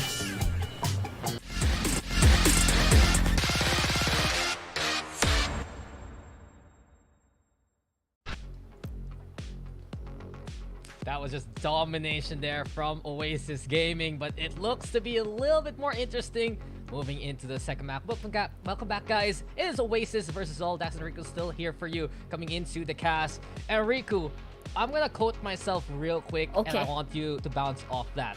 Okay. And I quote Dax from 1 hour ago. Hi, I'm Oasis Gaming, and I want to pick Bind again. What is up with that? I have no idea either, Dax. Honestly, like, Split 1, they had, what, we were talking about this? Permaban. They have not played a single bind ever for, what, 3 months? And now suddenly, they started picking it. And it's so... Well, like, what happened? What's happening here? And we could see a little bit of a struggle when they went up against Just Us, right? You know, Sunset's really good. Split, they have a really good history when it comes to that, especially during the early days on Split 1. But then, you know, suddenly they want to add in Bind into their roster. Remember, they did 17 to 15 when they went up against Just Us. It was a long map. That was a long game, and I think the last time we saw them play Bind really before yesterday, besides promo relegation, but I don't really want to count because they had a very questionable comp about it, was last year against Naos in the grand finals. Yeah, that ISO Clove Chamber, I'm gonna stow that away for an interesting archive. But the thing is, not only do you have Oasis willing now to pick up Bind, but you have Wits, of course, who is very accustomed to that map. Yeah. His Sky was instrumental to the success of Oasis Gaming playing this map. Still the question, though, of how comfy is Oasis? Because you look at Zol, on the other hand, this might not be their map pick, but they've had some strong showings on Bind from Split number 1. Yeah, exactly. They have a ton of experience on this map. Even though, like, let's just say, Bind is very similar to... what map was I talking about again? But basically, what I'm trying to say is that it's one of the maps where even as the first round looks very lopsided, like one-sided, a team can easily come back to it. So again, do not be deceived by the very, very, like, good gap scores from between the two teams. They can catch up. Yeah, and if you remember that series between Naos and Zol from Split number 1, that was the first map that Zol took against Naos to take that series 2-1 to begin with. And especially in terms of their configuration, there is comfort. You're gonna expecting Patman to be that Raze right now. I do wonder, though, if we'll see an adjustment between Zint as well as Kakarot yet again. Because from that last game, Kakarot really did struggle in the jet role, and I'd love to see him back on the Cypher, which he has been exemplary on from the months of VCT already. Yeah, honestly, it felt like they were onto something. You know, Zol, like, it felt like when Kakarot had the operator, it felt like it was all according to plan, but after that one operator buy, it felt like we couldn't see it anymore. It felt like, okay, maybe this operator pick doesn't really fit. We are not really sure if it's gonna work again. The sandwich is gonna work again. So they decided to forgo it. So maybe if they have they have the ability to financially recover, maybe at buying this time around on a much closer match. Perhaps they can, utilize it. I guess depending on the comp that they want to play first before I say anything else. Yeah, I do wonder if we are going to get those adjustments because it was a little bit drastic in terms of roles back on Braze. Any adjustments, I would be very surprised, honestly, because they've been running Brim Viper for how long already from split number 1. So it's pretty much clear cut early here for Zol. Oasis, though, do you think they're going to adjust anything? Because it was very, very close. We're going to find out as we're moving into Agent Select. But Oasis Gaming, eyes are especially on Dubstep. He should be going back to controller here. And there you go. You said it. Brimstone here for Dubby. Viper 2 for Marky. Kelly S back on duelist duty. Yeah, absolutely. This has been the comp that they played up against Just Us. I mean, even though it was such a long match, in the end, they were the one that reigned victorious. They were able to make it work. And it felt like, again, the problem that they encountered felt like towards the very end, it was having to recover from post-plant. I feel like that's one thing that they struggled back then. So perhaps Zol, if they want to take this to map number 3, they can try to take advantage of that.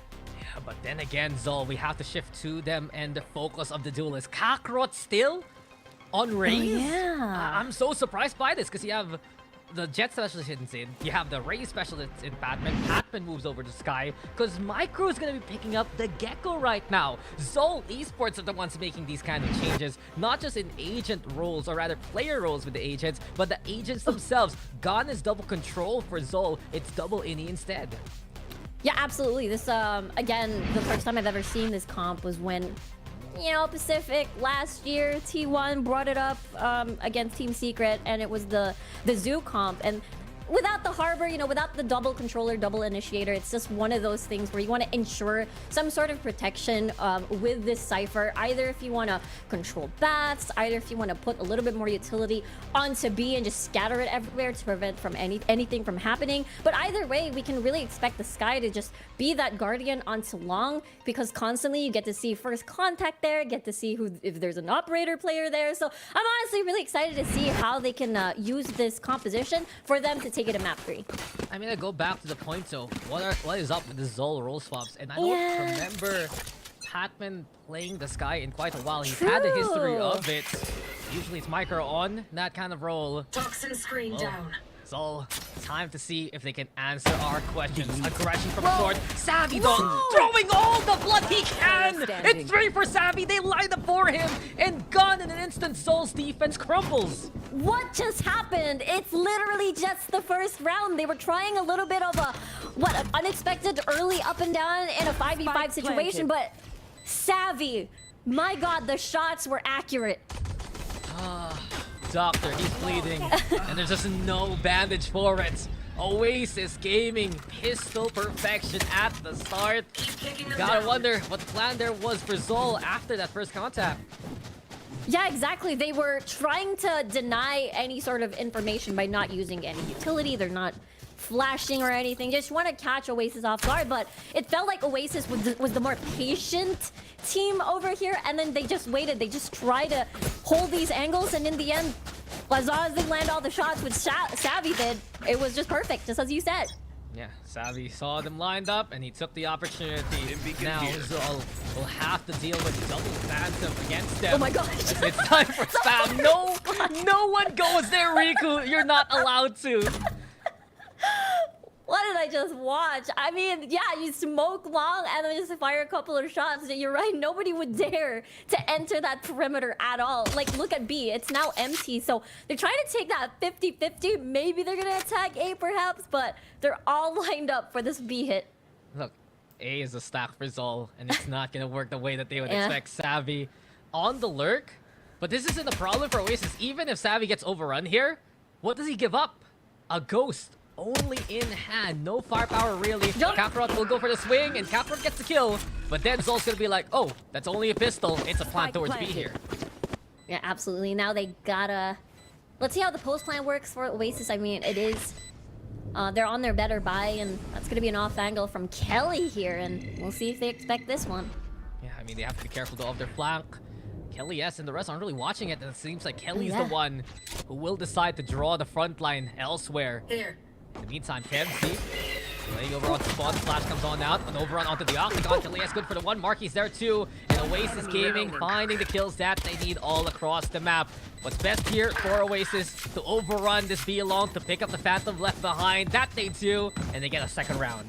That was a really good defense on that host line. Imagine it was only Kelly at first guarding, well, Garden against 3 players on the flank. A lot of the players were invested pretty much onto elbow. And really good job coming from Oasis here to secure that round. And let's see, it's the buy round of Zol. Let's see how they work this out. Because in Breeze, they didn't get to win their bonus. Yeah, it didn't work.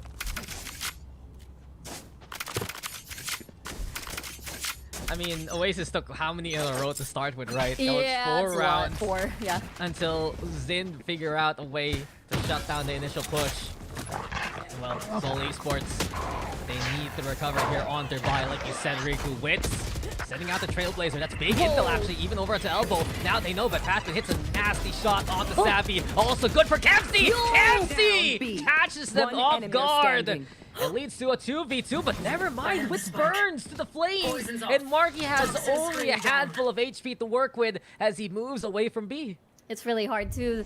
Zin's still pretty much alive. All utility onto A. Even if the rotate happens, you're pretty much stuck in a corner here.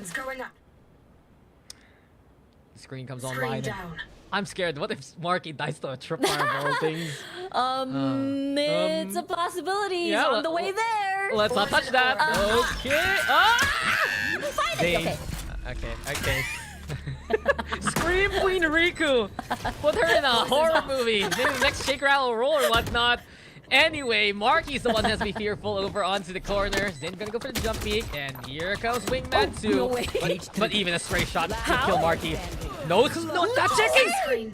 Marky, unbelievable! He gets away with it! And Soul is left scratching their heads as Marky takes the 3rd round for Oasis.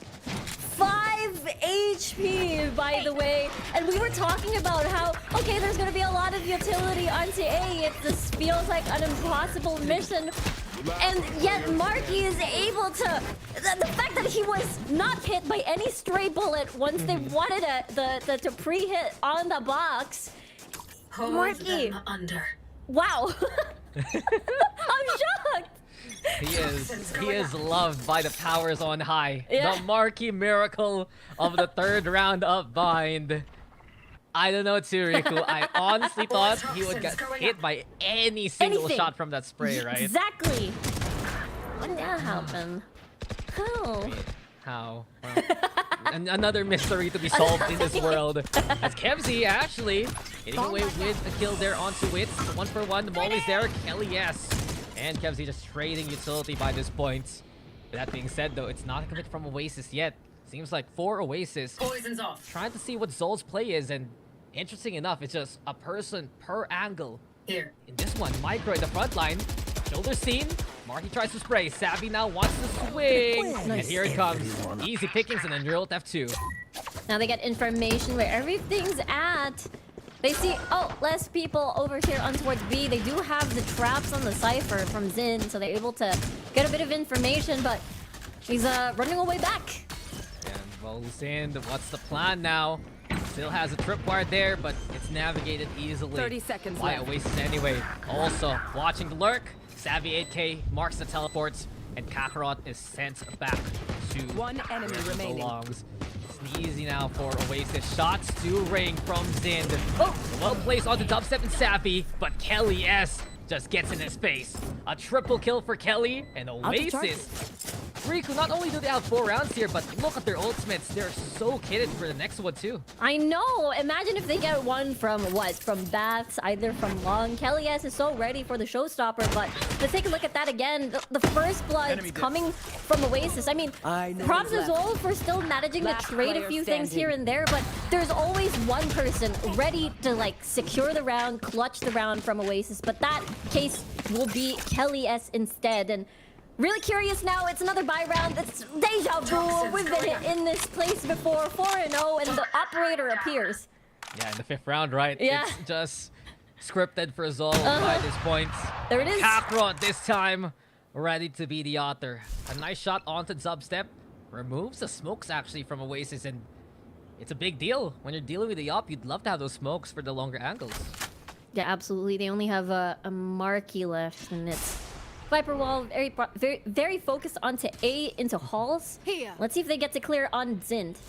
Yeah, I mean, those brim smokes instrumental for angles like Heaven, scan! especially Zind though. The tripwire is so good. And the setup from Zind has always found a round for Zol. Will it continue here with that trend?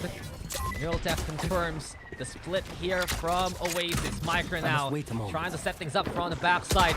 Camera broken pretty quickly. Zind though has to deal with the Trailblazer and more. Whips able to catch him in the act, but the Arbo strike will force Oasis away. Run, Oasis, run! Don't ever look back, as Zol will take the round because of it. We have literally seen this round before on Breeze. Like 2 rounds in a row, it felt so familiar. And it is, again, the traps of Zin being so pivotal to make sure that, you know, Oasis has to, like, watch their bags. And they can't even trade whatsoever because of the Cypher cages. And they were just pretty much gone from the sprays and the scans of Zind, and as well as the first blood coming from Kakarot as well. They're able to deliver that operator onto the next round, so we'll see how Oasis plays around that. And it's the start of something new here for Zol. And especially with the op still in hand. This is the deciding factor really. A while ago, the ball, he gets in the way of the boombot, showstopper sent! And it will be a 1-for-1 as Kelly S takes back the trump from the grave. Dizzy out though, and they don't find Marky in time. Kevzy eventually makes the trade happen, but Oasis in all that chaos have found the plant onto B. We talked about the post plant. This is the real test here now with both teams on their proper buy rounds. And 3, you've got your controller still pretty much alive in Initiator. You've got the stall coming from Savvy AK. This feels like a secure round unless Zol decides to try and get the retake. Maybe they get 1 pick and make this round doable. I mean, do they expect a swing from Wits over at elbow? Answers yes, and Kasparov has been marking it for quite a while. Savvy still stable in the smoke, shrugs off the bullet. Sind gets in his way though, and Dubstep all alone now. A single shot is all Kakarot needs, and this operator being vital for Zol's success. 2 here for Zol here. Yeah, that operator kill onto elbow, onto Wit was incredibly important for them to get the necessary space to enter the site. It is a job well done coming from Kakarot. A lot of Valley off of the operator. We talked about it before Vine started. And the trades coming from Zol made this round incredibly winnable. Enemy remaining. Zol Esports looking better here compared to that first map already. And they're getting the space that they need for these kind of retakes. Kakarot hitting some good shots. Zind there. The setup being bothersome versus Oasis. And a timeout called here by Oasis. Honestly, without that 3rd round miracle, this could have been a bit closer from Zol given the way it's been going for the past few rounds. Yeah, it felt like, again, Zol pretty much covered a lot of the spaces. And they can really identify, okay, let's just play retake instead. And they were incredibly ready for the angles where they would expect Oasis to come out from. So if Zol continues this story, especially now in the next round, they still have the operator. They've got 2 ults in the bag with the Showstopper and the Seekers. And again, it feels like they could close the gap even further. Yeah, Zol finding momentum now. But Oasis, on the other hand, what do they have in the bank here? It's not going to be the best buy. Probably a few half buys moving into this round. And I guess the concern here has to be when Oasis loses out on the smoke value of Marky and Dubstep, their positions themselves hasn't been really the best on bind. We saw that struggle versus Just Us where Oasis ill-prepared for the retake angles that their opponent can bring. Yeah, especially right now, over to A short, they get the peek! Kakarot again with first blood! That is quick from Kakarot, and Kelly S doesn't even see that one coming. It's immediately silence in the battlefield. Zol stopping the initial push so quickly. The instincts, the angles, Kakarot. And now they're just trying to slowly walk in. Or walking into the... Well, there's no tripwire there. Yeah, they still gotta be careful. Swing judge also in hand here for Dubstep. They want lapse control. And do a nice heavy approach for it. The leap though from W. Showstopper though can't be avoided. And Kakarot now ready for the next one. Who wants to die to his hand? It's Kakarot stabilizing outside. Seekers though into play. Savvy tries to get away in time. And it's just Oasis trapped here by this point. Zol have the pinch.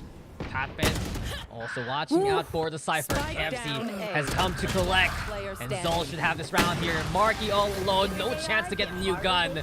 Zol have found 3 in a row. Get to keep most of their guns. Consume 2 ultimates, the Showstopper and the Seekers as well, to secure that round. And I feel like maybe Oasis really just wanted, knowing that it's an eco, maybe they just truly wanted to bait all those important ults out, but they still need to eliminate this the Kakarot here. Having to get value off of this operator 3 rounds in a row is huge for Zol, and now it's just a 1-round gap. They need to find an answer on how to deal with this. Yeah, you can see how big of a problem Kakarot has been. It's forcing Oasis to funnel themselves. And we've seen Zol be ready with it, with Kebsy, with Zind, willing to push those kind of corners. Trailblazer, though, to scout towards Market, sees the tripwire. Immediately, Zol understand Oasis is going to prevent those kind of deep lurks against them. They'll move over the showers, and a Trailblazer will take the first op shot. Oasis can't find a way in here. At least they're able to identify where the operator player is, and that gives a go signal for them. Okay, guard is clear, let's go! That time to try, and the Oasis Gaming giving it a mighty effort, courtesy of Kelly. Be looking very likely now. Marky, opportunity perhaps to put the Viper Spit online onto the side for the Seekers. That's what Oasis has been waiting for the entry. Kakarot now in danger, stunned up by the Cabbage. Kelly S has found a third, and Oasis Gaming, it's a rampage towards B here. Absolutely clean, and now it's all up to Kebsy and Zind. Try to clutch this out. They do have the proper guns, but when Kelly S is close to an ace, it makes your job very difficult. He's found 4, and Oasis is looking for Kevsey. Savvy will sacrifice his life for the clip. And Kelly S is given the chance to go for it. Here comes Kelly S, and down goes all of Zol. An ace for Kelly S as Oasis has found their 5th round. And the way that they were able to identify, okay, let's play this slow, identify, you know, the question was before this round started, how to deal with this operator player. How do you deal with it? You just don't deal with it. Once you've identified where it is, just go to the opposite part of the map, just storm the front, and then bam, Kelly S gets 2 kills, even gets an ace after. And the staggered, loss of members on the side of Zol made it super difficult for Zol to really defend and cover ground. And the Seekers really played a pivotal part of that play because they isolated the operator player onto Covey. Yeah, I gotta agree with you. They waited for it from Wits, right? To see, as soon as they found 2, that's immediately, we'll find the last 3 members very, very easily. I do have to say, though, Kelly S, he's just getting back his stats here, Riku. A while ago, it's like, I'll play support, I'll be the Astra, I'll be on lurk, doesn't matter what my stats are. But now, back on his signature raise on the duelist, he is just fragging out as per usual. One of the best raises we've seen in the PH scene, and the Oasis Gaming happy to have that under their employ. Absolutely crazy stuff. Kelly S, a very consistent player. Sometimes you see it in the numbers. Sometimes you don't. You just really, when you watch his games, you truly see the impact. And now the timeout has expired. Kakarot is back on the operator. I'm just gonna buy again. Well, he wants to show it in stats this time, Kelly S does. But you said it, Kakarot, he was good with the op a while ago. He's found value. Might as well rebuy anyway, as Zol will invest to prevent Oasis from going on a run. We do see B long still vied for here by Oasis. Wits instrumental with that fact. A quick little TP though. Kakarot moves away for initial contact point towards shower through the smoke. Kelly S gets away with it. Kelly S! Immense shutdown onto Kakarot. Silence now. That's Kelly S will find 3 before he's felled. But the damage has been done here, Riku, and Oasis will get 8. Yeah, Kelly is on fire right now, and having to deal with the operator, sometimes you just gotta overwhelm that player to deal with it. And that's exactly what they did. Process of elimination. No one is there all along. Let's just go join the rest of the squad. Probably a Baps again. And now they're back with his post-plant position, and Zin is the only one left. Yeah, for one, welcome to Kelly S highlight reel. It's been a pleasure from 2 rounds already. And because of its efforts, it's Oasis who will make their way towards 6. It was just a huge swing though, not just against Kevsey. You get that, it's rifle versus rifle, but Kakarot had an angle. Kelly is just so quick. Exactly, he's just much faster, and no guns for you, and Dubstep. able to find the last member. And it's a 3-round gap now. Oasis in the lead, and now they've got the operator themselves. I know I didn't Up grab in the hand, spike, but Savvy none of has you did it. either, He so has it's not just my the fault. pedigree to do so. Honestly, a lot of Oasis Gaming, all of those guys can basically play operator if they ever pick it up, right? Yep, duelist squad indeed on the side of Oasis. And honestly, let's see where the angle is going to come from. I feel like it might be a challenge onto Bats, which Xin will be punished if he decides to peek that, where utility is going to be incredibly important. It's no left path one. and Sol, and a beautiful flash play from Kelly, Sol, Kelly. but Kelly S can say yes as 4 again. He never stops giving for Oasis, and he has just provided a way in one more time. It's time to take the sights, and for Kelly S, he's hungry for another ace. Look for the target. Double ace. Go for the plant. Up top. ace! Goodbye. 2 aces now in this half. Kelly S always providing. We're here because we're What the is best. happening, Dax? Many of you forget it that. wasn't even, 2 rounds ago since he got his ace, and it feels like he's just definitely on fire. You know he's locked in. You know he's right here, right now. And I thought it was going well for Zol. The fact that they got 2 early kills, they got the utilities right, they were able to get a lot of blinds, but guess who's not blind? It was Kelly S. Surprise, I am here too. Who needs the plant when you can ace? This is just dominance from especially a shining individual. Kelly S. Confidence is an understatement right now. A satchel in like that, the hop up top the fence, he is feeling it here. That's true, like it could have been an operator probably lying in wait. Kamen dealing first blood onto dubstep. They still have another player that they have to keep in track here. Yeah, this is still a good start though for Zol. And we've seen them vie for Fountain well here. I do wonder the Oasis actually not keeping tabs on it, leaving it behind. Smoke's down. And Patman wisely crawling his way over Kelly. onto the opposition. But Kelly S should be able to see him. It's awkward off screen. Patman brings back the cover. But here we go. Wits ready to receive. And they found the pick. Oasis Gaming looking to equalize. And now it's definitely anyone's game at the moment. I can hear the thrash somewhere, just trying to scout out long, but they won't be able to find anything. So process of elimination, they're over here at A. Now there was a chance. Kakarot was thinking about pushing that one. But the Viper Spit will force him out.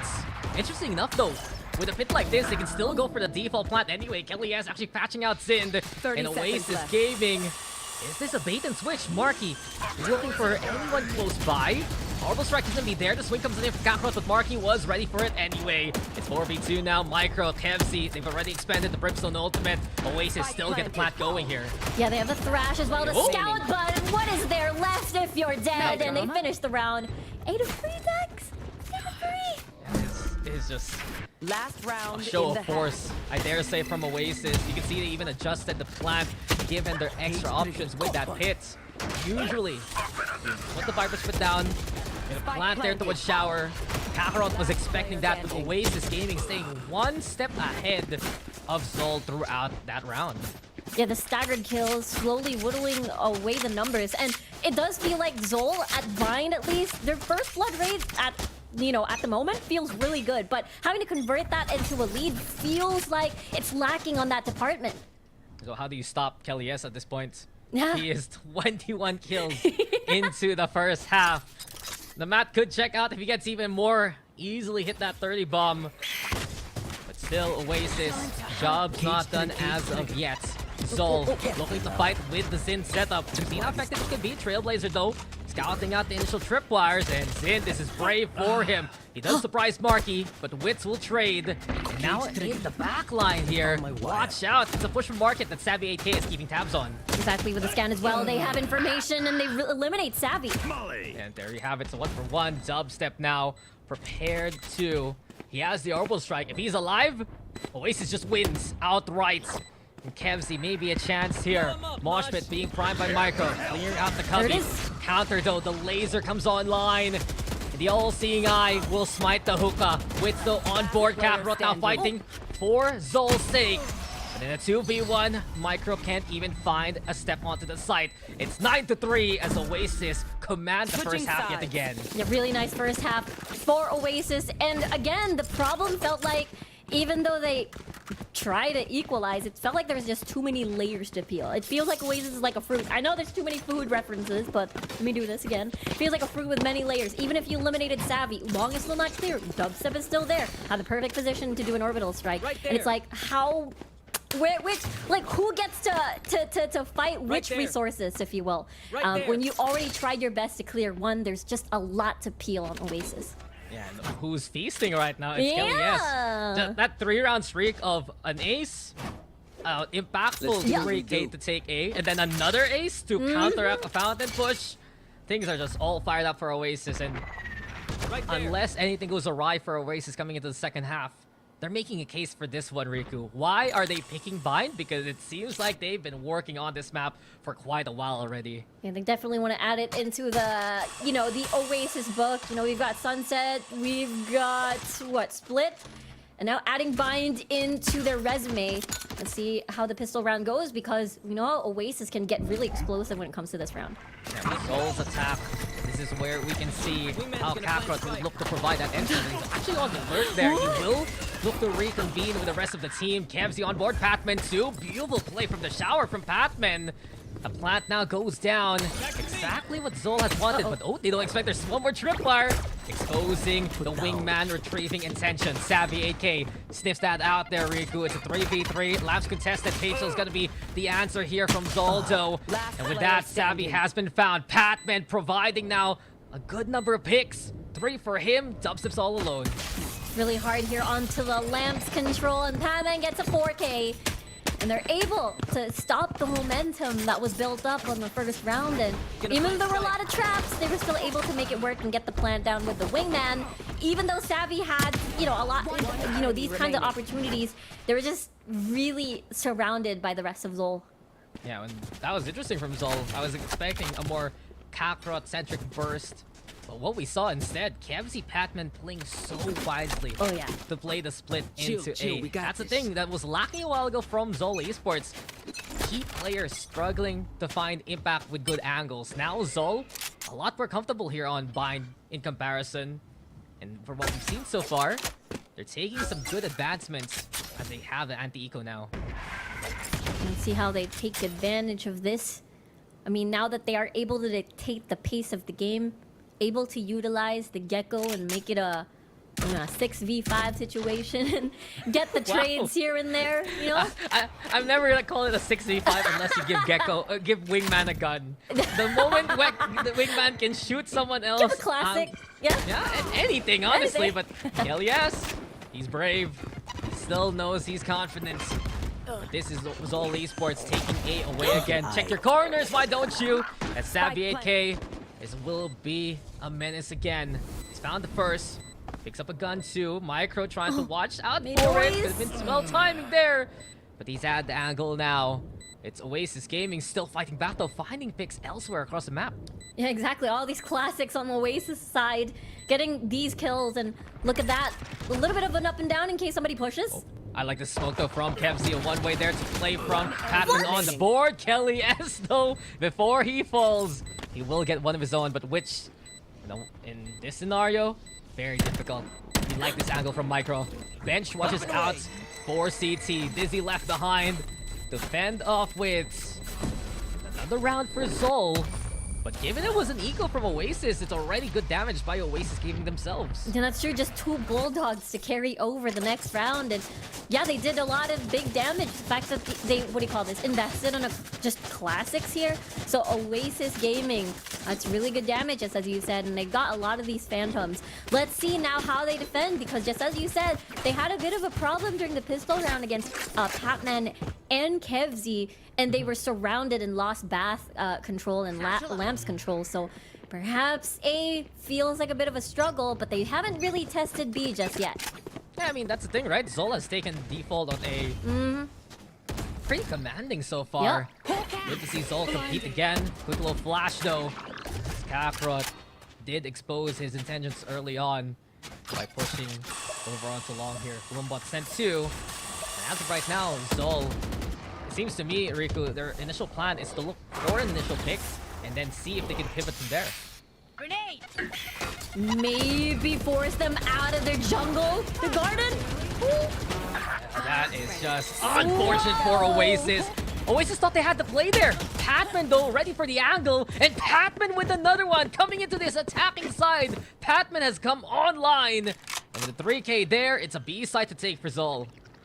And honestly, that was the big question mark, right? Like, especially now that, you know, the first half, Kelly's is just on fire online. And it's like, who gets to match that energy? And it feels like Patman is stepping up to the plate.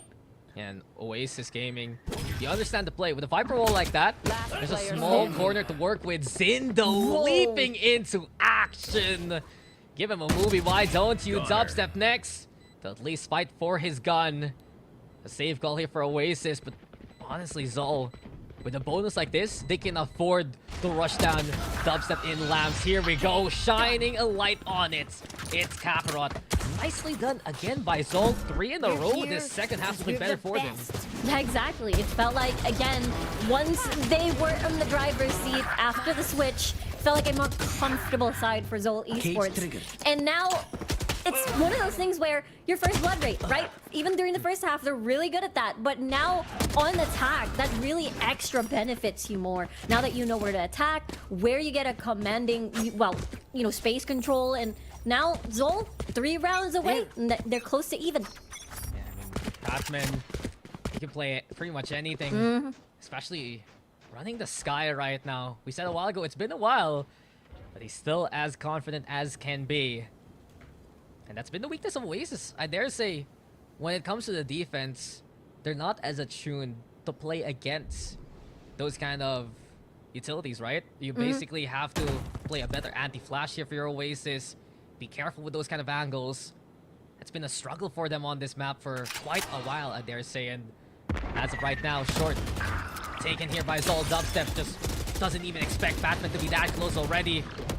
Pressure applied with the Poison Cloud there too. Oasis have the smokes, yes. Kelly S has been found. Zin, oh no, doesn't hit the shots. But beyond that, it's still Zol with lamps, with sight, with everything that they would like on A here. Pretty much a lot of the artillery available. They've got the angles, the post-plant angles onto short. Let's see how Kelly S and the rest do this. Yeah, flash outside the smoke. The blind Kevsi, and that's the opening Oasis needs. But then again, Micro, he's found opportunity. And with Micro's 3K, that's the end of the round. Oasis Gaming are watching this lead slowly but surely get chipped away on. Exactly.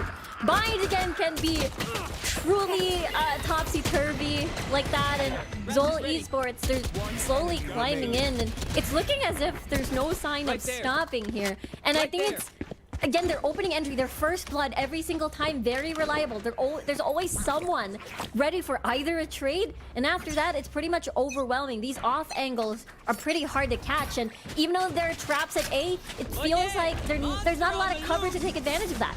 Yeah, it's been an awkward defense here for Oasis. Now they have to deal with the thrash of Micro. Trailblazer also sent. It's danger for Marky, but he still somehow survives. Now next will be Kakarot. A grand entrance onto the side, but Marky with magic in the corner. The fact that he survived will keep Oasis in the fight. 10 now for Oasis Gaming. He never left. He couldn't leave. He committed to that and still survived and get to 4K in the end. And maybe, just maybe, that's your answer. Off angle versus off angle. And some of these rounds, I mean, coming from Zol, even though they've lost a couple of members, sometimes staggered deaths on their end, was from, I suppose, unexpected angles from the side of Oasis. And we're seeing a tech pause. Yeah, what just happened there? I wish we could get Marky's POV of all that action. Yep. But you think about it, Zol, they cast their votes. That was... Is this it? Is this it? Yes! Look at this one. So Marky has to deal with Zol saying the tribe has spoken, but no, he's a survivor. He gets away with 4 in the corner. The reposition is so quick from Marky. And he's done it again. Another round, Riku, where we don't expect Marky to get away with it, but look what he's doing right now. Yeah, he did. He got away with it, and he got blinded too. I think twice even on from Zol's flash. And again, it's the coverage that we talked about, and that was really good coming from the side of Oasis. Let's see again. It's Operator. Wow, you have a voice for the operator. Operator. Operator. Like, Operator. oh, gee. Actually. Well, apparently, Riku's become a Valley girl here as we are going to go Careful into the here. showers now for Careful Patman here. again. He's been such a threat from showers, though. The fact that he's able to control that will be perfect for any Zol pivot later on. Exactly. Even if there's, what, half of the Viper wall coming from Marky, able to cross, and the control that you just mentioned, if they decide to go from A short, the flood is there. Micro flash? Dizzy's up top. Prime, Micro wants to get in there, broken quickly. Wits, though, on the board. Wits with another one. He takes a page out of the Marky playbook, and he gets the two heads coming his way. Seekers now quickly sent. Zin has found Dubstep, who's been struggling in labs, and up too close. Patman gets in his face. Neural Theft Online, Savvy 8K does find Zin, but here comes Patman for one more strike. Patman is pivotal. That cannot be understated because Patman has done it yet again. 3 for Patman now. Wits with 3 of his own. A battle of the skies, and the classic will collect. Patman has found another way for Zol to win a round. Yo, he traveled far and wide. He crossed the Viper wall into baths and now even close to enemy territory. I swear, Patman, he may be on the sky, but it feels like the space he makes feels like he's still on a duelist.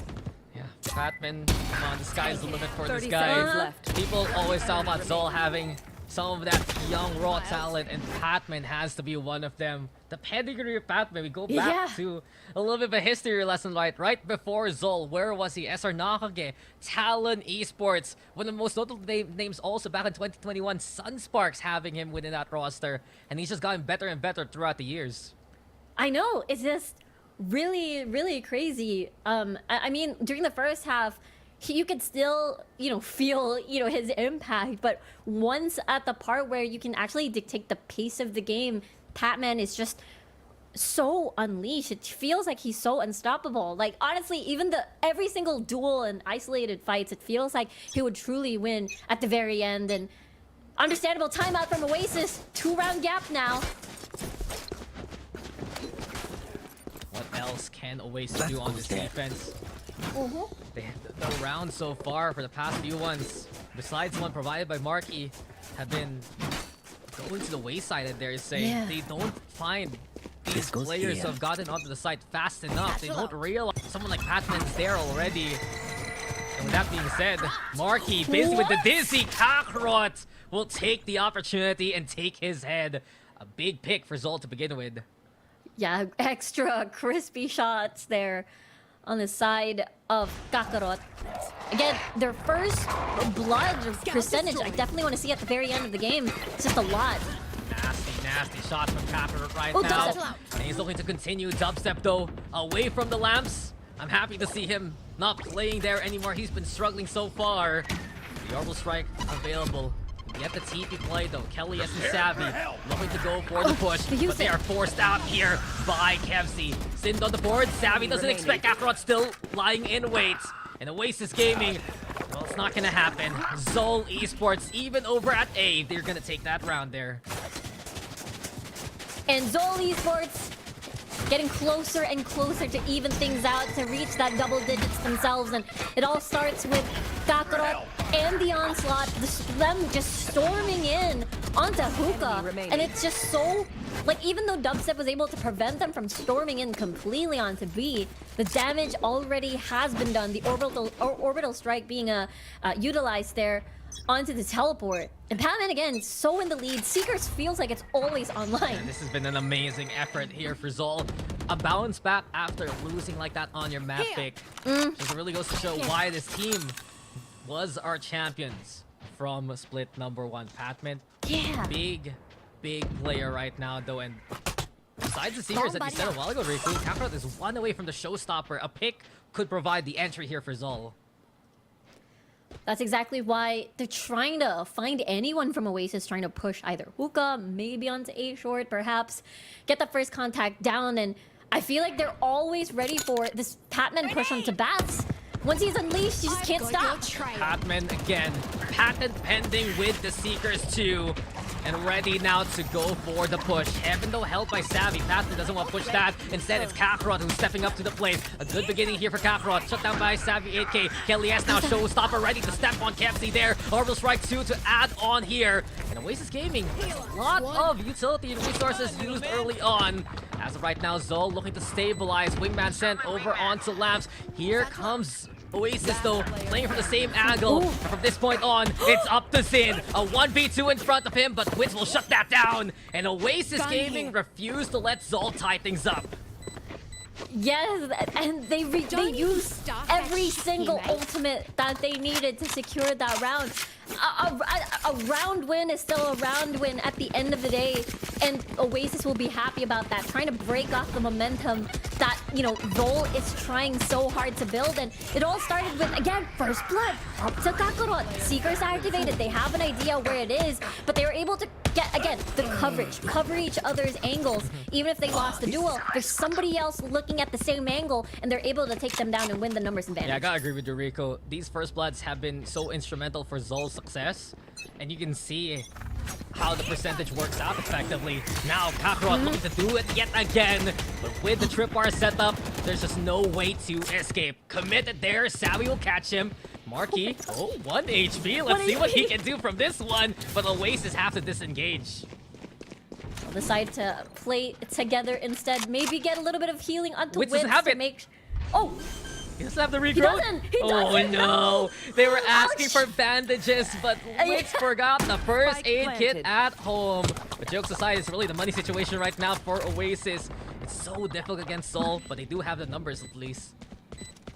Yeah, it's still a 5v4 situation, but practically at the brink of death, both Marky and Savvy AK. Let's see how they do a retake on this. Batman with the double! There you go, Patman has the sights, and he's the Grim Reaper knocking on the Oasis doorstep. Ready now with a flash again, a swing online. And Patman has defied all expectations here. The front line established by Patman, and Oasis do not want to lose anything else. A save call here, as Zol will make it to double digits. Yeah, that's true. They gotta afford the bandages next round for sure. Very pivotal. And again, Patman being such a, again, nuisance against Oasis here. Like, constantly, even if he's like in the middle, I can imagine it, in the middle of like a school pergola, you know? Like, that's how I imagine the space that Patman is consuming right now onto A. It feels like it's such a huge problem for them to deal with. Yeah, Patman, not only that, I think Zol too, enabling this kind of play with the amount of space that they're getting. We've seen this from round number 1.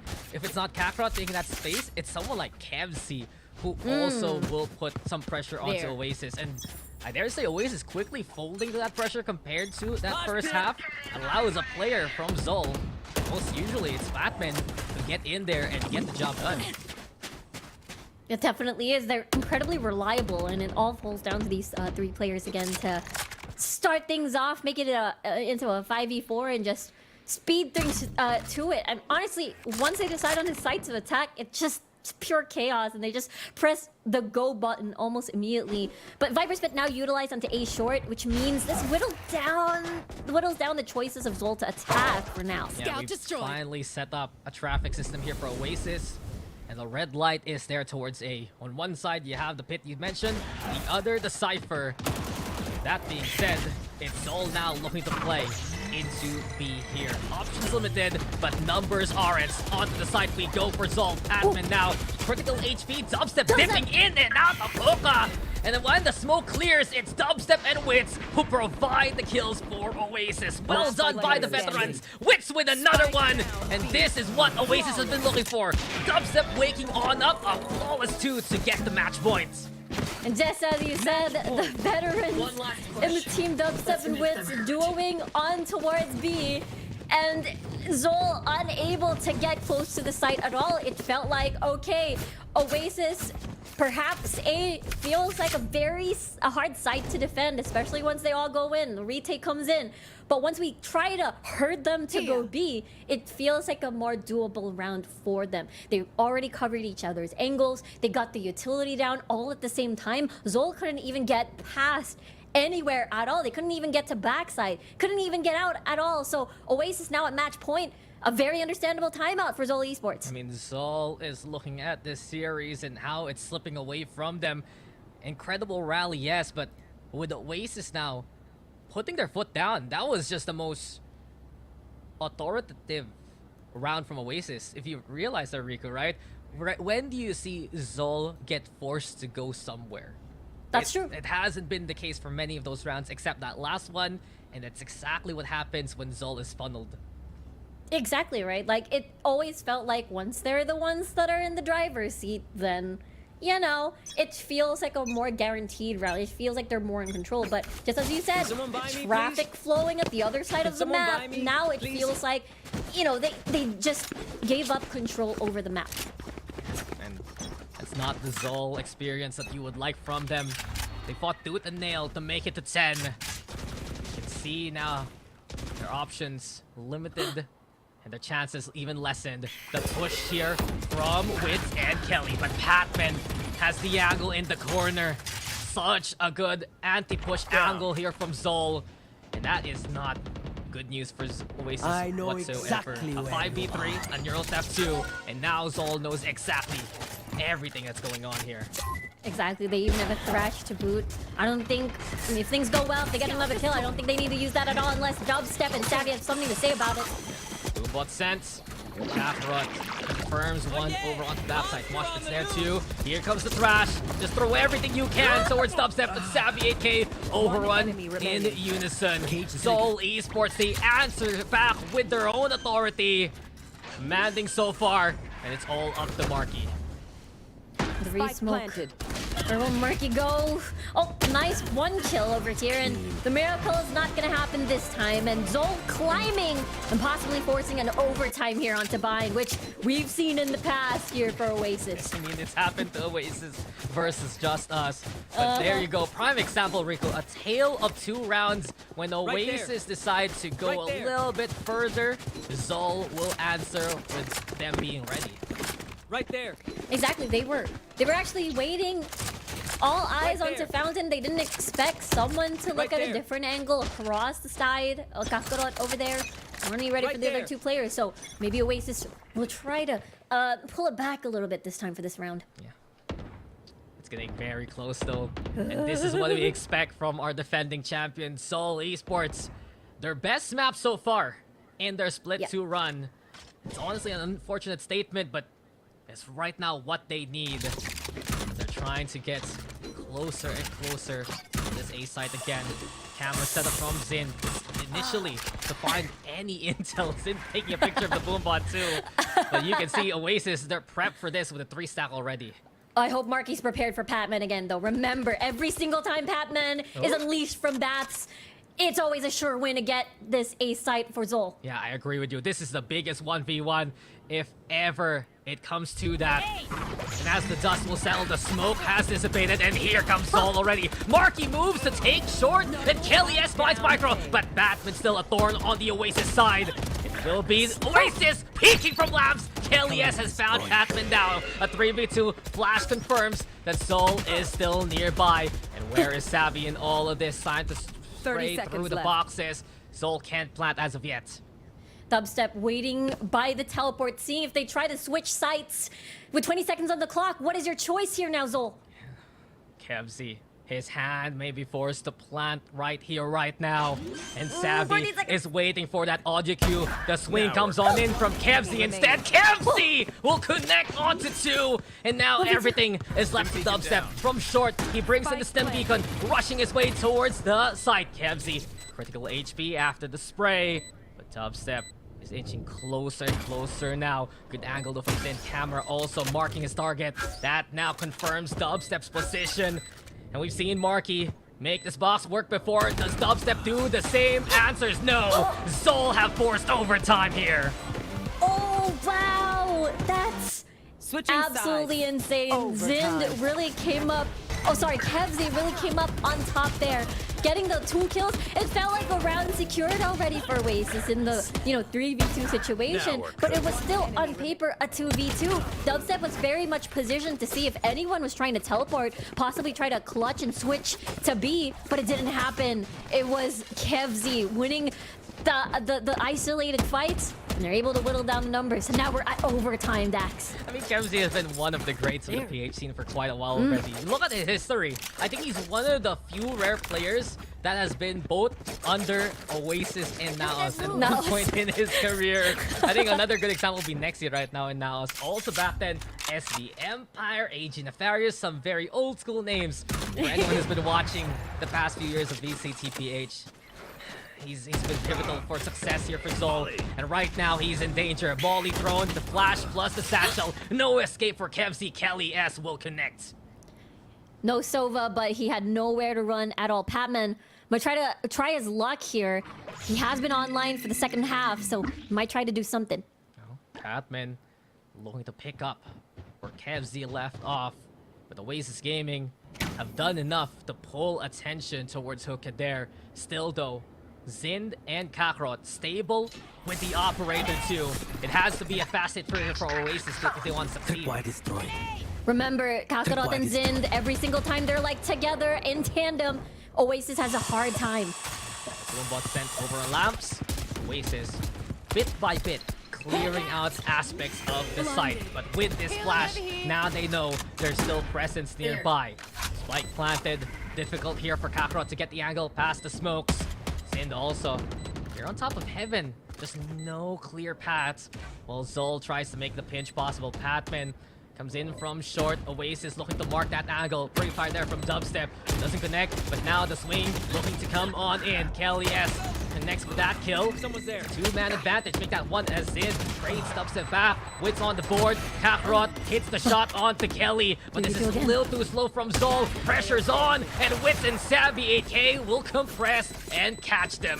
Zol will lose out there as Oasis are back on match points.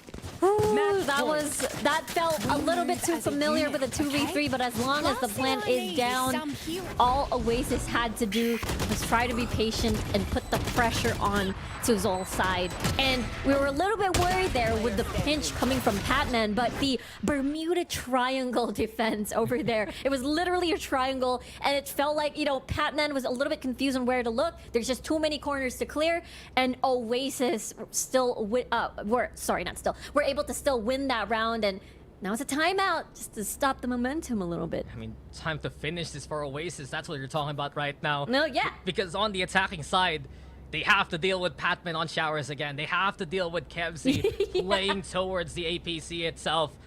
And even though Oasis should be expecting this to be towards A, Zol have shown success after success in even the most pivotal situations. Exactly.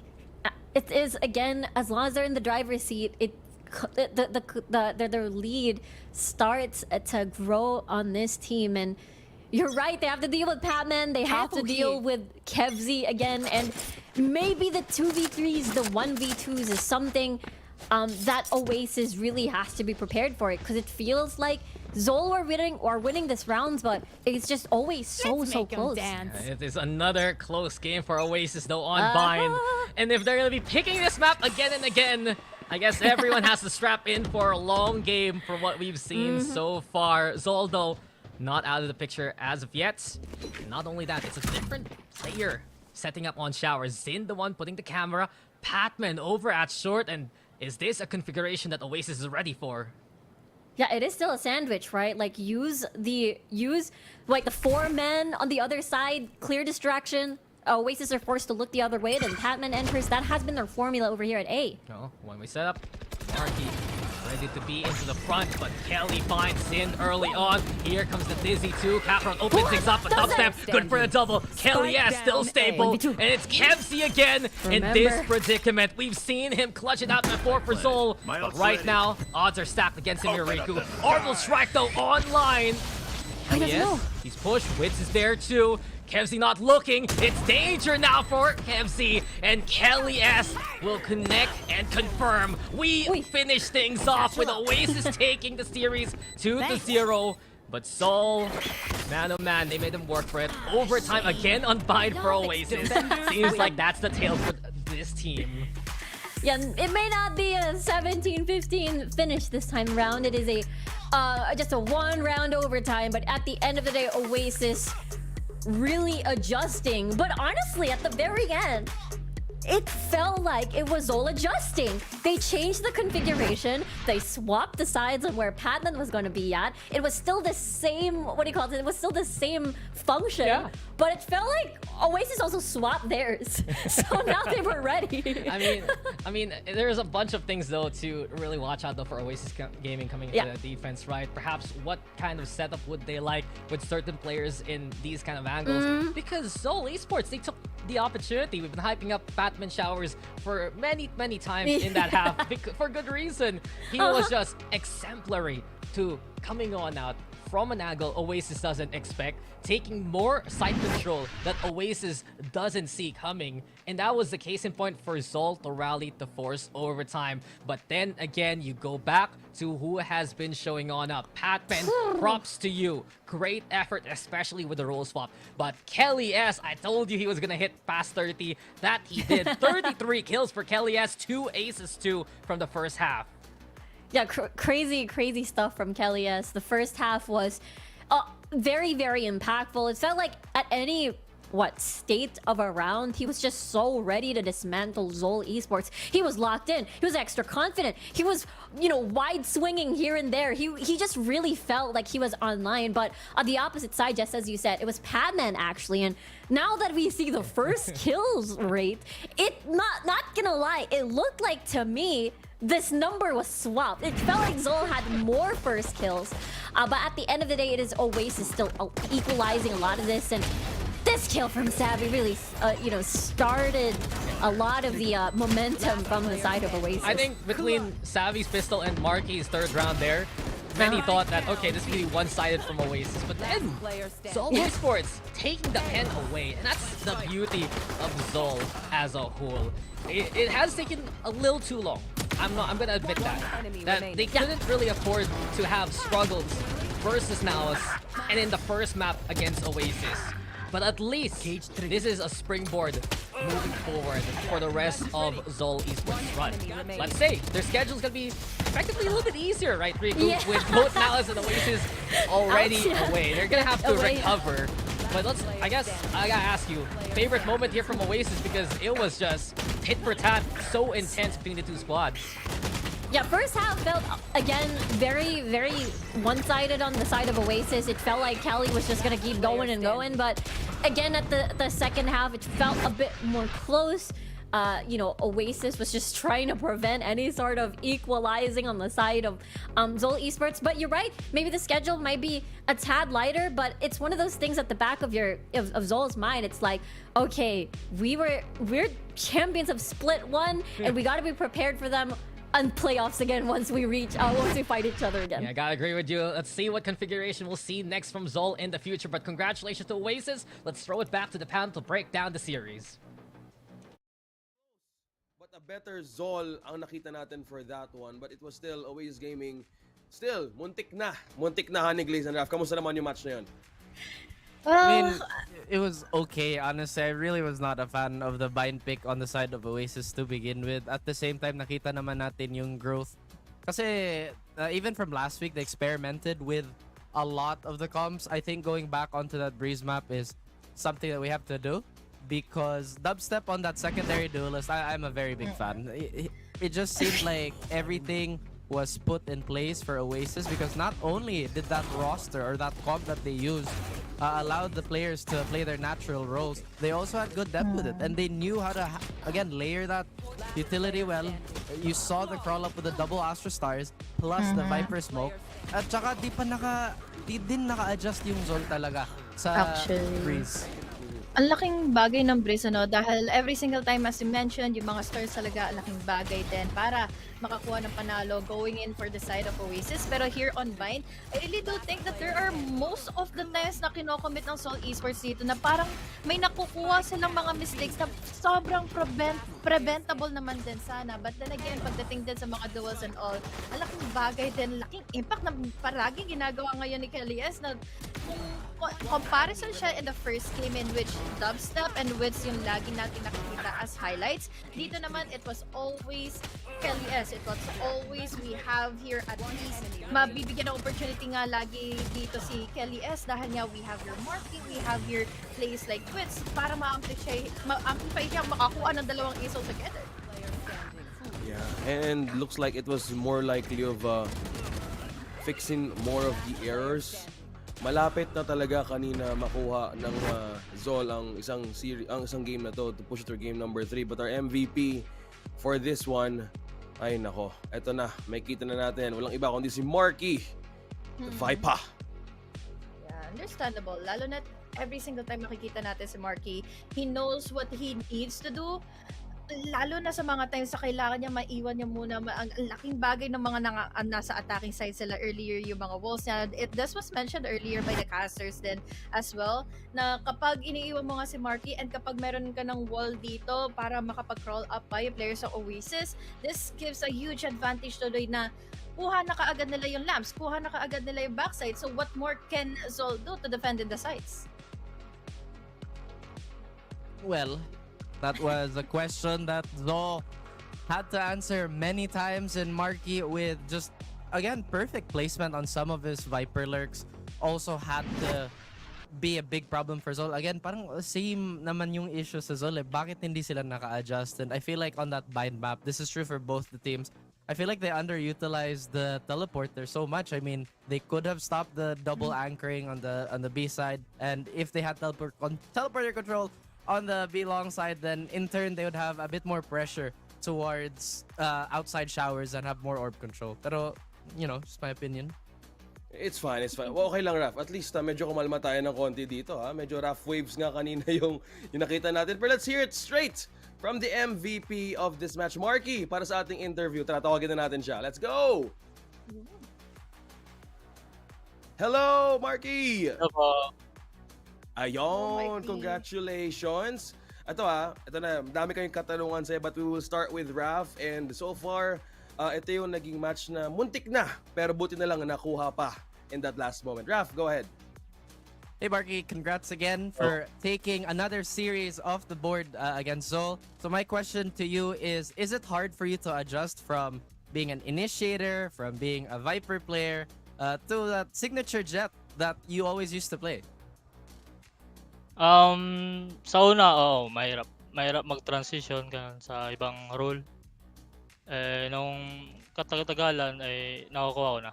Medyo gamay ko na. Iba't ibang agent. I see. Yan, congrats again. Ikaw, H, anong tanong mo kay Sir Marky? Nakita ko kasi kanina na nagkaroon na ng comeback potential nga yung Seoul Esports, and then you guys immediately golden for a timeout and all. So what were the certain adjustments na kailangan yung gawan ng paraan para at least hindi na nga makuha ng Seoul Esports yung mga overtimes na nangyari na nga dito? Siguro yung adjustment namin doon ay unahan namin sila barilin sa ulo. Uy, tama yun. Matik. Favorite call. What the wow? Yeah. Salamat, Marky. Congratulations for winning your series. Very straight to the point. I like it. Marky, alam ko, just to follow up dun sa tanong ni HG, no? Hindi naging madali din, and it was very close na pwede sana makuha ni Seoul Esports. I just wanna know, sino yung naging glue sa moment na yun na para mag-reset pa kayo kahit in the middle of that game? Sino yung parang gumawa ng call na kinailangan mo na kumalma para makuha niyo pa yung round na yun? Syempre, yung agile namin, si Kelis, na. At ang talaga doon si yung coach namin na kumalma kami. Yun ang sinabi niya, kumalma lang talaga. Kumalma lang. Alam mo, sobrang effective kasi no, kasi eto tama yun, kumalma. Pero isa pang question, kasi nag-i-interview talaga ako ngayon ng mga ulam na tumataas yung win rate yung isang team. Para sa inyo, ano yung naging winning ulam nyo para na 2-0 nyo yung yung series na to? Gusto ko lang malaman. Lempo. Ayun! Lempo! Grilled ba yan? Or fried? Grill. Ay, panalo. Okay, lilista ko to. Liempo, 100% win rate 4. Ito, Oasis Gaming. Thank you so much, Marky. Before we end, any shoutouts before we head on to a break? Shoutout sa Oasis, sa family ko, and sa lahat ng tao. Shoutout sa inyo. Ayun. Thank you so much, Marky. Congratulations.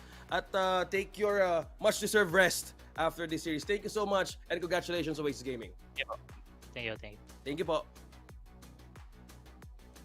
Oh, ayan na. Ayan na pala eh. Meron akong OSX. Ano? Ilang beses ko pinag-overthink yung tanong kong yun. Yun eh, Sinimplihan lang kitang-kita ko talaga na ni eh. Marky. But, well, understandable. Ganun lang din talaga Ganun talaga yung mga kailangan pros. natin understand din talaga eh. Oo, gano'n na talaga simple. Diretso sa ulo. One tap. Di ba, nakikita ko yun sa'yo ni Glaze, one tap lang talaga.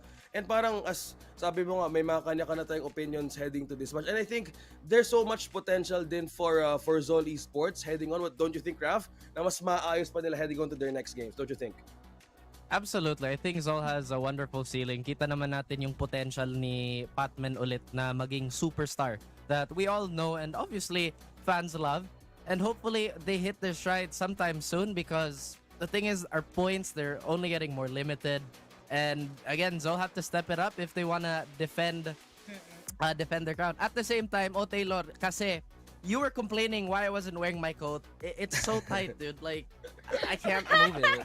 I hate it. I mean, not really. Napansin But kasi ni Tay na nasa Yun nga eh. upuan lang daw ni Raf. Kaya pinasuot na sa kanya. Na-conscious so ko lang. tight around my arms and my shoulders now. It's like, I don't know. Wow. What a flex. Wow. Parang sinasabi niya Low-key. kama OSX na na Of course. he is built now. Yeah. Raf, Yeah, dude. Yeah. It's gonna ruin the sleeve. I hate it. See? I love this coat. ingatan mo lang ha, it's #RafButtDiff. Built diff. Yan ang gusto ko sa'yo, men eh. Ito, feeling ko medyo kailangan din mag-step ulihan ni guys. Feeling ko kailangan din mag-workout. Kasi alam ko sumasayaw ka eh.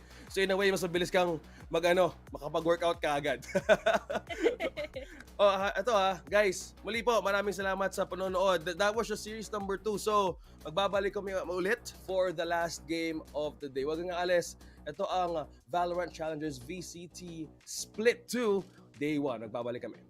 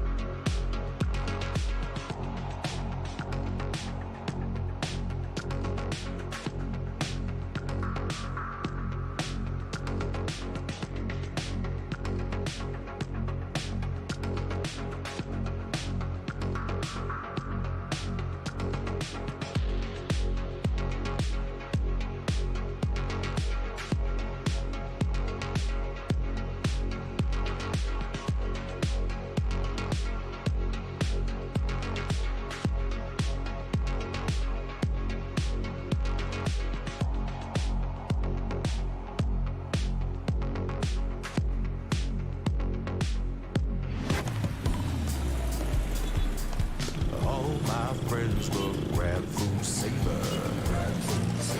Delivery fee is a lot cheaper. Grab food saver won't make it roll. Yeah, oh yeah. Grab food saver is the one to choose. Yeah. Grab food saver meals 99 plus.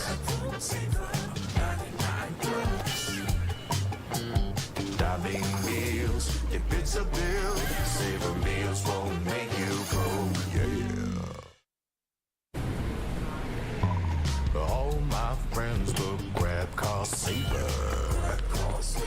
The grab car saver is a lot cheaper.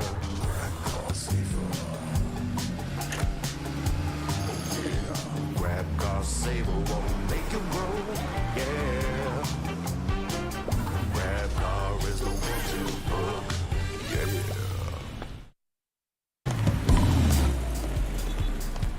All my friends will grab food saver. Delivery fee is a lot cheaper. Grab food saver won't make it roll. Yeah. Oh yeah. Grab food saver is the one to choose. Yeah. Grab food saver meals 99 plus. Diving meals, if it's a bill, saver meals won't make you broke. Yeah. All my friends will grab car saver. The grab car saver is a lot cheaper. Grab car saver. Grab car saver won't make it roll. Yeah. Grab car is the one to book. Yeah.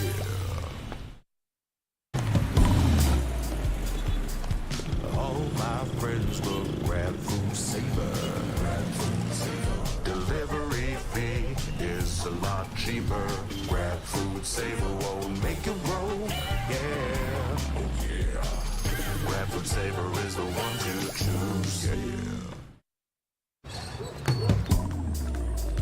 Grab food saver meals 99 plus. Diving meals, if it's a bill, saver meals won't make you broke. Yeah. All my friends will grab car saver. The grab car saver is a lot cheaper. Grab car saver. Grab car saver won't make it roll. Yeah.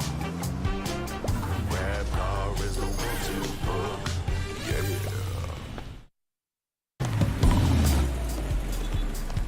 All my friends will grab food saver. Delivery fee is a lot cheaper. Grab food saver won't make it roll. Yeah. Oh yeah. Grab food saver is the one to choose. Yeah. Grab food saver meals 99 plus. Diving meals, if it's a bill, saver meals won't make you broke. Yeah.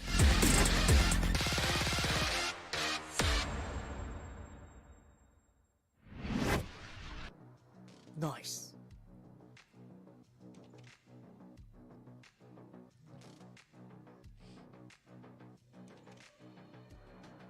Take 2 dahil week number 2.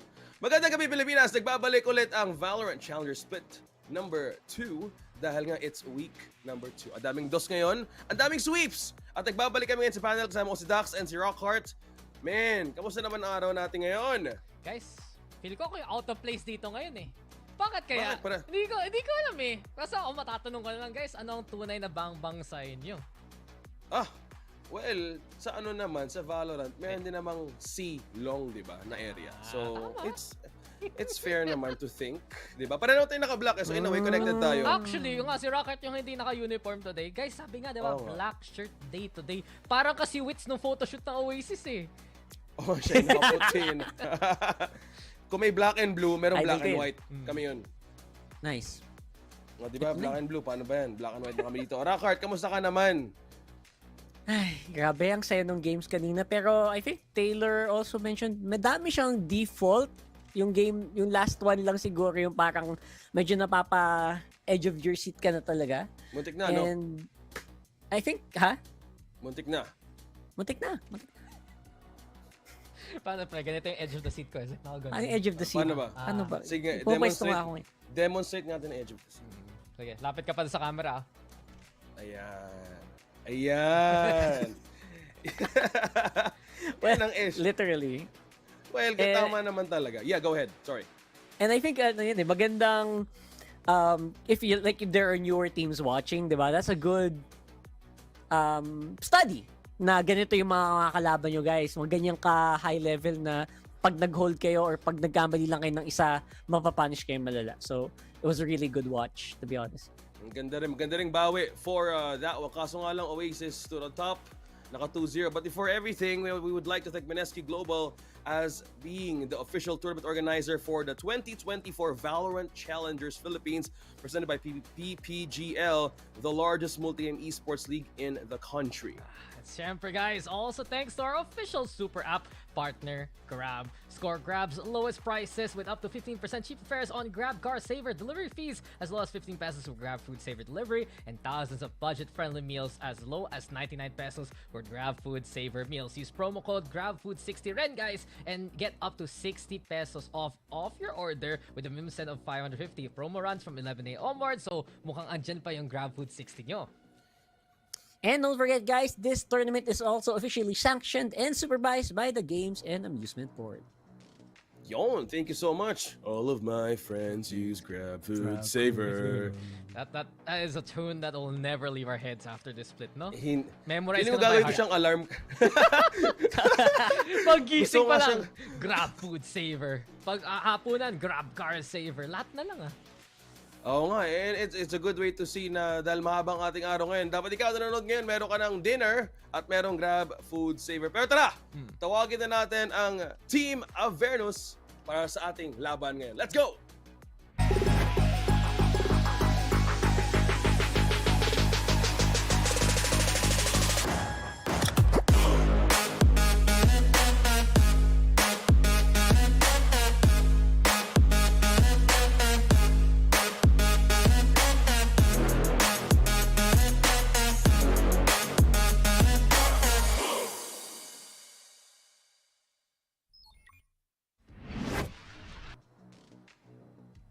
And these are the young guns of VCT PH, or one of the young guns here from VCT PH. It's Avernus Esports with Zeus Dance, XTY, Yor, and Slyzera. So they really did have a phenomenal entry dito sa ating VCT PH Challengers. Napigilan yun bahagya. Syempre ng Carti World, all fairness for Avernus Esports, nakabawi din naman sila agad-agad with their game with rank LQTs. And you know what? It's not that bad of a start. 50-50 for the start of the split. I mean, you're not wrong there. 1-1 na nga ang standing sila. They did pick up the series against Rank LQTs off stream. Grabe talaga, may ayufan pa nga dyan. No? Oy. Pero Yon! I think really the term for Avernus right now, guys, has to be innovation. Yung mga comp nila, kakaiba talaga compared to what we would expect. You go to Ascent, they're running that Phoenix Breach Viper. You go into Icebox, they're playing the Harbor Clove na medyo napapauso sa ibang regions. And right now, I think the best thing for Avernus is with all those ideas, yung execution lang yung kailangan talaga nila work on. With that win over Rank LQTs, yun yung first step talaga nila dito sa VCTPH. Well, And I looks think like a lot of that also kind of boils down to whether or not you're able to use those new agents. They were successful on the Clove, by the way. So, wow. Okay. So, I think the Clove is something na I feel like a lot of teams should utilize. Especially yung mga teams na, alam yung mga nag-transition from duelist to like controller, ganon. Nako, go for that Clove 100%. You're gonna have a fun time.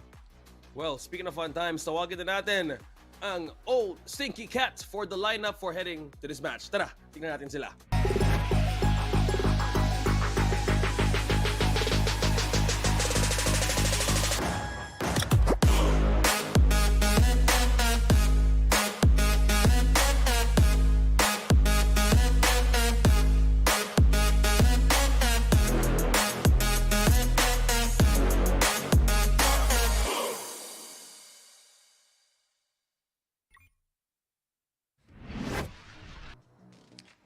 Is this the home of old Stinky Cat? Because guys, come on. This is the 4th time in a row we are gonna have them on for VCT PH.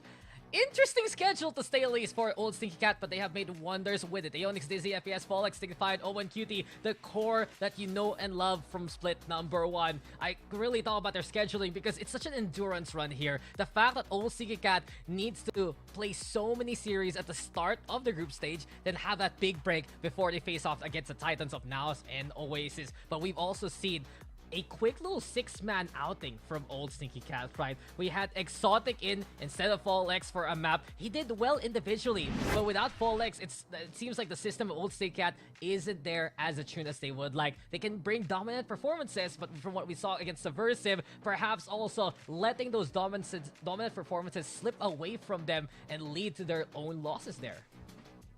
I feel like itong old Stinky Cat naman the raw firepower is there. Yung consistency na lang siguro, like you mentioned, like maybe your confidence should be there. High level dapat yan. Wag lang siguro sumobra. And those are the moments na pag na-reel in yan ng OSC, they could be really an unstoppable force dito sa VCT. Well, speaking of unstoppable force, tignan natin yung head-to-head heading to this match. Sino nga ba magkakatalo for this round? Tara, tingnan natin to. And especially, guys, Aeonix and Zenz. I think really some of the top performers here for these two teams, So not close. only sa stats mismo, diba? Pero dun sa mga linalaro nilang different agents. Aeonix, syempre, siya ang inaasahan mong sentinel usually para sa old Stinky Cat. Pero may mga times mag-reflect siya ng controller. Sa kabila naman si Zenz, usually initiator, siya rin ay mag-flex papunta sa sentinel mismo. But I think really, there have been high impact kind of players in clutch scenarios. Aeonix and Zenz can make a whole island to themselves and call attention away from the rest of their team. At kaya nga talaga, kailangan natin sila subaybayan kahit anong agent linalaro nila. And for Aeonix, actually, I've seen so many times na naka-hold lang siya in one angle. This is a very patient player. And yes, I think I remember that on the Cypher as well. Yung huling match na napanood ko for this guy. So, yeah, definitely guys to watch out for in this coming match. Well, speaking of the match, Rockhart, alam ko, last split, Stinky Cat was considered one to break the barriers. Well, go the distance. Well, since still week number 2, how's the promise or potential going so far? Kasi you mentioned about unique compositions from the other side of the team. So how about this time for old Stinky Cat? Meron ba kayong nakitang ganun to be consistent the other way around in split 2? Rocker, ikaw tinatanong. Ito, may look cut at na ako. There's a real literal... Nauna na yung aking old Stinky Cat. Actually, yung bango kayo, don't worry about that. Pero, I guess yung talaga kailangan natin pag-usapan nga is what happened without having Fallex into the roster. It was a lot of confidence that you said. Exotic, incredible performance. Really, that guy deserves a starting role in any kind of team. Pero perhaps, kung wala talagang taga-reel in when those familiar voices aren't there, because let's be real, guys, they're quite a young squad. They're very impressionable. Owen does his best to rein them all in. But it does happen na minsan nadadala talaga sila sa mga ganung klaseng games. We can't forget, that was 11-1 pagdating ng first half against sa Lotus. Tapos nabalikan pa nila ng Subversive. Tapos nakuha pa ng SPR yung overtime. Syempre nanalo naman yung old Stinky Cat there with their patent pending double ini, especially Gecko Sky, talaga mga favorite combinations nila. Pero kailangan talaga mapakita sila ng maturity given na tuloy-tuloy yung mga games nila sa schedule nila. And they also lost out on maps with the Gecko Sky on maps like Lotus as well and Sunset. So we're gonna have to really find some work there. Icebox, they also have not won there in that map yet. So these are things that maybe we can look forward to in the coming map dito. Let's look forward for the map V2 now. Dahil na-mention mo na nga yan, tara tingnan natin kung saan magkakatulo yung dalawang teams na to. Let's go. Ayan na. Nakita ko yung Ascent, yung Lotus. Syempre, pero anong... nandiyan lang sila, boss. Yeah. Yun yung una nakita ko eh. At yun nga. No, but I do want to point out that you made a good point about Ascent noticing that. Kasi yun talaga isa sa mga priority picks ng Avernus. Pag hindi yan binan ng Meow anytime soon, yan ang usually pipiliin ng Avernus. And on the other hand, Meow has been very interesting sa mga map pick nila. It's always something different every single day. Minsan something like Breeze. Minsan it's something like Bind. The first time around, it was Icebox. And it's a bit of a mystery what Meow will pick here, but Split, iba na naman ang pili ng Meow dito. Alright. That's gonna be interesting. I wonder if Ascent will make a pick here. Kasi so far, 0-2 ang Avernus sa mapa na yun. We'll see. Maybe, if ever you want to like pad your stats, make a play, this could be a possibility, but no, it's gonna be Icebox. Oh, I like this pick though from Avernus, looking to change that trend. And we go back to what me and Rockhard were talking about a while ago. When they ran that Clove Harbor, it was successful versus rank L cuties. In Ascent, it's an experimental composition. Maybe they want to go back to the drawing board. But given here, they're gonna get that last ban. To no surprise, they will ban Breeze, meaning we will still end up on Ascent anyway. Yep, Ascent on that decider. So Split, again, lubusin nyo na to kasi malapit na yata tayo mag 8.11. So almost might be one of the last few times we'll see Split on rotation today. Yeah, and there you go, guys. Split, Icebox, Ascent. I do wonder though what we're gonna get from Avernus coming into Split, just because I don't think we've really seen them play this map as Avernus within the regular season. I think you have to go back to perhaps from a regular location, look to see what they've done elsewhere in other previous tournaments. I do have to say though, like, while Meow has been innovating in every single first map pick, Avernus has a good chance down the line here. Icebox was their map win against Rank L. Ascent is something that they always want to pick up. And I dare say that there's going to be more confidence for Avernus even if they lose that first map. Yeah, I think confidence has always been key. When you watch Avernus, when they were in promo relegations, actually, alam mo ba, nakatakot din sila kasi they play off confidence. They play off 2-0s. They're very confident in their aim. Wow, what an unfortunate. OSX, san ka na, boss? OSX, Nami-miss bro. ka na namin. But yeah, I wanna go back to that promo relegation stat, right? I look back at who Avernus was before they were Avernus. Cop in Manila, I don't think I even saw them play Split during those times. So I wonder what's gonna be here for Avernus right now, because you have to go back to Old Stinky Cat instead. Let's continue on with this discussion, Rockhard. Old Stinky Cat have had a strong showing on Split. Even back in Split number 1, they have a 67% win rate, and they love to run that double duelist. It's a little bit different from the usual double innie, just because Dizzy's the one picking up that jet duty instead of something like a Gecko.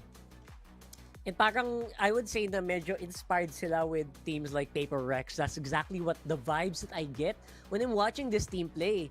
And luckily enough, I was able to cast their games, and that's exactly the kind of pace that I expect from this team even now. Because even in the games that they lose, they like to play fast. Like, hindi mapapagod yung mga caster nyo. Pag ito yung naglalaro, either they win or they lose. They don't care as long as we tried. I think that's the name of the game here for Avernus. And there are times that they will win out. Oo nga. At welcome back dito kay OSX. Nakita naman natin yung map pool, diba? Medyo interesting, especially na from what we've seen so far, Avernus can have a better chance the deeper this series goes. But I don't know about you guys. I can't wait to see how competitive this can be. I am a little bit afraid though for Avernus if Old Stinky Cat can put their foot down early on dun sa Split and dominate from the get-go. Sige, simulan natin sa predictions. I think dito lang tayo magkakatalo. Rockhard, wait lang Tingnan natin kung saan nga ba magkakatalo yung predictions nga ulit for this game. Kasi alam ko, madami ka nag-usap tayo beforehand. Ako, Old Stinky Cat, 2-0. Ay, talakas ng tiwala talaga. But I am inclined to really agree with you there, OSX. Old Stinky Cat, they can put up some of the best performances coming into Split number 1. And not only that, they're a team that's so strong at anti-stratting teams here and there. While Avernus has to be a wildcard factor, especially given that Split is a big unknown where Old Stinky Cat really struggles trying to figure things out. It's still that pedigree. It's still everything that they established as Game Lab, as OSC from last time around. So yeah, 2-0 for Old Stinky Cat. That's me too. Honestly, I'm an Aeonix fan and an OSC enjoyer. I like watching their games. Very chill and very calculated. Pero I'm gonna give the benefit of the doubt for Avernus here for this one. 2-1, most likely, if they're gonna eke out a victory. And I think they might eke out a victory dito sa map 1 and they might lose map 2 and map 3. 50-50, pero yeah. Try Avernus. Try lang. Balik. Okay lang yan, at least ikaw ang nakaputi ngayon. It only shows na yung maiba. natin, very dynamic yung ating panel ngayong gabi kasi kung pare-pareho tayong black, baka mamaya pare-pareho din tayong prediction. But it's good to know that there's also potential for Avernus to actually make it through. Again, sabi mo, they only step up or up their game from the game number 1 heading to game number 2. So doon tayo magkakaalaman on how they have fully prepared for this one. Pero ano ba to? Since you've talked about how you look at Avernus as a potential team who could have a double-edged sword in this one, how about old Stinky Cat? Is there any similarity in this playstyle in a way for this composition? Kasi kanina, there's so much unique compositions. Dax, paano ba? I think it's a little bit different actually. The contrast there is old Stinky Cat is more so that utility-based team. They're so good at playing off flashes from the likes of Dignified, any kind of setup from old Stinky Cat. They're able to find perfect timings with the swings as my little kitten's making some noise there too. So alam mo na kung saan siya sasali, diba, sa old Stinky Cat. Compare it on the other hand for Avernus, talaga playmaking as solos. Yeah, players like Yor, when they play something like Clover Phoenix, siya mismo gagawa ng mga plays. Si Zeus Ren, kayang-kaya mag-top frag, mag-pop off on something like the Jet. And while may mga players na talagang set-up, si Den, si Sly, na iba't ibang mga agents na pwede pa nga harbor ilabas dito ng Avernus for something like Icebox, I dare say na it's really the coordination of old Stinky Cat that's been established compared to the up-and-coming talents ng Avernus, yung maiiba talaga sa matchup na ito. Okay. Yes. So, madami tayong pwedeng i-expect sa laban na to. Let's throw it over to our casters. Painitin na yung series na to.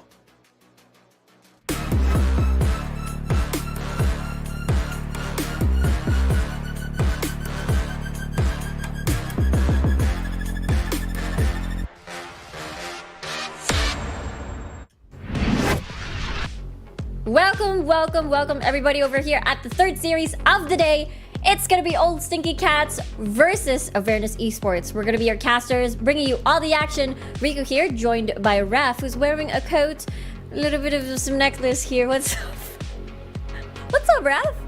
What's up, Raph? I'm good. I did not unmute for like the first 2 seconds, but I mean, anyway, that's my attempt at a Zoomer meme. Like, you know, just so our age doesn't show. For all you youngins out there watching the game, we're also watching a really young team. So good for everybody. What do you mean?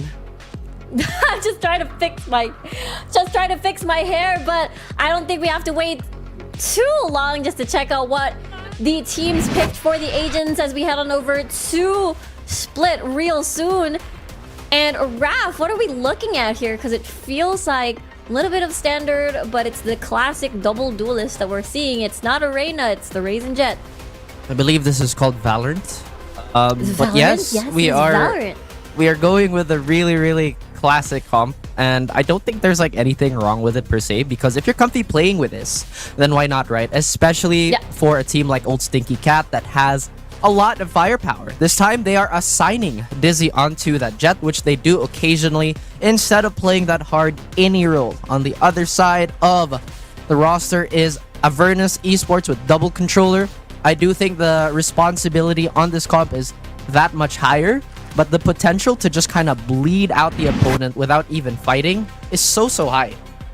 Yeah, especially if they're they're starting off on the attacking side first for this. And remember, old Stinky Cat, they are considered to be the middle of the pack. It feels like once the top names, Oasis, Zola, and then Naos, it feels like you kind of like see old Stinky Cats thereafter, and they've taken games off of the top teams. If it's not just a single map, it is a series. And one of the most iconic moments is possibly over here at Split, actually, where Fallex was just completely really locked on here on this raise. Locked in, huh? So we are locked in, chat. We are here. Locked in. Your unks and aunties are here to hit you with the Zoomer memes. But I do agree with those sentiments, you know what I mean? I wouldn't necessarily say old Stinky Cat is a middle of the pack team, but they're a certain start, they're right? up there. Yeah. Yeah, because I think top 3 arguable, and then Old Stinky Cat. But then Old Stinky Cat could make a case to be 3rd. At the same time, they've just been a little bit shaky on the first week for them to be considered at the top. But that being said, I think they have overtaken Seoul. Yeah, absolutely. This is the 3rd game already, and let's get the show on the road. And let's see here how this is gonna pan out, because Meow is a 2-1, I believe, on the standings, and Avernus is 1-1. That is indeed correct. So this is definitely a power play between these two. As Avernus does have a lot of upside. I think XTY is really good, but wow. Grenade! Bolex starting it already. And Zeus, honestly, this is a pretty good matchup, to be honest. And Dizzy with the Jet, the duelist, doing a lot of work here for Meow. It is a lot of work. And now with Avernus losing the flash and the passive info gather, then perhaps they might just be forced to be a bit more active here. They're going to get this plant while they can. They're going to let it rip. But look at this, full force going to B. Exactly, Dizzy might be the first contact. Paranoia is going to get the one right-click headshot onto Dizzy. Able to get one at least, but here he's all alone on his lonesome, and Meow rather is going to be winning the pistol round. I am now trying to calculate if Meow was very good at pistol rounds, because I don't think they lost the previous pistols. I'd have to pull out a stat sheet. You know, that's why we have technology, guys, and not relying on our memory. But with that being said, I really do appreciate teams being more proactive, taking that space towards B, because there was a long time where if we have B, as long as you have pillar and as long as you have default, you're good. You don't have to extend. But now it seems that the philosophy of attacking this B site has changed. I feel like for the better. That's true. It still feels like the path to victory over here is just get a lot of mid control or get a pick or whatsoever. Might see that firstly, but they back away instead. That they do, and again, they don't really want to commit anything here. There's a lot of smokes. Oh, and the IGL that does it all to set an example for the rest of his team. It is the controller versus the duelist, and it's gonna be an intense brawl onto these sites without one of your duelists. Actually, the only one is a single duelist comp on the side of Avernus. Let's see though, 60 seconds on the clock here. That's a lot of time to play with, and Aeonix, he knows the assignment, but supposedly Meow shouldn't be taking these 1v1s, I'd be assuming. Let's see. Maybe they'll get the 1v1s because Meow is giving a bit of space backwards instead. There's still the guessing game involved. There is a tripwire onto tower, so they do have an idea, but this call coming from Meow will pay off soon. Left. Well, they better answer the phone, as this eco round, which is very unlikely, by the way, on Split, a map where you want to snowball on, is very dangerous. Yeah, sees the shoulder, guardian shots onto the bodies of Avernus. It's only one left over here on the rafters. 12 HP, 9 seconds on the clock. It's not a lot of time. The spike's in the middle of nowhere, and the win of this second round of the Split will be a little bit of a slow-paced, round, and a 3 upgrade to boot. I'm not sure how to feel about your getting a free bulldog out of that scuffle, considering that Meow had a lot of resources being dumped into that. Not only just guns, but you saw the early utility, you saw the early peaks, just the intention to snowball, but there were gaps. And I mean, pretty noticeable ones. You're picking up that bulldog, as I've said earlier, something that Meow wanna avoid. And look at this. Because of that, this bonus round is infinitely worse. Yeah, I got to save a little bit of money there, but let's see. It's always the tussle in mid here for a Split. And considering that again, no Viper, no Sage, it is going to be mostly the Omen smoke covering this. Smoke that doesn't last for too long, in all honesty, but it is going to be serviceable. Look at this, they're hunting for the timing, and they'll immediately back out again. A lot of respect here. They've fallen onto first blood in the past before onto mid. They don't want to lose their bonus. Not at all. I mean, Avernus, I like the way they're playing. They're really divvying up the map, pressuring everywhere. So far, the only presence that they haven't shown is towards A. But at the same time, Meow has a lot of the reinforcements there. A late rotate could perhaps be what's brewing for OSC. Avernus want to capitalize on this type of timing. The timing is going to be 40 seconds on the clock. With smokes coming through from your end, the paranoia, they already have an idea. It's going to be a B hit. Zeus, just short little jump here. Everything's pretty much clear, but the next half of the map is still right open. Aeonic steals first blood. It's like Zera is gone. Zeus is gone as well. A lot of kills on the board on the side of Meow, and the bonus will not go to Avernus still, and it's only up to XTY to salvage this round against 4 members of Meow. And that's going to be a 3-0 start. Really good stuff from OSC. Hey, that jump was not short. It was fun-sized. How dare you? It was fun-sized. It was a fun-sized hop. Short is okay to say. I never said short wasn't okay, you know. That's fair. Shout out to our dwarves and halflings. Thank you for the shout out.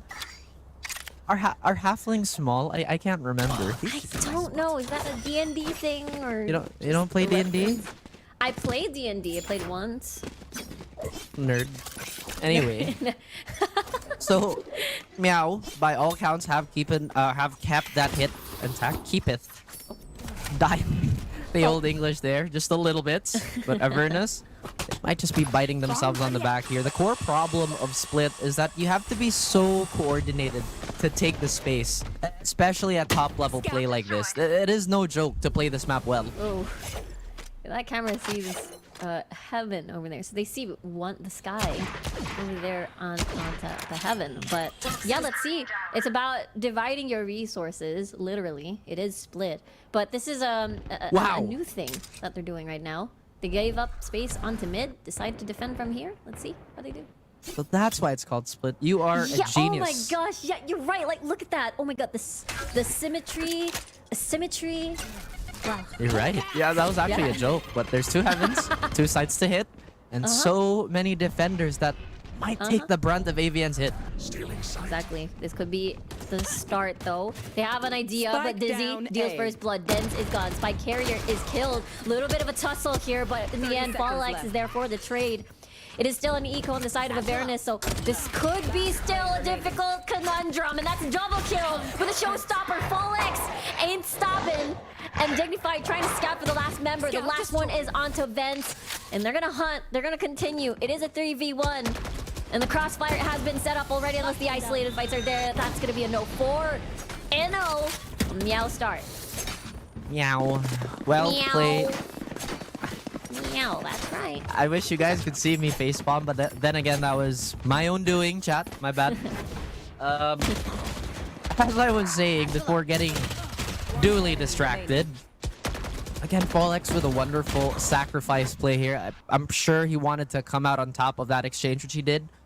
At the same time, Avernus, it just seems like they're trying to brute force their way onto a site. I get that they are gathering info early on, but you see that the intention is great. The execution might need a little bit of warming up. After all, it is their first game of the day, so we might just have another closed map here? Question mark. Question mark? Always the map 1s and then the map 2s for some reason. That's like, true. It totally becomes the complete opposite result of the first one. But yeah, like I feel you're right. Avernus has the idea, but the execution. Gecko with a Paul Phoenix hair, very cool. That's true. Oh yeah. I have a hard time against that character. That's okay, you're a Xiaoyu player. Do you know any better as a Xiaoyu player? No, I'm joking, guys. Play whatever you want, play whoever you want.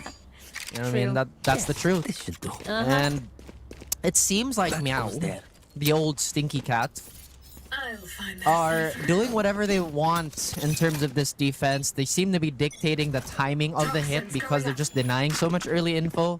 And now it looks like they're going for more passive stats here, right? Avernus might be thinking they might flash out of this rope position again, so they're wary of it. But looks like they're more assertive. Yeah, they're definitely more assertive. They already smoked out Vents. Possibly no one's going to try to push that. So now, how do you get these first bloods? How do you win these duels? Because it feels like now, every isolated fight, they're winning every single one. Paranoia Ionix in the background, by the way, getting first blood for the team, and they can't even penetrate through this area at all. Not at all. And it's just been an iron wall of old stinky cats. But one cat has fallen, and XTY will make sure that he gets them. I'm sorry, I lied. Spray down enough. Look at the layering of these smokes on top of each other. One expires, and here comes another. Actually, that's their smoke from here. It's gonna expire right now, and a fight ensues. You're really nicely done. All according to plan here. 3v3. They may not have control on the site just yet, because Dignified is on his way. He's already on top. 2v1 situation. Dens with a half 30 HP. seconds left. Tries to dodge the flash. Wants to clear alley, but Dizzy says nope. And it's still a sweep so far, the 5th round. Well, 4 is an unlucky number in a lot of our cultures. So, you know, make it 5-0, why not? Call the cops, because this does look like a straight-up robbery against AVN and the gang. And this is a team that did come from relegation, if I am not mistaken, right? So I will always applaud teams that make that long journey, because it is such a wonderful thing to see all these new players show up and strut their stuff. But of course, there is the other team that is very, very willing to take the spotlight away from you, and currently it is the old Stinky Cats and Avernus struggling mightily. Yeah, all these duels, the 1v1 so far. It feels like once you initiate a battle, it is Meow really, you know what, just, you know, Marky said, whoever hits those headshots first, that's the goal in mind. And so far it has been a utility battle at first, but so far the peaks are not working out for Avernus. Not at all, and you see why. Again, it's just so uncoordinated at the moment. Avernus stuck in a maelstrom. They do get the trap confirmed, but XTY has found one.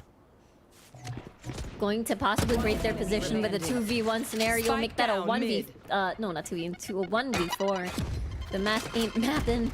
And now Vents again feels like the end of a storybook constantly here on these rounds, and the dominating performance from Meow continues. They think we wouldn't. Try to think of a clever word here to match dominating.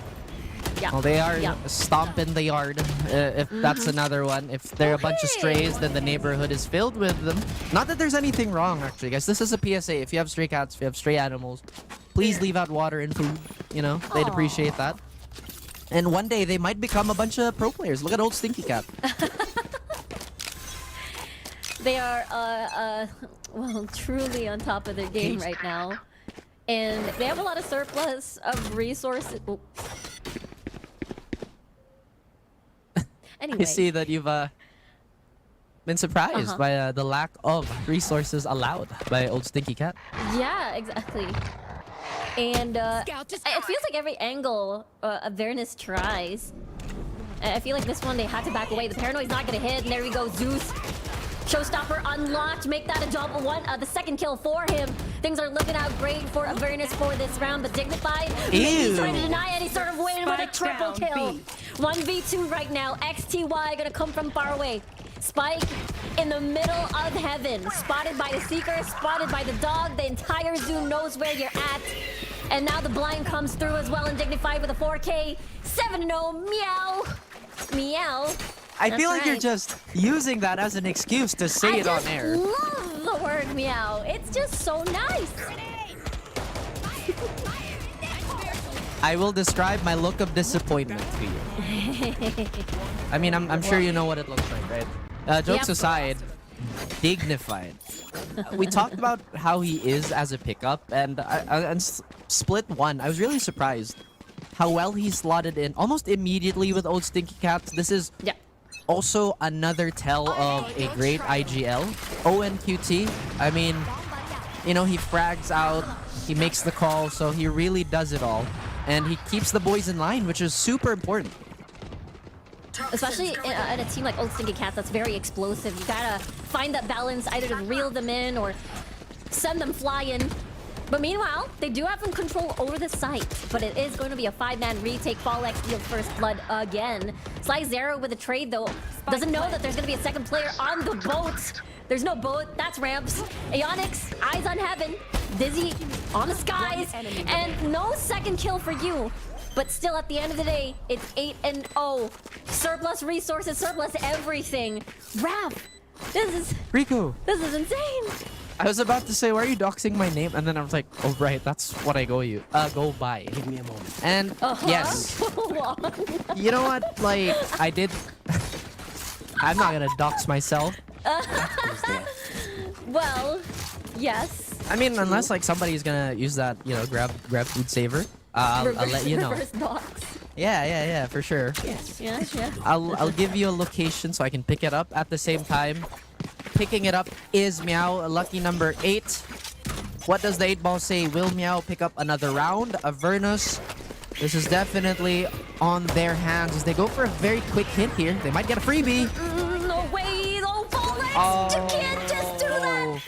What is happening? Even just showing a lot of style points onto this round.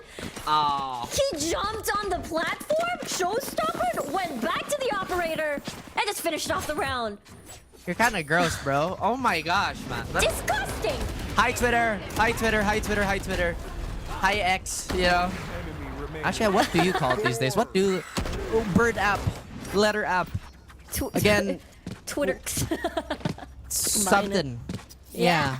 But Paul X, showing why he was always on the front line for Meow. And lest we not forget, he's quite flexible. Operator, rifle, backline, front line. He's been really good.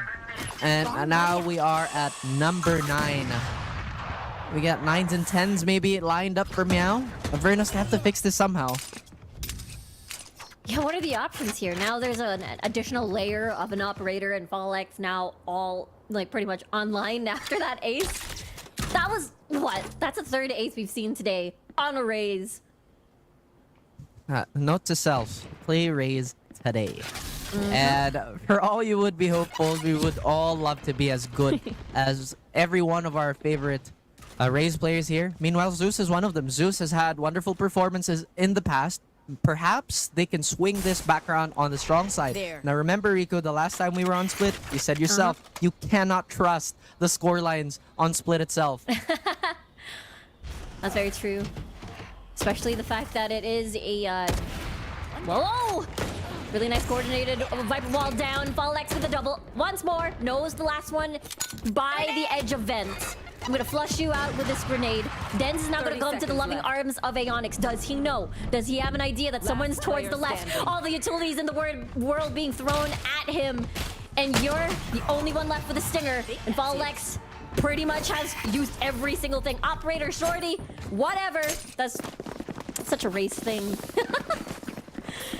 Man, I really want to cheer for Avernus right now. And again, this is a team with an extremely high ceiling, I would say, or a decently high ceiling. But at the moment, the map mastery is such a common problem for teams that do come out of relegation, right? Especially with ones that need a lot of coordination like this. They keep getting picked off before they can set up a play. They're not countering it with utility. And it just kind of snowballs from there. You know? But again, guys, don't let the scoreboard fool you. Don't let the 10-0 fool you, because comebacks are very, very real on this map. It's very true. So far, though, Meow feels like they have complete control. They're gonna let them go to the site, and it's just gonna be a classic retake for them. Spike planted. Oh no! Why are we leaving the controller alone, guys? I still got your, so we'll have to see. Trying to go from far away, try to spot out any sort of flank whatsoever. One as is at ramps. Zeus trying to guard elbow. All the flashes in the world. Just seeing lights at this point. XTY though with a double kill, make that a third for Avernus. This could be the round to stop the momentum. And there you go, the first round win for Avernus over here. Could be a start. Could be a start of something new for Avernus as they finally get themselves on the board. Granted, it might not be too late. One more round could make this comeback that much easier. They win pistol, and it might just snowball from there. But the pause here immediately by old Stinky Cat, thinking this is unacceptable.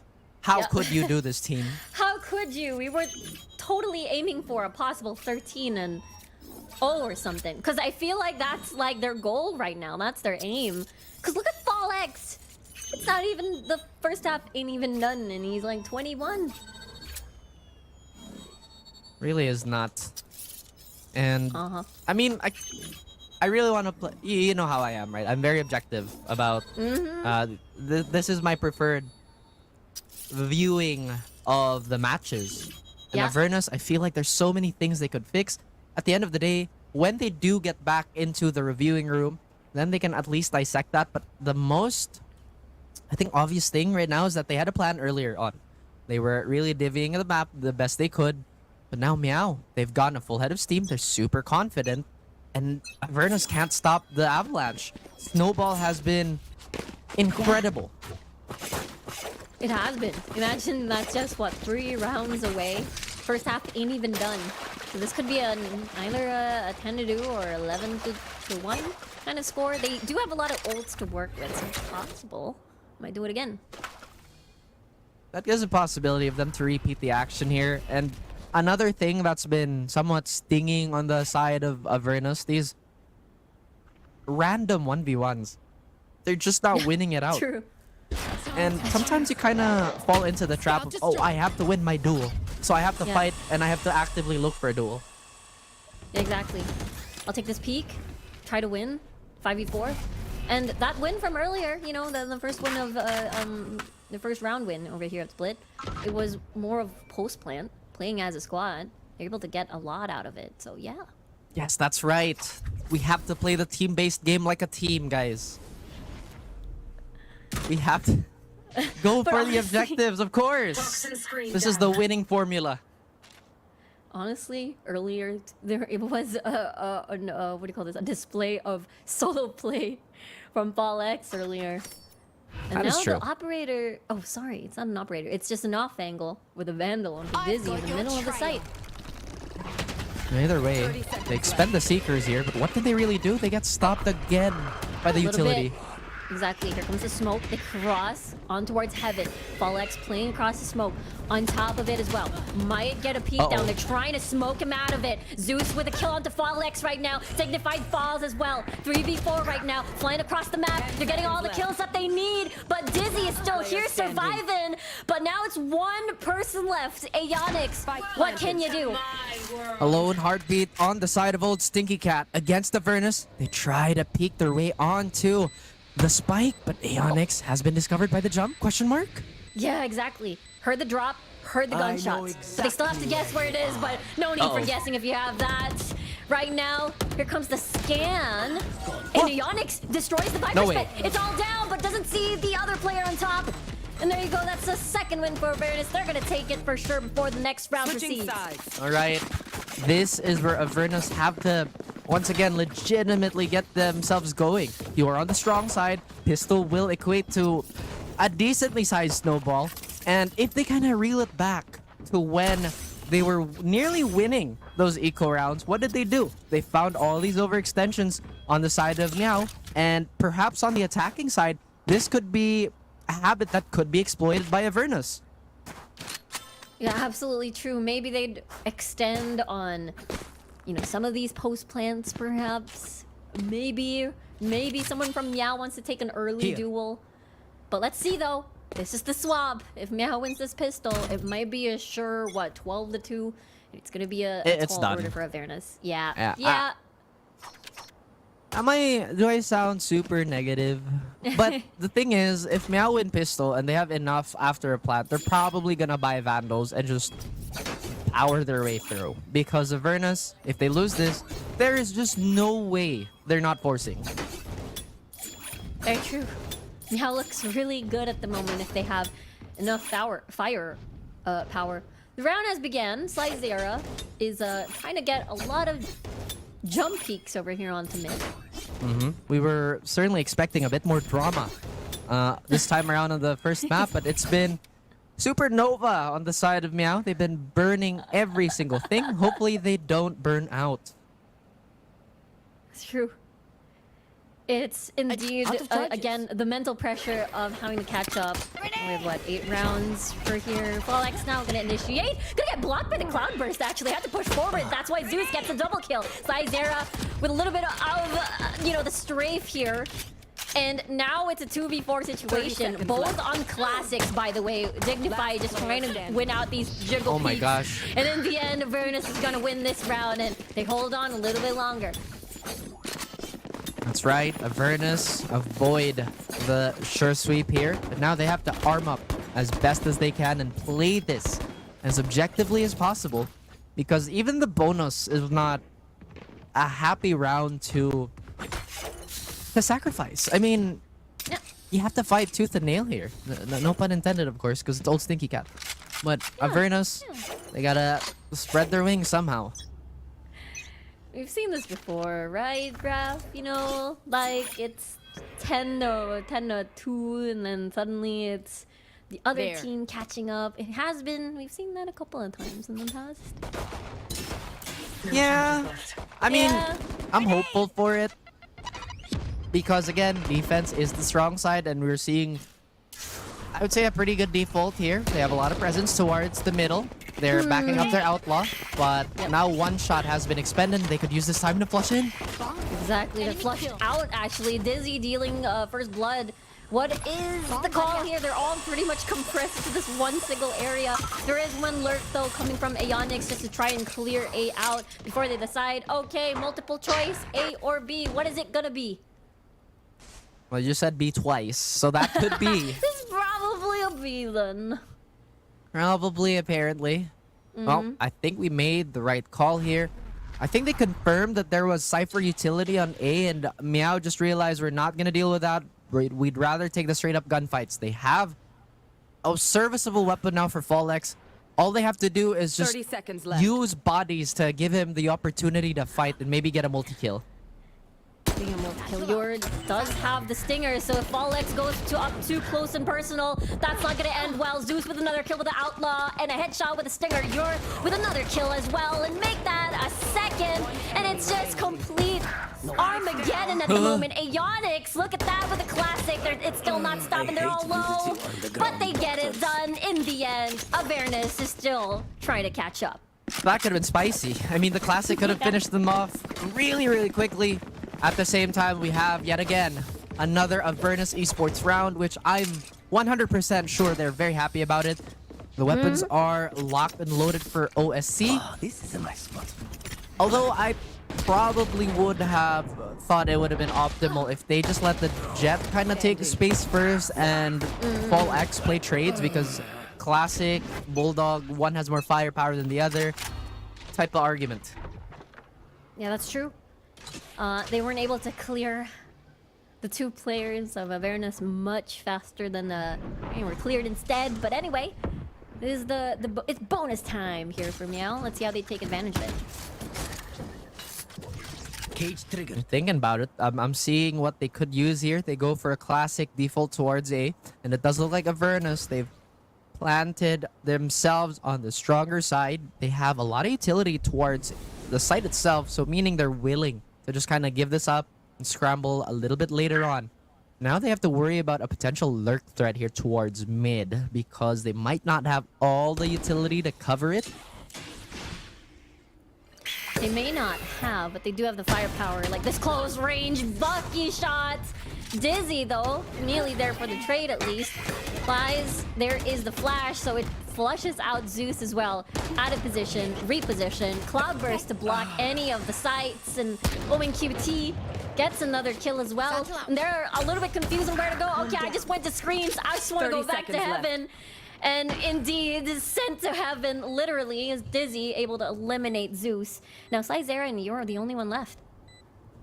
No juice on the side of Zeus. Lion, you're looking to pick it up. Maybe they have something to say about this, but do they check for Dignify? Let's see. Check the corner to the left. Or to the right. It's actually your left. Oh, 50-50. The 50-50. Yes. Yes. The Vortex.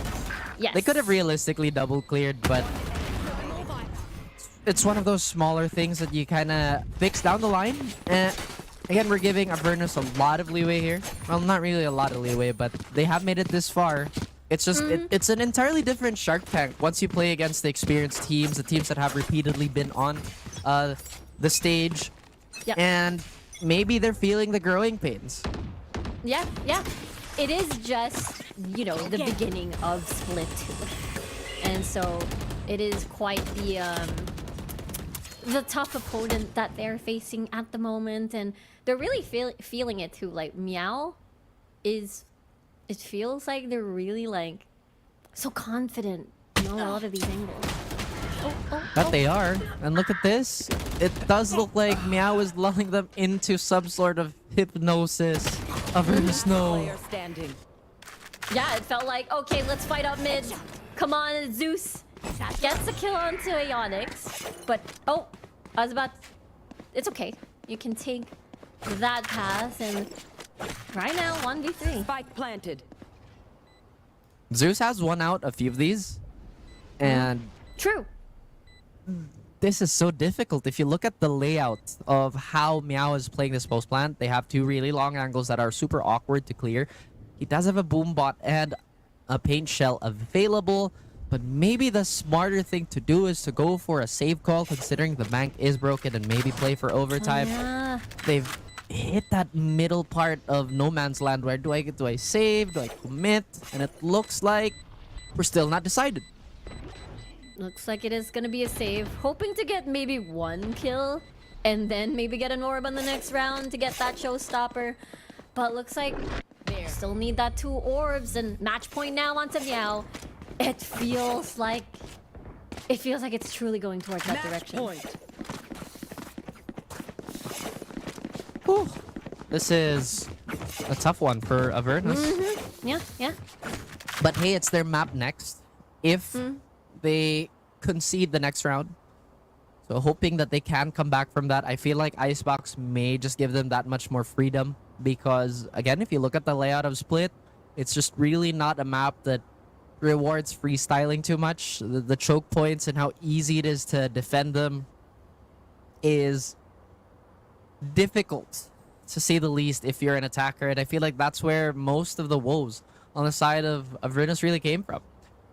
Yeah, that's true. I feel like this map in particular really holds, you know, the way that Avernus plays a lot. Because when we look back at Icebox, it feels like almost the complete opposite, where, you know, Zeus can just fly everywhere, take advantage of the verticality, but there's just too many choke points before you actually reach, you know, the barrierless sky. And I think it's holding Zeus back a lot, because I feel like when they win games, we can see Zeus really deal a lot of multi-frags, you know? Well, that's definitely what they want to do. They really want to get as many kills as possible, as quickly as possible, but the hard stuff is OSC itself. Fallex has been having quite a game, followed by Dignified, who's been really sharp. Now they go for something a bit more hyperactive. Proactive. This is definitely the active indeed. Fallex dealing first blood. They have full control of the site now. Seeker's activated too. They want to win. They want to move on to the next map here, but let's see how Avernus is able to extend this further. Is this the coup de grace? Oh, the answer back though. They get one. Dizzy is all alone in this corner. It's a bot, and then it's a dog right after. Dizzy holding down the line here as well. XTY getting a kill, but trade immediately. Zeus, that's what I'm talking about. 2v1 situations all up to Ionic showstopper to the face. Triple kill. That's what we want to see. And there we go, 5-12. They're still holding on to this map. I'm just saying the Raze players today have been ulting themselves, including a few other players. Yeah, that's true. But hey, it's still winning the round, so I don't think it's that much of a problem. I don't think we've seen an unsuccessful Raze ult that way so far. Yeah, I mean, as long as there's another player alive, which is Dens, to get the defuse. And they have 3 ults as well. This is going to be incredibly important for them this round. Indeed it is. And they have a chance to break the economy of Meow, potentially giving themselves that much more leeway. Although the Blade Storm and the Showstopper are close to activating, Ooh, this might be a difficult round for Avernus. Especially when they're not contesting the orb like this too. I mean, earlier you tried to throw the smoke out, but perhaps an overextension. You know, the passive threat of the smoke. Sometimes enough to keep teams at bay. That's true. It felt like they want to conserve a lot of their resources a little bit. One at mid and one little bit over here at the tail ends of garage. Alright, they're still stuck in garage. They can't get the door open and the car won't start. As Fall X might just jumpstart everything. Hotwired. Exactly. Engines running. Zeus just wants to go away, but here we go. Fall X with another kill as well. Dens with a trade. Almost immediately into XTY, the only one left here. Running towards Ali, and now they know where he is. And he has no choice but to reposition and keep Meow guessing. But will he commit? Will he try to clutch this out? I mean, Dignified's half HP. That's something that they have to take into account. XTY does have neural theft. If he can get this, then he might just have free reign over everybody else. But Meow slowly covering all the bases here. Oh, man. That is indeed the way that it's gonna go. Old Stinky Cat, a complete steamroll over here onto Split. And honestly, this feels like the old Stinky Cat special, Ref. That is true, you know? The claws are still definitely there, and you saw that trading system that's been pretty much trademarked ever since the conception of this team. You saw how they were so ready to take the damage and perhaps just go swing after their teammates. And the confidence, you know, you saw the confidence all the way through. Fallax had a wonderful ace. I feel like that was one of the funnest ones of the day. And like you mentioned earlier, they dominated that map 1. Yeah, honestly, that's a highlight reel onto the side of Fallax there. Imagine it was 2 operator kills, Ice Satchel on top of the platform, Showstoppered again 2 times. Oh, sorry, kills 2 rather, and then Quick scopes. operator again. That's crazy. Yeah. Indeed, I have it no is. words, Ref, because honestly, I mean, we were really we expected OSC to win, but the first half was just a complete, shocker. You said it, you know, one of Spider-Man's, I guess, most prevalent enemies is the Shocker, and OSC have completely electrocuted AVN into paralysis. Hopefully this shakes off moving forward into their own map pick. Like you mentioned, there's a lot more verticality, there's a lot more allowance for movement-based play on the next map. But for Split, the woes were definitely very obvious. None of these teams did get the thrifties, but having 14 first kills to 4 is staggering. OSC, their confidence just through the roof today. Oh yeah, absolutely. The fact that again, the first half felt like, without the operator even onto the equation, it felt like it was just first blood like duels, and after that one wants to trade, but again, you know what I mean, right? Gets a double kill. Like, they wanted the buddy system to work in their favor, but in the end, it's the multi-frags of a single player, especially Fallax here. That's why he was able to get a lot on his KDA here on the board. There seemed to be a lot of uncertainty on the side of Avernus, or maybe just respecting the utility too much. Probably, I mean, yeah. it was a single flash, it was a single nade that kept them at bay for most of those rounds, and I feel like OSC saw that weakness. This was a crazy highlight. He lands that one, and he... quick. Super quick. Yeah, it was just uncertainty. Perhaps this is just the shakes finally getting to him. Again, newer team, so it is definitely possible for that to happen. But they did answer back in some of those rounds, which is a bright spot that they can probably get back to. Yeah, perhaps that, maybe Avernus a little bit warmed up, especially that it feels like the wins will come from once Zeus is online. It felt like he was getting there, but the problem is it felt like a little bit too late already. It was, just a 2 rounds away of Meowth for reaching that map win. So maybe if they reach that, online, mode much earlier, perhaps they would have a better chance against Meowth. That is true. I also think that they have to stop being so dissuaded by that single piece of utility. But with all these potential fixes that could go into the way of Avernus, we will have to go into a short break, guys, so stay tuned. A lot cheaper. Grab food, saver won't make it roll. Yeah, oh yeah. Grab food saver is the one to choose. Yeah. Grab food saver meals 99 plus. Grab food saver 99 plus. Diving meals, if it's a bill, saver meals won't make you go. Yeah. All my friends will grab cost saver.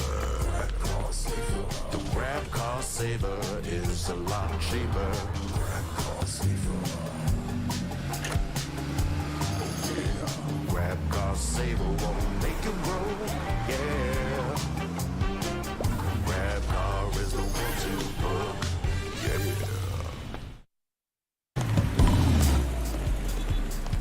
All my friends will grab food saver. Delivery fee is a lot cheaper. Grab food saver won't make it roll. Yeah, oh yeah. Grab food saver is the one to choose. Yeah. Grab food saver meals 99 plus. Grab food saver 99 plus. Diving meals, if it's a bill, saver meals won't make you go, yeah.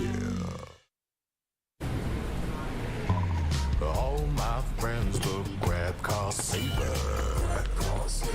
The grab cost saver is a lot cheaper. Grab cost saver.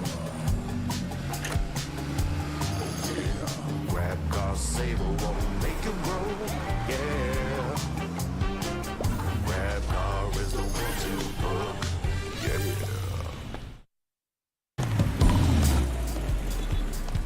All my friends will grab food saver.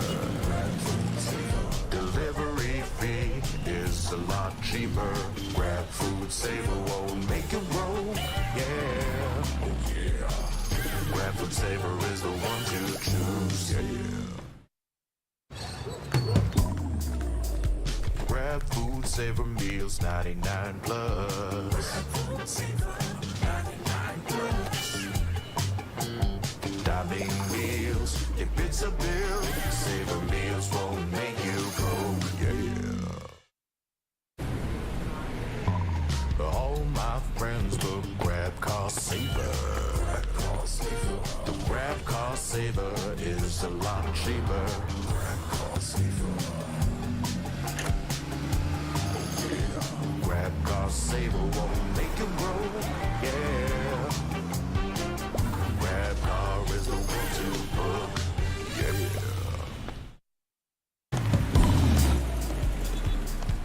All my friends will grab food saver. Delivery fee is a lot cheaper. Grab food saver won't make it roll. Yeah, oh yeah. Grab food saver is the one to choose. Yeah. Grab food saver meals 99 plus. Grab food saver 99 plus. Diving meals, if it's a bill, saver meals won't make you go. Yeah. All my friends will grab cost saver. The grab cost saver is a lot cheaper. Grab cost saver. Grab cost saver won't make it roll. Yeah. Grab car is the one to book. Yeah.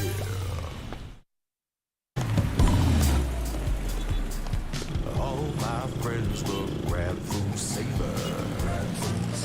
Delivery fee is a lot cheaper. Grab food saver won't make it roll. Yeah, oh yeah. Grab food saver is the one to choose. Yeah. Grab food saver meals 99 plus. Grab food saver 99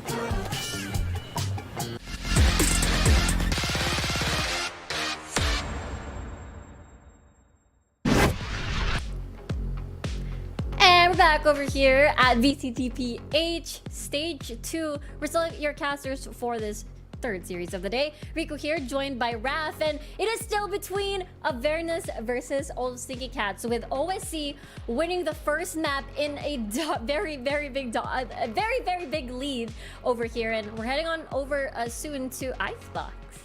Oh, I mean, this has been a darling of our local community for quite some time, and for good reason. I feel like it's becoming the next Ascent in a way that truly. everybody's kind of getting good at it. Although the compositions are much more creative, in my opinion. We see the Gecko here and there sometimes. We even see the Harbor, as Dax would love to mention. And hopefully this might be the second wind, the second icy wind that Avernus need to get themselves back into the series. And maybe even the third 2-0 that we're going to be seeing, because honestly, the trend for week 1 felt like just a lot of overtimes, you know, here and there, just long extended overtimes at that. Map 3s as well felt like the trend, but today, I don't want to curse it just yet, but honestly, Meow is looking really good so far in the series. That they are, and it feels like we are, you know, getting a peek of what they could be at their peak. Yes, a sneak peek onto the peak of OSC. Again, not to confuse our newer viewers out there, they have made it to third place, I believe. Last split. Yes, it was either last split or a few splits ago, but this is a team that's consistently in the top 4, top 5, bare minimum. And they're really showing their stuff here. I mean, this is not a team that's easy to handle by any means. Their firepower is present. They keep their plays as clean as possible, and they know what maps they're good at. Yeah, honestly, exactly. Like, I feel like once you give them enough space to play make, they're really going to not hesitate to take it. And I feel like maybe the lack of that pressure is what allowed, you know, Meow to just constantly attack from different points of the map, or you know what I mean, right? Like, I feel like if the lack of pressure truly made them fly across the map. I mean, you said it. There was a fun-sized hop earlier by X, but it doesn't mean that they didn't dominate the space all across the board. Pardon me. Absolutely. Yeah. Hopefully they don't choke as well, just like I did. Yeah. I again, right now, since Split 2 is such a very important split for a lot of these teams. Everyone is always looking towards Ascension, Tokyo Ascension, and it's not only about winning a lot of these games, but making sure that you win cleanly. Make sure that you're, you know, not throwing rounds and stuff like that, just maximizing and just making sure that you're very consistent. Because when you look towards an international tournament that qualifies for VCT Pacific, of course you want to be your best, because there's a lot of other hoops that you gotta jump to really, you know, reach that stage. Yes, a lot of hoops and a lot of hurdles that kind of have to get over. The standards, they just add up, you know, they keep adding up. I think Pacific has been a lot better in comparison to previous years in the past. I mean, you know, it's not like we just won a Masters or none. You know, I'm saying we're keeping it light, we're keeping it humble, but we're getting better. We're getting a lot better. Oh yeah, for sure. I think again, the region as a whole, I think everybody's like all very fired up, you know, and you know, going back to, you know, to our region over here, and you know, compared to Split 1, it's from I believe 8 teams. Now we've got 10. So the competition is like really intense now. And honestly, it feels like, you know, when we look back at Split 1, you really want that buy slot, you know, because it's single. The crossover matches are single elimination, guys. You want that buy slot to make sure that you don't. Yes, it's so single important. So yeah, so you just wait for like the, you know, the your next match. You get to review, you get to practice a bit more. So I can't really emphasize enough what happened in Split 1, where, you know, just 1 point away there was like ties and stuff like that. So cannot emphasize enough how each series are just really important here. That's true. So you got to pick up on everything you can once you're watching these games as a team. And I feel like I say this every stage, right? But the level of play has gone up. If not like the ceiling, then the floor has definitely risen, and that even our newer players are getting that much more competitive. A lot of talent is coming out of the woodworks, and you know, that's just a sign that our scene is still very much alive, very healthy, and very willing to compete. Yeah, exactly. Like when we look at it on paper, mechanics wise, it feels like everyone, you know, like the levels doesn't feel like it's that far of a gap. But when it comes to experience, that's when you truly see the big difference. And now let's take a look. You mentioned creativity, Raph. Now I'm seeing the clove. It's a double clove over here on Icebox. I mean, we've seen this before by old Stinky Cat on a different map, and it's actually Exotic playing that, not Fall X. They want to retain his immediate dashing power and space taking with that said agent. Meanwhile, Exotic, one of the more dangerous aimers we've seen, one of the younger players too.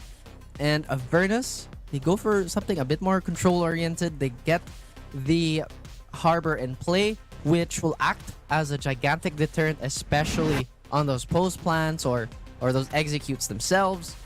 Either way, I think this is going to be a very explosive matchup. Hopefully, Avernus make the most of their map pick. Yeah, absolutely. I mean, again, the harbor pick being one of the biggest differences, and it's going to be really, really important, especially when we look towards the long hallway. The really, you know what I mean, right? Like B is just such an annoying what do you call this place to get by, and that's sometimes why you see the gecko to get that spike down. And getting the harbor means you can get more creative and push forward with the spike plans and extend a bit more onto Snowman. Yeah, I was about to say, is Harbor the worst controller we have in the game right now? Begs the question. I feel like Dax would have his opinions. Alright, so I can telepathically, you know, communicate with Dax. He says yes, Harbor is the worst. Does that stop our Harbor players from playing Harbor? Absolutely not.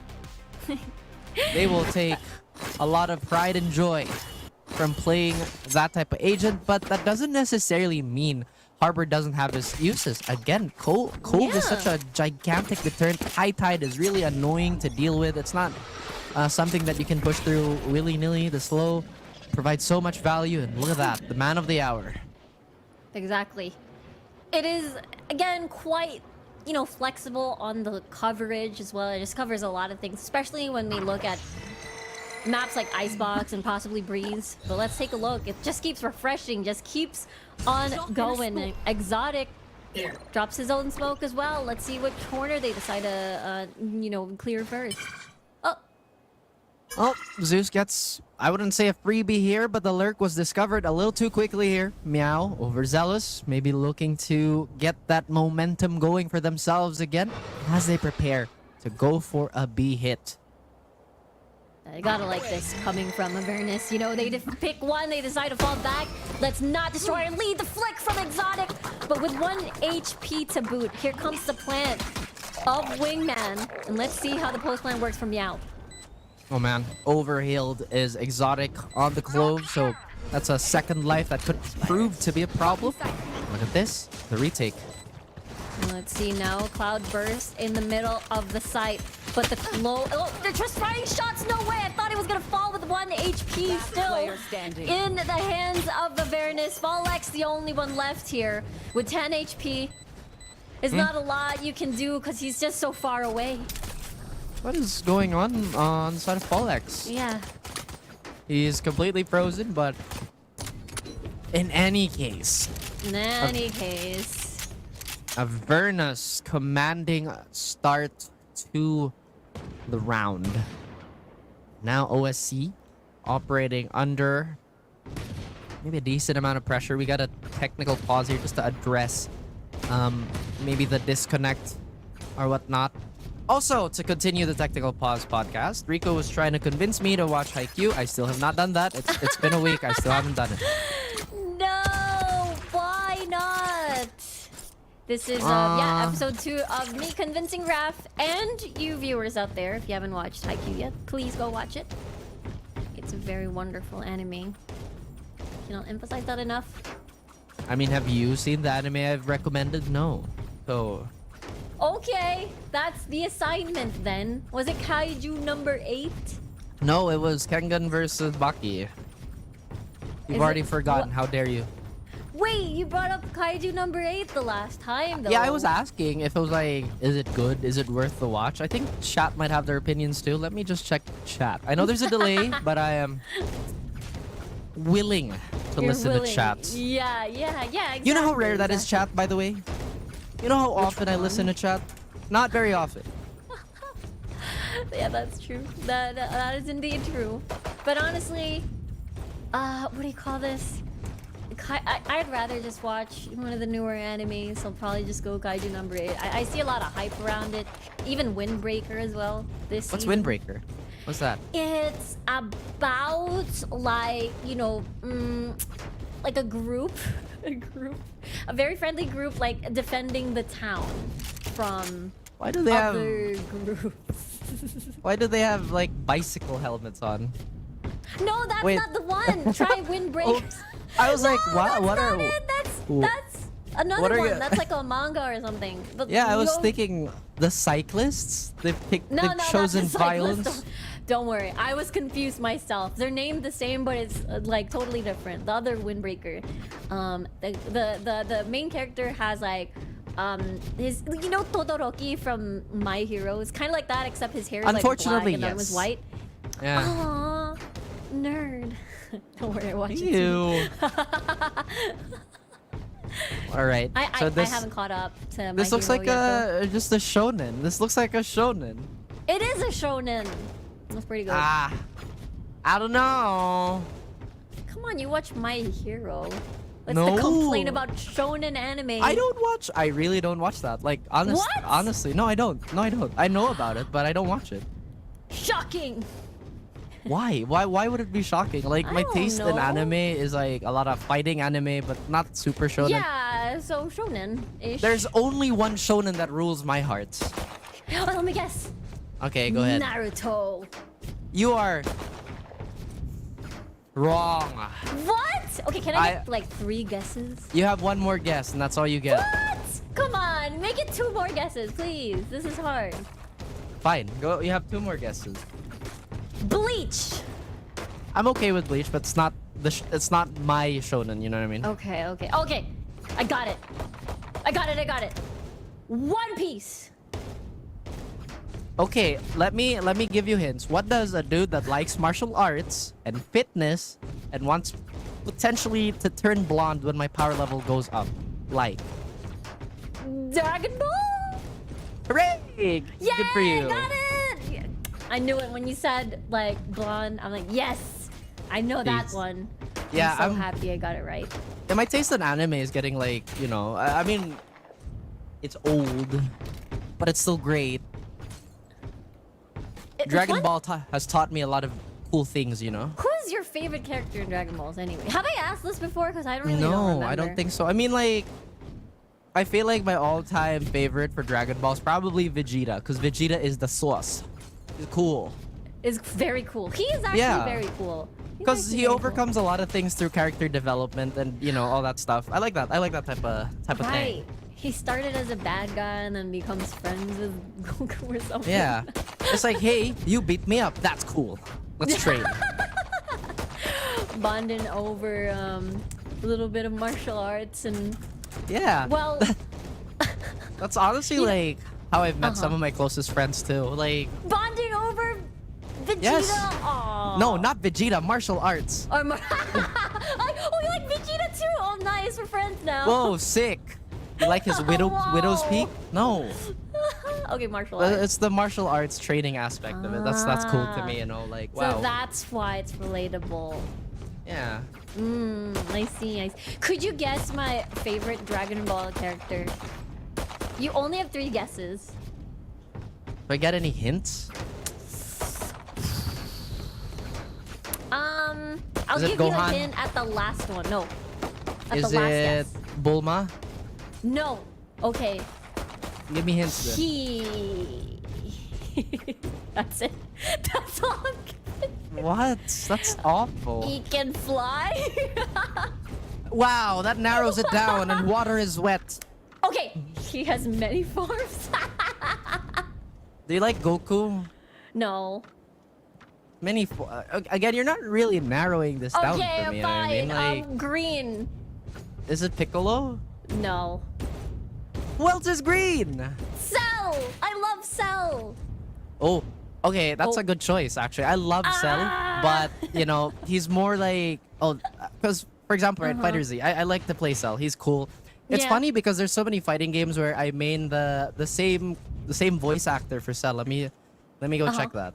Yeah, because he voice acts Bison also, if I'm not wrong, and he's at least on the Japanese side, he also voiced Rugal from King of Fighters. I also played that. Wow! Yeah. You're unleashing your FGC nerdness right I now. mean, let's be honest here, guys. I feel like I play almost anything. I could be wrong on Everything. that. That's fair. That's fair. That's why you I like know fighting a lot games. of things. Ooh, ooh. Direct. And he goes I don't wanna completely be silent, everybody. here. What are you It's doing? a complete Here. knockout. That's me Oh casting. my gosh. What? Wait, you don't even know why I like Cell. I don't know. Cell is cool. I also like Exactly. Android 18 also. I think Android 18 is cool. Definitely one of Yes. like the OG crushes back in the day, you know what I mean? I know. That is exactly why. Those are my OG crushes. What? Why do you like Cell? I don't know. I really don't know. But yes. He steals Yes. things. He beats random people up. Wait, what his like normal form is like very cool. It's awful. You know What when do you he fights it- mean? No, not normal. Not the alien bug looking thing. No, I meant- that's his normal form. His you're talking about Perfect Cell. Yeah, perfect cell. Yes, that's the one. Thank you very much. Or else that would be weird. That would be very Oh, weird. look, after what I listen, you said he was green and had a lot of forms. Like, once again, there's so many characters that wear I green. was trying to confuse you. I was trying to confuse I'm you. confused. I'm confused. Nice. Wait, Yes. I have to find out the voice actor. I swear I know this. I should know Yes. this by heart. You got the Norio Wakamoto. Because I think he also voices Johnny in Guilty Gear. And I used to main Johnny in Guilty Gear. Oh, I see. Yeah. Wait, That's right. Yeah. well, I hope everybody's reflecting on their favorite Dragon Ball characters right now in the chat while we await. Don't worry, we're working on it on the current technical pause that you're seeing at the moment. Don't you worry. That's right. But yeah, in the meantime, just listen to our lovely. Whoa! People are buying stuff. Okay, People are buying stuff, okay. Ref. So what have we established? Jeets is cool. Android Ultra 18 Ego is is cool. cool. Yeah. Cell is cool? Hella cool. Yeah? Cell is hella cool. Pretty based, but gets beat up a lot, unfortunately. But still, when he's cool, he's like very cool. And Wait, true. are you like a Naruto kid or a Dragon Ball kid? Because I'm a Dragon Ball kid. You know? Like the argument was like, nah, Goku can blow up your planet, bro. Like, what is this power scaling? Oh, that's a good question. I do feel like when it comes to favorite characters, I really don't have any aside from Itachi and Naruto, but in Dragon Ball, I feel like I have more favorite characters there. So I don't know, maybe I am a Dragon Ball girl at heart. Yeah, except I just have no idea what's going on, I just see them trying to save the planet, and then Goku dies, and then is not Yeah. dead. Anyway, guys. That's all I understand. That's fair. I mean, if you're wondering what's been happening with the game, obviously we had a really dominant split map by old Stinky Cat. Yeah. And I guess the problems on the side of Avernus was just not committing to what they wanted to do quickly enough. There's just a few pieces of utility that Meow had to invest. And that was enough to dissuade Avernus. Again, this is not necessarily a bad play because you don't want to take that much chip damage, right? But what happened was they got really predictable. And it just kind of didn't get fixed. Fall Axe popped off. Dignified popped off. Quick review for everybody. Right now, nothing really happened in the pistol round. I believe they're sorting that out. So we will be getting the show going as quickly as possible. But for now, we are just talking about everything and anything. Valorant related or not. Yeah, exactly. Like this is a temporary intermission on everything that you possibly consume aside from video games, maybe anime as well. But I Yeah. can see a little bit of movement from the teams, but we're not sure just yet. Could be. It could be. I don't know. I'm seeing some buys on the side of Avernus, but maybe that's just whatchamacallit. Like, just want to keep their fingers, like, you know, active. I mean, one of the things that you have to take into consideration, and, well, this is one of the more, I guess, like, more intangible things, maybe your heat retention. Sometimes you go after like a really nice and competitive game, so you're warmed up for the next one, and then you kind of go into a bit of a slowdown like this. It does kind of mess with your rhythm. I know for a lot of people, myself included, have that type of issue where if the rhythm is broken, it's so hard to get back. But speaking of rhythm, Riku, we might just have to listen to the beat of the grab ad as we go into a short break. So guys, we'll be right back.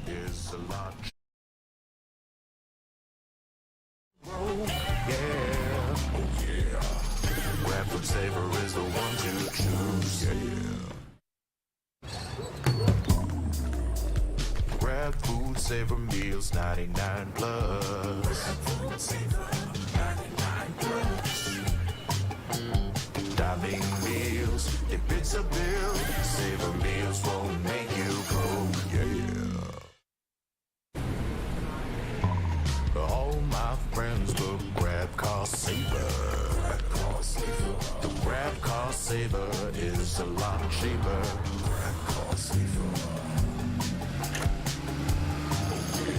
Grab Car Saver won't make you broke. Yeah. Grab Car is the one to book. Yeah.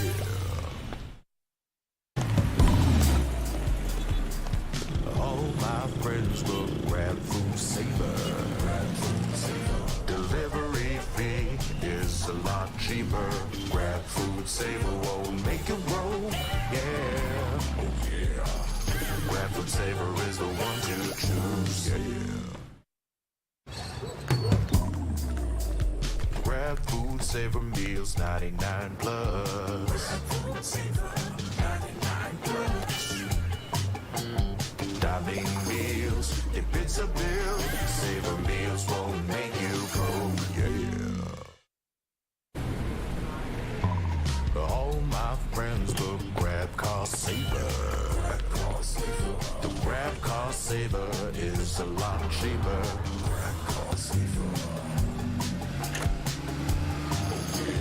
Grab Car Saver won't make you broke. Yeah. Grab Car is the one to book. Yeah.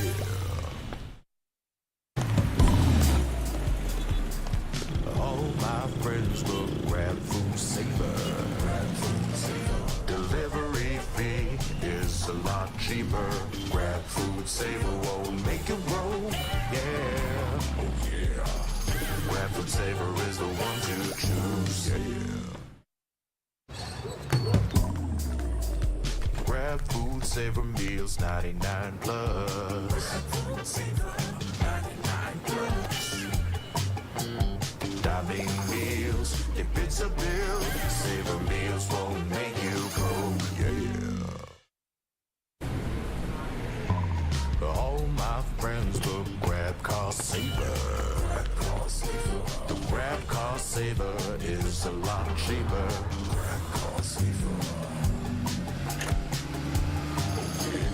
Grab Car Saver won't make you broke. Yeah. Grab Car is the one to book. Yeah.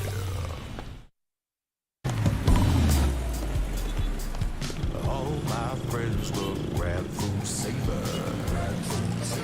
Delivery fee is a lot cheaper. Grab Food Saver won't make you broke. Yeah. Oh yeah. Grab Food Saver is the one to choose. Yeah.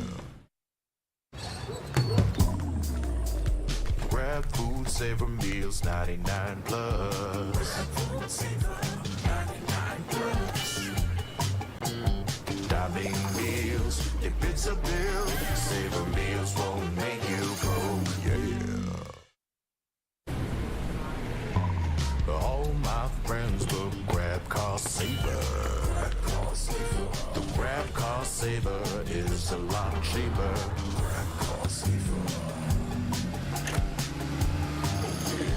Grab Car Saver won't make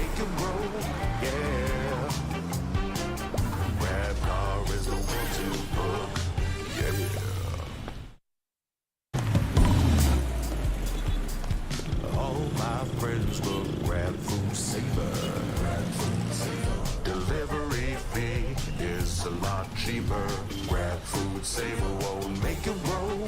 Yeah, oh yeah. Grab food saver is the one to choose. Yeah. Grab food saver meals 99 plus. Grab food saver 99 plus.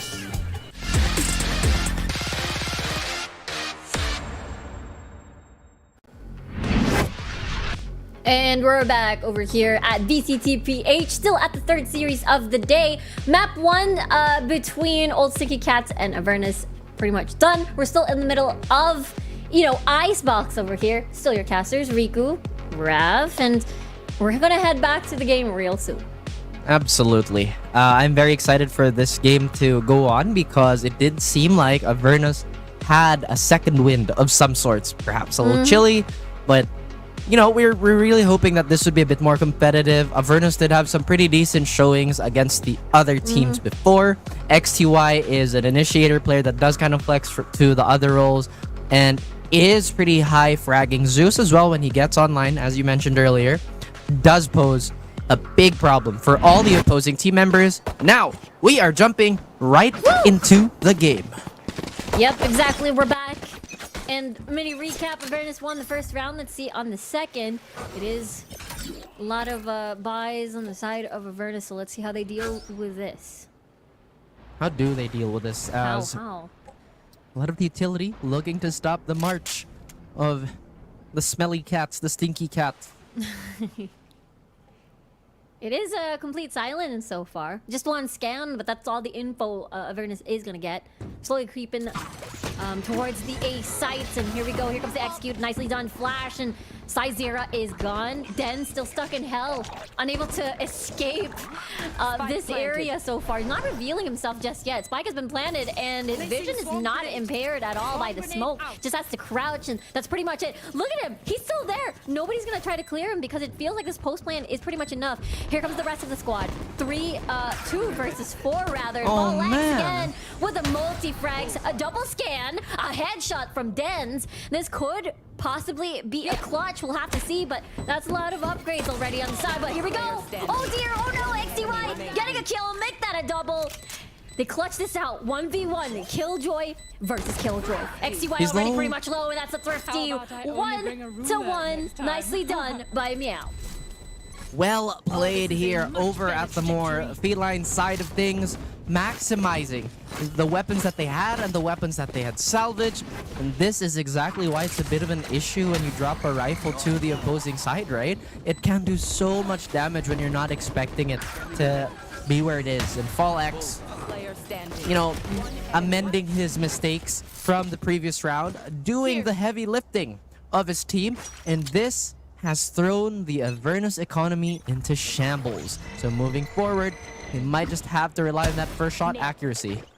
Okay. Yep, first shot accuracy indeed. And that's incredibly important now that Exotic is gone. One less controller. It's gonna be a skirmish over here. Dignified with another kill. Really important round once more to get the ball rolling. And they do have semi-control over the sites already. They still haven't cleared a lot yet. Oh! What a shot by Dens to soften up this post-plant defense as Avernus trying to get into this, but look at mid. Look at mid. Oh. Really nice lurk here. Oh no. Oh, what? They missed each other. Of course.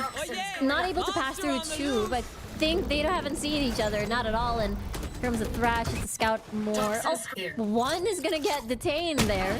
But just the 1, don't you worry. Onyx with another kill. 2v2 still. And it's still anyone's round at the moment. Doing a lot of damage here despite it being semi-bonus for sure. Owen QT through the smoke. Getting a kill. Dens is the only one left here and doesn't have a lot on his belt, and that's a 2-1 on the side of Meow. Oh dear. Again, sometimes it's worse to... Oh. I think he blocked his teammate just a little bit. But sometimes it's worse to lose the second round than it is to pistol, because now you're in an awkward spot where you have to deal with the full rifles plus the dropped weapons, and they can freely upgrade. I think this might just be a full up buy here on the side of Avernus. They did get... Or they do have the operator as early as now, which is great. I feel like all these heavy hits on the side of Meow will eventually have to respect the long-range rifle or the sniper rifle. And Avernus, again, it's up to them how they want to leverage this. No dash anymore available on the side of Zeus. That has been utilized, and just wanted to get a little bit of an off angle, and he pretty much forgoed that. Here's the question, right? So it's the same habit. First piece of utility, Avernus back out. Maybe this is a positional issue on Avernus, but Thrash has been expended and the hit is here. Here we go, and the hit is indeed here. Valex dealing first blood again. And here comes the plant already coming from Wingman. And let's see how the retake goes for this team. Not doing too well. They already lost Yer, but the smokes are going to be present even post-mortem. But Owen gets the trade. Try to break through the site. Oh. Valex has not given up that angle at all on top. Here. Wow. Oh no. Just really stayed stubborn. Operator. Yeah. Expensive. Here. So again, like, the thing is, I feel like what could have done is that since they knew there was a Gecko on the opposing team, normally you would have a teammate shoot that for you, so your opping won't suffer. But then again, it's really one of those small things where you kind of look back and, oh right, I could have done that, we could have done that. But this is where experience is king. Truly. And I feel like Meow has a lot of that in the back pocket. Here comes Fall Lex. He's trying to cross across platforms. They still don't know where he is. They do have an inkling. This inkling hopefully will turn into an entire pen, but nothing has been written. Oh wow, look at this though. Fallex going back to the same platform where he was like 5 seconds ago, 1 round ago rather. 63 HP, so a lot of value eliminating Zeus. And that's still 2 members left on the side of Avernus, but what can you do with a Guardian and a Sheriff? I mean it's still possible, but there's just a lot of off angles to cover. Oh, this is not something you want to see either. Your Harbor has full utility, but then again the hit went so hard so quickly. Reaction potentially could have been quicker, but again it's one of those things where, oh, this is something that we have to ingrain in our muscle memory, so on and so forth. And Meow, OSC, they can smell blood in the water. So yeah, they're feeling it all right, especially Fallex from Raze. He has continued that momentum over here on Icebox, and you know, it's still, it feels like whenever they wanted to do an A hit, if Fallex feels like he's playing a totally different game, like a platform game, or like a Floor is a Lava. He's just jumping from one platform to another. It's only creeping through. But this time, it might be a B hit. It might be, and Fallex again with the utmost confidence, holding the thinnest of all angles. And thank you, by the way, Twitch chat, for showing me the Pop Nemo emote. That's absolutely adorable. But we go back into this. There's nothing adorable about the cats that are trying to invade the icy space of Avernus. Yeah, with a bunch of Killjoy utility and Harbor Cascades, maybe there is a chance to slow this down. But of course, they do have, again, that Gecko that is able to cross the map quite easily. Look at this, Exotic. Very, very aggressive because you have Not Dead Yet. Knives across the map as well. Fallex with a triple kill as well. And the slow descent. Zeus from the heavens to the skies. 2v1 scenario. He could get an ace for himself, but he's the closest one at the spike. He's just baiting. Oh my gosh. Just baiting this. He doesn't know Eonix is coming from the top, coming from Ness, and he actually goes inside the smoke to protect himself. But he drops down, and it was a 1v1. Yer, how can he do this right now? And the timing! He gets the clutch. Eonix with a 1v1. So close, yet so far. Aeonix with the masterful discipline, showing why he's on this team. Avernus stumped. They should have had that. They were ways away from each other. And that stings. That could have been it. That could have been another round in the pocket for them. Again, these small mishaps, they keep adding up, and it's slowly turning into a pile of, again, mistakes that you can't ignore. true. They didn't have any sort of intel whatsoever until the first death happened on this 1v2. It was just so hard. You didn't know where the killjoy Aeonix was going to be coming from. Oh my goodness. Yeah. That Beautiful felt like stuff. a Jet highlight reel for both teams. Absolutely. And you see why the duelist is such a valued role, you know? Sometimes when you don't want to overcomplicate things, when things get a little muddled, a bit too convoluted, you need that firepower. You need to brute force your way into things, and that's just how it is. Maybe that's indeed the plan, Zeus. Brute forcing this defense, rather. Not dead yet. It's gonna try to run away, but Aeonix has eyes on him already. Aeonix with a drop. It is a 3v3 situation with a lot of ults on side of Avernus. This could be their chance. Take flight. Is it their chance as they expend a lot of their utility here just to kind of equalize? We do see that lockdown on the side of Avernus to just stop the bleeding. But these sheriffs will eventually get to the point of fighting. And they have the Hunter Sphere just to cover that extra post-plant time. But what's happening? Exactly. It's 3 sheriffs on the board. At least they're able to cover a lot of ground here. And the tap on the spike, though, just fired a lot of shots. Is the cascade expiring? Oh, and QT, he wants an ace for himself. Maybe, perhaps. Yes, there is. And that is still a Meow win and an ace for Owen QT. That is the 4th of today, I believe. Yeah. We've had so many aces. So and, many. you know, everybody today has just been so sharp.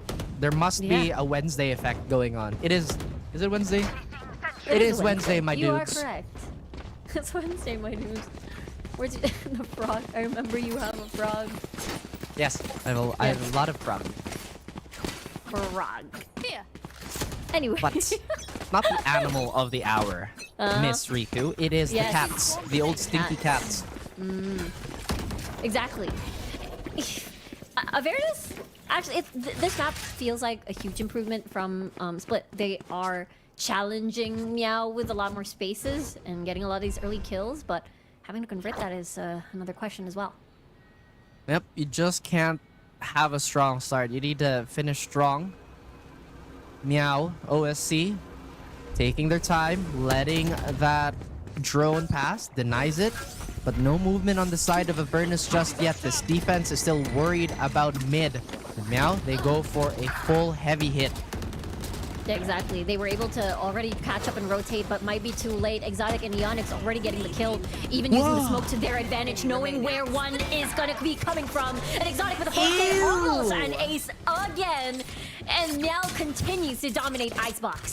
This kid is so clean. I know, right? Well, beautiful shots by Aeonix. Rather, Exotic. A lot of those letters on that team. And Meow, they're straight up running away with this. What type of feline are they? They are a bunch of... What's fast? A cheetah. A cheetah! Although, did you know they don't make that sound? I was about to say they're timid. Yeah, they are, though. They have, like, one of the... Do they have the cutest? I think their meows are very different, you know? I guess so. But either way, no matter what a feline friend we have on the board, still as lethal as they come. Yeah, honestly, especially with that first blood, again, they really know how to use these man advantage constantly. And look at this, they have an idea where everything's at. Is Wingman actually falls here, and now the formation's a little bit broken, but Exotic says, that's no problem. I can just take you down right now. Zeus, able to get a kill, but not dead yet, activated. That's why Exotic is a little brave. Look at this peek from the smoke. Triple kill. Exotic is on fire right now. A little brave. He done full swung. That's that. Brave. He just went in, and you know that's the value of having not dead yet. You're so willing to fight, and sometimes it catches the defense off guard. And Exotic capitalizing on that fiery last 2 rounds here. We're finally seeing him wake up. Zeus doing well. The rest of the cast on the side of Avernus, man, experiencing the slump still. Yeah, they really have to, hold their ground here, because constantly old Stinky Cat, very fearless whenever they try to enter a site. They are constantly on, you know, very, very aggressive, and it has been working out. I mean, that's an understatement. It's been more than working out here for Yeah, OSC. true. And the thing is, they haven't necessarily established like any crazy lurks or anything. Yeah. All they've been doing is that, okay, guys, this doesn't have a lot of utility. It's pretty safe to cross. In this area of the map, we can then leverage whatever safe space we get. And Avernus, despite their best efforts with the ults and everything that they've been doing, just has been falling short. Yeah, it has been.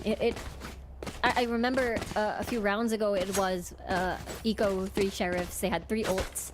They really were very hungry for that round, which is understandable if the round gap is this immense. Placing swamp grenade. Immense is a good way to describe it. I mean, Avernus, they really want to prove they have the mettle to take on the top teams, and they're hitting a roadblock here, especially with Meow. Meow is yet another usurper to that throne, but they are just looking to keep the titles to themselves. Look at this, Avernus, they're just willing to back out here, but Meow taking their time, waiting for the full bloom of this lockdown. And now it is quite the aggressive stance here coming from VALORANT at the moment. Okay, Heaven is a little blocked right now, but that is no problem. Let's see now if they do have the time. Zeus ready with the knives. He has an updraft. Nice scan. He knows where VALORANT is, but now he is down as well. Dignified with the multi-frags. It feels like they're just taking turns at this point. Oh my gosh. If you're an Avernus fan, look away. This is unpleasant to say the least. And week 2, not starting strong for our freshmen from relegation here. Meow really giving them a hell of a time. Yeah. It's it feels like Avernus really has to dig deep into their strategy pool at the moment. Strategy pockets, whatever you call it. The They do playbook. have the operator I think now. that's what you want to say. Yeah, strategy book, strategy pockets. I don't know anymore. The playbook, Ms. Ma'am. The playbook. Yes. Thank you. Thank you very You're much. welcome. Oh. Enemy down. Oh. Enemy Ooh. down. Well, thanks for informing us, Miss Sabine. As OSC now dominating multiple portions of the map here, you hear the Blade Storm pop. But the question is, where do they want to invest this? They're a little forced to be a bit more, I guess, aggressive here with the operator. You can't go on a full retake with it. It's just that much more difficult. So there's a lot of long sight lines that Meow themselves are denying. So this is really smart. This is a good way to start off this hit. It really is. They just waited for the time. They couldn't get it as well. VALORANT, again, always having Zeus's number, but in the end, Den's out with a revenge. Exotic through the smoke, gets a kill. Dignified as well. And now it's all up to XTY to see if he can make things happen. Maybe get one before he falls. And that he does. But it's still the double digits on Meow's side for the score. Dominating. As you mentioned, dominating is OSC. And Avernus still trying to dig deep to get whatever they can get out of the series. And by far, this has been the most lopsided round differences we've had in a single half. That's true. And it feels like, you know, Meow is just completely online, and Avernus is just trying their best to see if they can find something, find a trade, because it feels like every time they want to do a retake, at a blink of an eye, they lose multiple members on their side. The blink of an eye and the drop of the hat, you call it whatever you want, but Meow, they will do everything in their power to close this series off, as Avernus obviously hobbling, limping here. They want to make it to the finish line, but they've just been bruised. Yeah, they have been. And now Detain as well onto one on yellow. Zeus with another double. Make that a triple as well. Dignified, aiming for some sort of revenge. But this is the round that Avernus is waiting for. Have always been waiting for. Spike is quite far out of reach of Ionix. Oh no, they're still not playing in positions where they can trade off of each other. But the crossfire is there by Dens. and he will get the last straggler on the side of Aeonix. Slight replay of what happened on Split. The adjustments, although they are coming in waves for Avernus, it is a mighty calm ocean for them. It is 8 rounds to climb for Avernus, and that first step is on this pistol, and let's see how they're able to either stall this out or take this back. One or the other. Either way. Zeus, that's definitely your key here, right? Yeah, this is where they have to really try to go the distance. If Meow was sprinting in the first half, it is now time for the marathon runners to, I guess, show themselves. As potentially with this type of play, OSC could be running into some stamina issues. That has yet to be discovered as we go into a half. And look how interested everybody is towards this B side. This, exactly, this angle. Oh, what flick! Aeonix are crazy! That is insane! Aeonix again with a double kill. He's scared, but he's not giving up this angle. He has eyes on the spike right now. XTY trying to equalize the numbers at the moment, but that was insane. Here we go. 2v2 rather. At the hands of both of these teams. Triple kill for the opposition. Opposite Killjoy. And Dens finishing off the round. Started off really good, but at the end of the day, Avernus wins that pistol. Oh my goodness. That first flick, yeah. With all due respect, whoever that was, it was Zeus. He got obliterated. Yeah. But then, the important thing is, he tanked a lot of utility, giving his team the space they need to work with.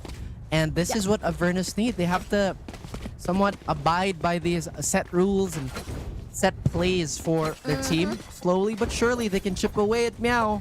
But again, it's a long and arduous road, as you would say. It is.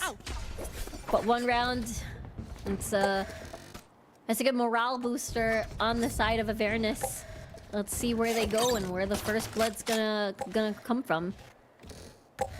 Where is it? Zeus is hunting. Doesn't want a repeat of that previous round.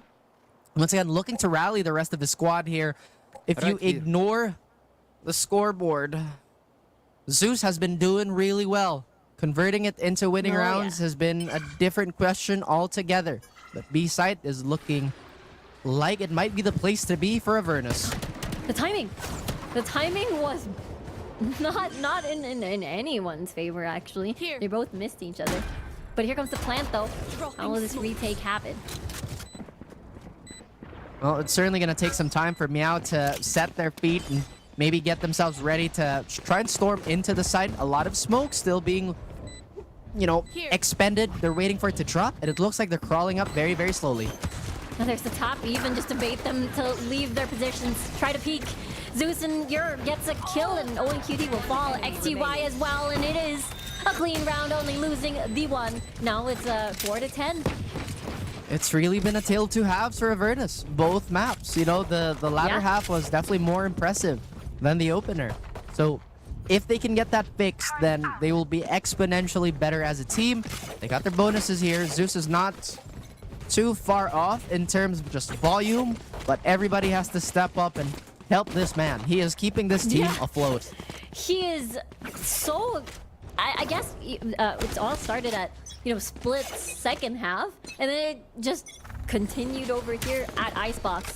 This might be a swift execute. A is now their plan. Let's see where the first blood is gonna fall. Well, that's still not as quick as Avernus would want. Look how low he is. But again, if he can tank a few more hits, I guess not. And now this is the time. Who is gonna try and, you know, try to step up here? And but why? Yeah, I was gonna say it's Dens, but he has fallen. I'm just really curious. Why are there so many dry peaks on the side of Avernus when they have two smokes? Is quite the question indeed. Perhaps Placing swamp you're trying to grenade. catch them off Swamp guard, grenade out. maybe. But what are your options here? XTY trying his best to clear kitchen. And I don't think you're gonna get spotted by this. Oh, no. Oh, you no. are definitely gonna get spotted. I thought I was facing the other way, but of course it's facing this way. Either way, 30 seconds left. they're looking to get some sort of control here, but a messy fight going in the way of Dignified is gonna halt things even slower here. Oh no! Spike down B. Bumped into each other, literally. That's right. And there's just no more time for them to retrieve the spike and 10 go onto the seconds site. Avernus, it feels like they're just looking for these stray picks now. And Meow caught wind of this really early. They had the big numbers advantage and they played as a pack. They realized they were not dealing with that. We're now just gonna try and cover up whatever flanks that would present itself. And that they did. Seconds That left. is so unlucky. Very. So who would have thought ONQT would try to push up and maybe try to scout for Meow, and one round away Meow is on match point, and it is a bit of a broken buy on the side of Avernus, so let's see how they can make something out of it. We are Well- hoping. No. Was that supposed to be the recon? Oh, no, actually. Whoa! From far away! Zeus wins the duel. Gets a headshot down into Fall X. Oh. And now, this time around, Meow is the one operating on a disadvantage. The defense is shifting. They just don't want to lose a sight to a super heavy hit. But Avernus, it seems that they're pulling all this attention so they can free up the space towards B and hit and crash there potentially. But Zeus, double dipping, still gets one. It still hasn't frozen the defense. Look at Meow. They're very committed to stopping this B hit still. Okay, it's all up to the rest of Avernus to take control of this site, not fall into the hands of Aeonix and ONQT, because Zeus is keeping the Gecko busy, he's keeping Dignified busy. How busy is busy enough? But look how organized this man is. Yeah. Killing the lurker was on the itinerary. Mission, exactly. Able to cross that off the list. And now B is clear, or rather, A 30 is seconds clear. left. And it is Zeus leading the way. It is going to be an A hit indeed. Let's see how the retake goes. Yet again, Avernus' plans to take mid Spike planted. has been foiled. It is a 3v4, but look at how this might be set up. There's not a lot of utility on the side of Meow, so they might just have to duel this out the good old-fashioned way. Yep, exactly. As it comes to Flash, Zeus with a triple. And swift action, swift shots from the side of Avernus. Now it's 5-11. They're slowly catching up. How slow do they need to go? As much as they need to be sure of this comeback, apparently. Meow. This time can't let these rounds go away, or rather let this lead shrink. Now they have the operator, so they're adjusting to, okay, now they're just trying to, you know, slice the pie, not eat it all at once. And I feel like that knife is definitely, you know, Zeus here. Like, constantly the win and lose condition falls heavily onto his shoulders. Oh man, those weights must be a lot. Very heavy. Yeah. I'm running out of creative things to say. I was about to what say we- divided, like the way we divided. But Well, not really. either That's way, not what this you're trying to say? Enemy killed. My ult's ready. First blood again. Interestingly enough, Meow is still not addressing these stray picks. They're just going to lay low and be patient. The operator is still very much in hand. But look how far back Fall X is going to be. That is going to cover up any person that would crawl up towards... Hello? Wow! Again, Zeus is constantly first blood, but Dignified and ONQT, they're trying to equalize the numbers, and equal indeed it is. That's a 3v3 situation now. 23 health on to Dens. Not a healthy manner. XTY, though, with a slurk. They see it coming. Sizera with a kill. They know the sandwich is here, but caught Spike down off of B. utility. ONQT takes advantage. Dens super low right now. Healthy members on the side of ONQT and Exotic. They're one orb away from both of their ultimates. The spike is not down just yet. 15 seconds on the clock. They have to plant this. It's now or never. Exotic trying to push as well. They know the plant is somewhere at least, so they peek together. Spray across the smoke. 30 HP. You're right, they're both low. It's a guessing game now between these two players. One wants to get match point. One wants to keep surviving. And they just hold on out for the smoke to survive. And it is Owen Cutie winning in the end with a 4K at that, and now Meow at match point. Look at the steal of the nerves of Owen Cutie. Could have used the Viper's Pit, but you know what? He decided to play it out. Now they have another thing to reinforce this winning round. Viper's Pit still very much available. Not dead yet. Now in the hands of Exotic. And Zeus, despite all his efforts, denied by the rest of OSC. Exactly. Kill the operator player. You kill Volex. If you've managed to get that one pick as well, again, it is very. It was again Meow, Dignified, and Owen QT just equalizing the numbers there. Avernus, this bleeding is looking like a pretty bad hemorrhage, and maybe we're getting into critical levels here as Aeonix has been a bit more confident, looks to kill this lurker XTY. Gave that angle up.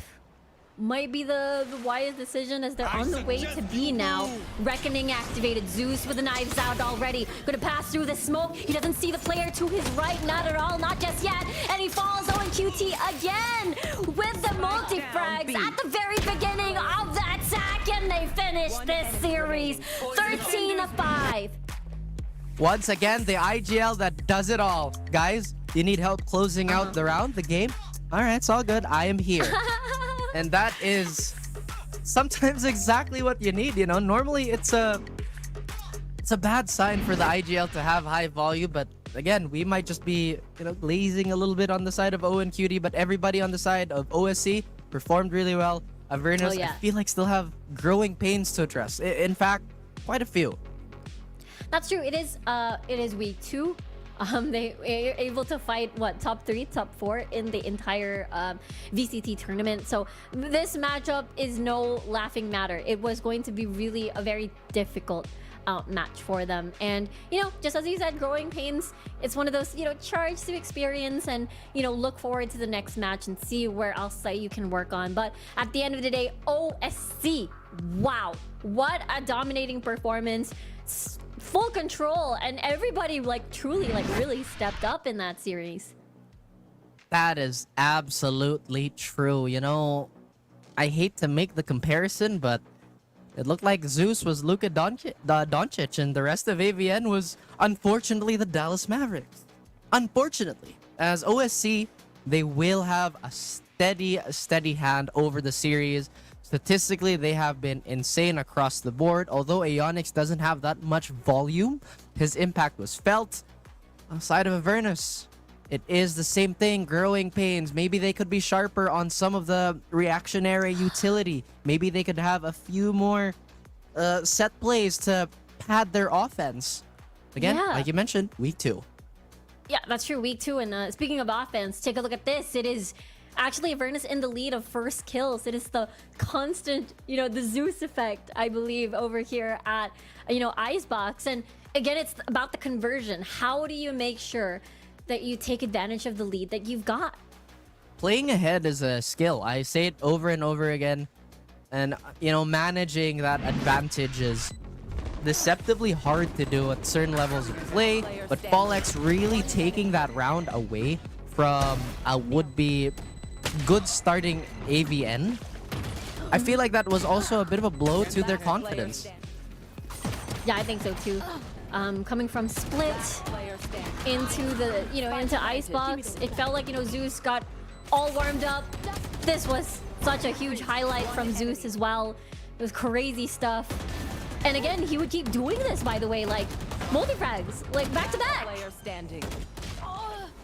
You said it. I mean, Exotic was feeling really good with the shots that he was landing today. Dignified also had a wonderful time with this Gecko, using all that space that he could have helped himself with and the team with, not just his utility, but also his gunfighting. And man, that is 30 seconds. Ooh, that does not leave a good taste in your mouth. Losing a duel like that. Kind of walking into it with a knife out. That's true. It's a little bit tough, but again, old Stinky Cats, they are, again, such a fun team to watch. They're very explosive, they're very confident, they are full of like highlight reels, I believe, and meow. I thought you were gonna do something with your hands. I don't know what it was. You were just fixing your glasses. Yeah. I mean, Yeah. if that's what you want to do, go ahead, but Yeah. enough. Yeah, anyway, thank you very much, Rob. That's it for us over here at the third series of the day. We're gonna send it over to the panel. Totoo nga, mag-agree ako dun na iba talaga pag wala yung ating mga kasamahan na present sa ating rotation today. So I agree. And first time ko ito may experience na totoo nga pala talaga, Dax on Rockart, pag wala yung mga yun, no? Di ba sinasabi ko sa inyo, hindi ako yung problema. May mga certain people lang talaga. Ray. Osiris. So, totoo, di ba? 2-0, tatlong clean sweep, tas isang Malinis. take push lang. Malinis nga, di ba? And most of it was, ano ba, yung agwat, yung dumidikit. I think that only happened in match number 2. Sa Oasis, di ba? Yung nag-overtime. Yeah. Malapit, sobrang naging sweep ang lahat. And tama nga, even though yung pinag-usapan namin kayo ni Rico and the Tier at the beginning of this broadcast, maybe overtime, pero one thing na pag-usapan is puro dos ang posible maging nangyari ngayong araw. So, babalikan natin yung highlights. What went wrong sana na pwedeng makuha for this one? Kasi it's all about Oasis dominating everything from Game 1 and Game 2, Rockart and Dax. I mean, yeah, yun nangyari sa Oasis series, pero dito talaga OSC red, no? 13-5 pareho. And it just goes to show gaano kalakas yung improvement talaga ng OSC as a whole from the general, I'd say competitive populace na talaga pinapakita dito ng OSC, sila ay belonging sa mga likes of Naos and Oasis, of the likes of Zol, na yun yung naging competition nila. Kasi pagdating talaga sa mga baguhan, pinapakita ng Old Stinky Cat na sila yung mga veterano na in terms of the experience dito sa VCT Esports. And I would say that OSC is extra spicy this game. Yung mga picks dito, I feel like a lot of them are pre-aimed, pre-fired. And I cannot get over how clean a lot of these rate transfers are. I think we saw a lot of them here dito sa ating highlight reel. And as our caster said, literally almost everyone had a highlight reel here today. Yeah, the stats go crazy. Ilang ace rin nakita natin, diba? Isa para kay Fall X. Tapos targeting na Icebox, si Owen naman. And I wanna give props to Owen. Siya mismo nagtapos ng laro. Back-to-back 2 rounds siya nagdala. And I think really for Old Stinky Cat, it's a way to show how dominant they can be coming into VCT. Well, coming into this game, our MVP, walang iba kundi si Fall X from Old Stinky Cat. From the Jet, grabe din talaga yung naging instinct with the duelist mindset. Sobrang naging maganda naging plays. And looking at the fact na ito sa a complete 2-0, I think ito talaga yung gusto ipakita ng Old Stinky Cat from the beginning. And they wanna, again, start the way with their own identity from just in week 2 pa lang. I gotta give props to Fall X. I will always remember that ace from now on. Dun sa may A-main. Showstopper ng pataas talaga eh. Alam mo talaga, may extra buwelo ka. Like Mike yung galawan. Pag may showstopper, tataas ka pa talaga. And as soon as he lands, he still hits another operator shot. Miss na miss talaga ng Old Stinky Cat pag wala si Fall X. Kasi ito talaga yung dynamic na nabibigay niya sa team na to. Hindi ko din makalimutan yung sinabi ni Taylor na grabe naman to, parang may mata sa likod kasi alam mo yung nakatingin siya sa main tapos habang hawak yung showstopper, I think that was on Split, tapos biglang tinamaan pa yung nasa head, like, bro, come on, give some for the rest of the team, bro. Yeah, his awareness was all over the place, and it gave so much playmaking strategies then for OSC to push through. And alam mo, gusto ko nang kausapin talaga. Ay. Nako. Si Boss OS6, excited masyado magbigay ng interview. Ayan, eto na. OS6, do it again. Tawagin na natin yung tropa natin. Tawagin natin yung tropa natin from OSC. Tara, interview na tayo. Bago pa ako mag-freeze ulit. Tara. Hello po, magandang gabi. Yon! Good evening po, Fall X. Congratulations. Kamusta naman yung naging araw at yung series nyo ngayong gabi? Masaya naman po, and lahat naman po kami is nag-enjoy naman. So, ayun lang. Masaya naman po kami. Kitang-kita talaga yung vibes. So, Folex, talaga, congratulations ulit sa panalo nyo. Pero patatanong ko talaga, paano kayo nag-prepare para sa schedule nyo. Isipin nyo, 'di ba? Last week, every day, meron kayong game. This week, kayo pa, may laro muli. Pero matagal pa yung next game nyo. Parang, mapatanong ko, ano yung vibe coming into each day at paano kayo nag-a-adjust kung kailangan i-adjust from a day-to-day basis? So, ang ginagawa naman po namin, ang preparation naman po namin is, nagpa-practice po kami ng one day before the tournament. So, ang ginagawa po namin, ayun nga po, nagpa-practice po kami and then adjust lang po sa composition and other stuffs and yung mga mistakes po is inano naman namin, pinifix naman po namin agad. And one day before the tournament, kailangan po namin agad magpahinga. And then, ayun, VOD reviews and other stuffs, manood ng kung ano-ano sa Valorant. And then kapag kami nakita, improvise yung nakita namin and then that's it. Yun lang po yung preparation namin this whole week. Gandang work ethic yun na. Ikaw, Rockart, syempre, may tanungan tayo dito. Actually, really, after watching yung mga highlights from game 1 pa lang, especially to game 2, what is the Folex aim guide? Give me 3 steps para maging katulad naman namin yung aim mo. Ano lang po, and sa akin po kasi kapag siguro pag bad mood ako, bad game talaga. Siguro depende lang din po talaga sa mood ko. And kapag ka nag-aim routine naman po ako is sa the range lang and I use ghost only. Ghost lang tas 100 bots tas dapat over below 85 dapat yung standard kung ano eh. Yung sa may time, sa may taas, sa may gilid. And then dapat lahat yung bots is naka-strafe tas off armor lang. Ayun lang. Tas 500 bots dapat yan. Magawa ko. And below 85 seconds lang yung ano. And that's it. Yun lang po. Thank you. Okay. Na-clip na. Thank you so much. Madami nang gagaya yan ngayon. It's a great routine. I think ang ganda rin ang sinagot mo din dito from Dax and to Rockheart na you have this disciplined routine, you have a way to have a risk kasi hindi naman lahat magiging perfect in every scenario. Pero ito since nga I also admire how you guys really are connected with each other. So kanina, I was collecting info kung ano nga ba yung winning ulam nyo heading to this match. Kasi kanina may tinola, grilled liempo, ano naman ang sa OSC? Samji tayo guys! Samji! Wow! Napakaganda naman yun. Napakagandang sagot naman yun. Gusto ko For me, this is my top 1 for today. Bago mag-start, samgyup na kaagad. So sino magliliver Folex? Sino ang bibili? Yung bot frag ba? Ganun ba yun? Kung sino yung maasim maglaro, yun yung bibili. Yung pinagalitan sa team, I love it. Okay, yun yung bibili. Samji. I love it. Ganda na naging bonding na. So before we end this interview, any shoutouts, Folex? So shoutout po dyan sa manager namin kay Madam Ali, kay Ate Colleen, kay Ate Arjen, sa tropa ko si Jeremiah, and sa girlfriend ko si Tiffany, tapos sa mga teammates ko, and sa mga sumusuporta sa OSC. Maraming salamat po sa inyo. Yun! Thank you so much.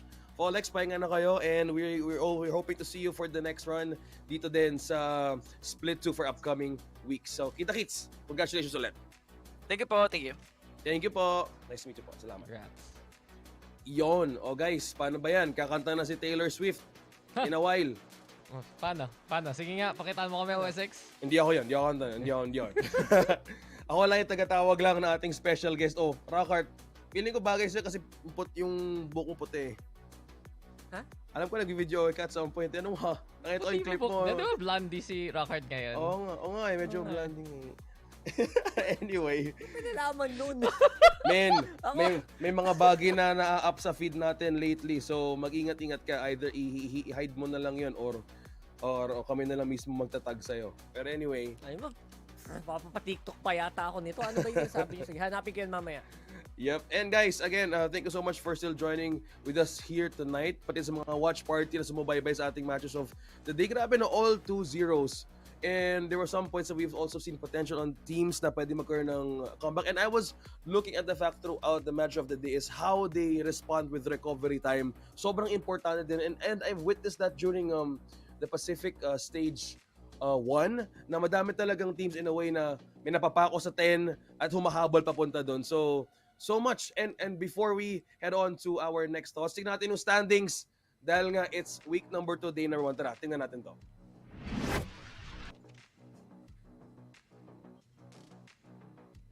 Uy.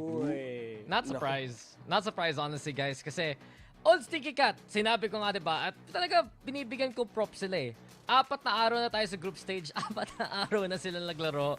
And to be honest, ito yung mga klaseng start gusto talaga ng old Stinky Cat. Now, coming into the next few weeks na mag-rest sila, pwede pa sila mag-prepare for the rest of the field. Pero, ayan na, di ba? Kita natin, top 2, top 3, Oasis at Naos, head-to-head talaga, neck and neck. Very promising din yung pag-angat doon ng Carti World. They're still up around there. So, yeah, here we go. Refresh! There Yan. you go. Ulitin na, take two, Carti take two. World is up there. Oasis and Naos. Is anybody surprised? OSC, though, top of the leaderboards as well.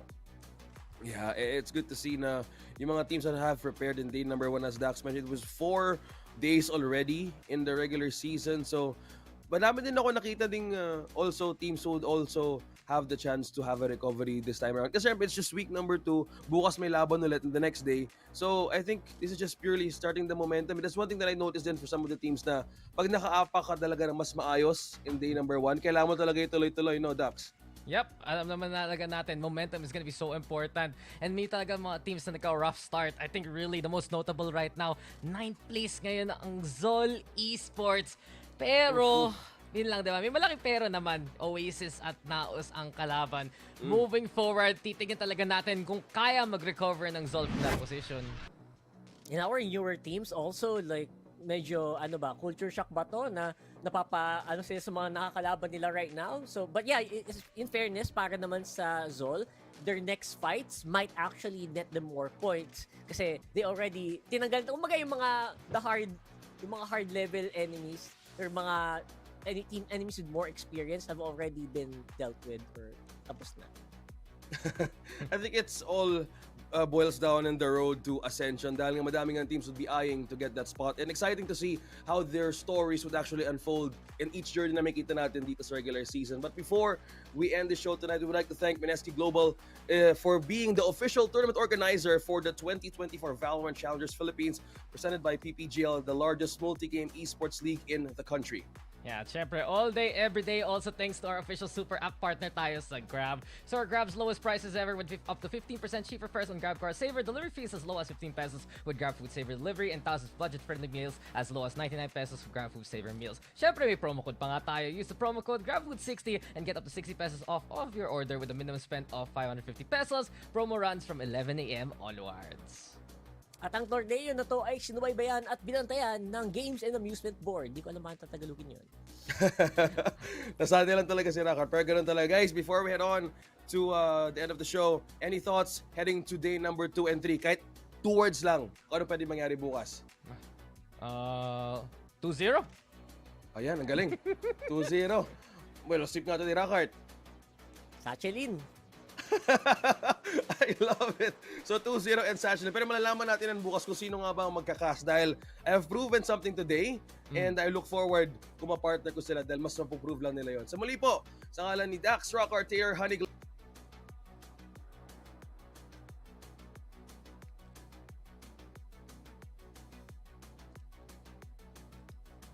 Ayan. Boss, ayan na naman. Boss OSX, may miss ka talaga namin ilang beses na. Pero para sa kanya, gagawin ko na. Thank you guys, syempre, sa isa pa na namang araw dito sa VCT, sa casting, sa crew, at sa lahat. Kita-kits na lang muli bukas.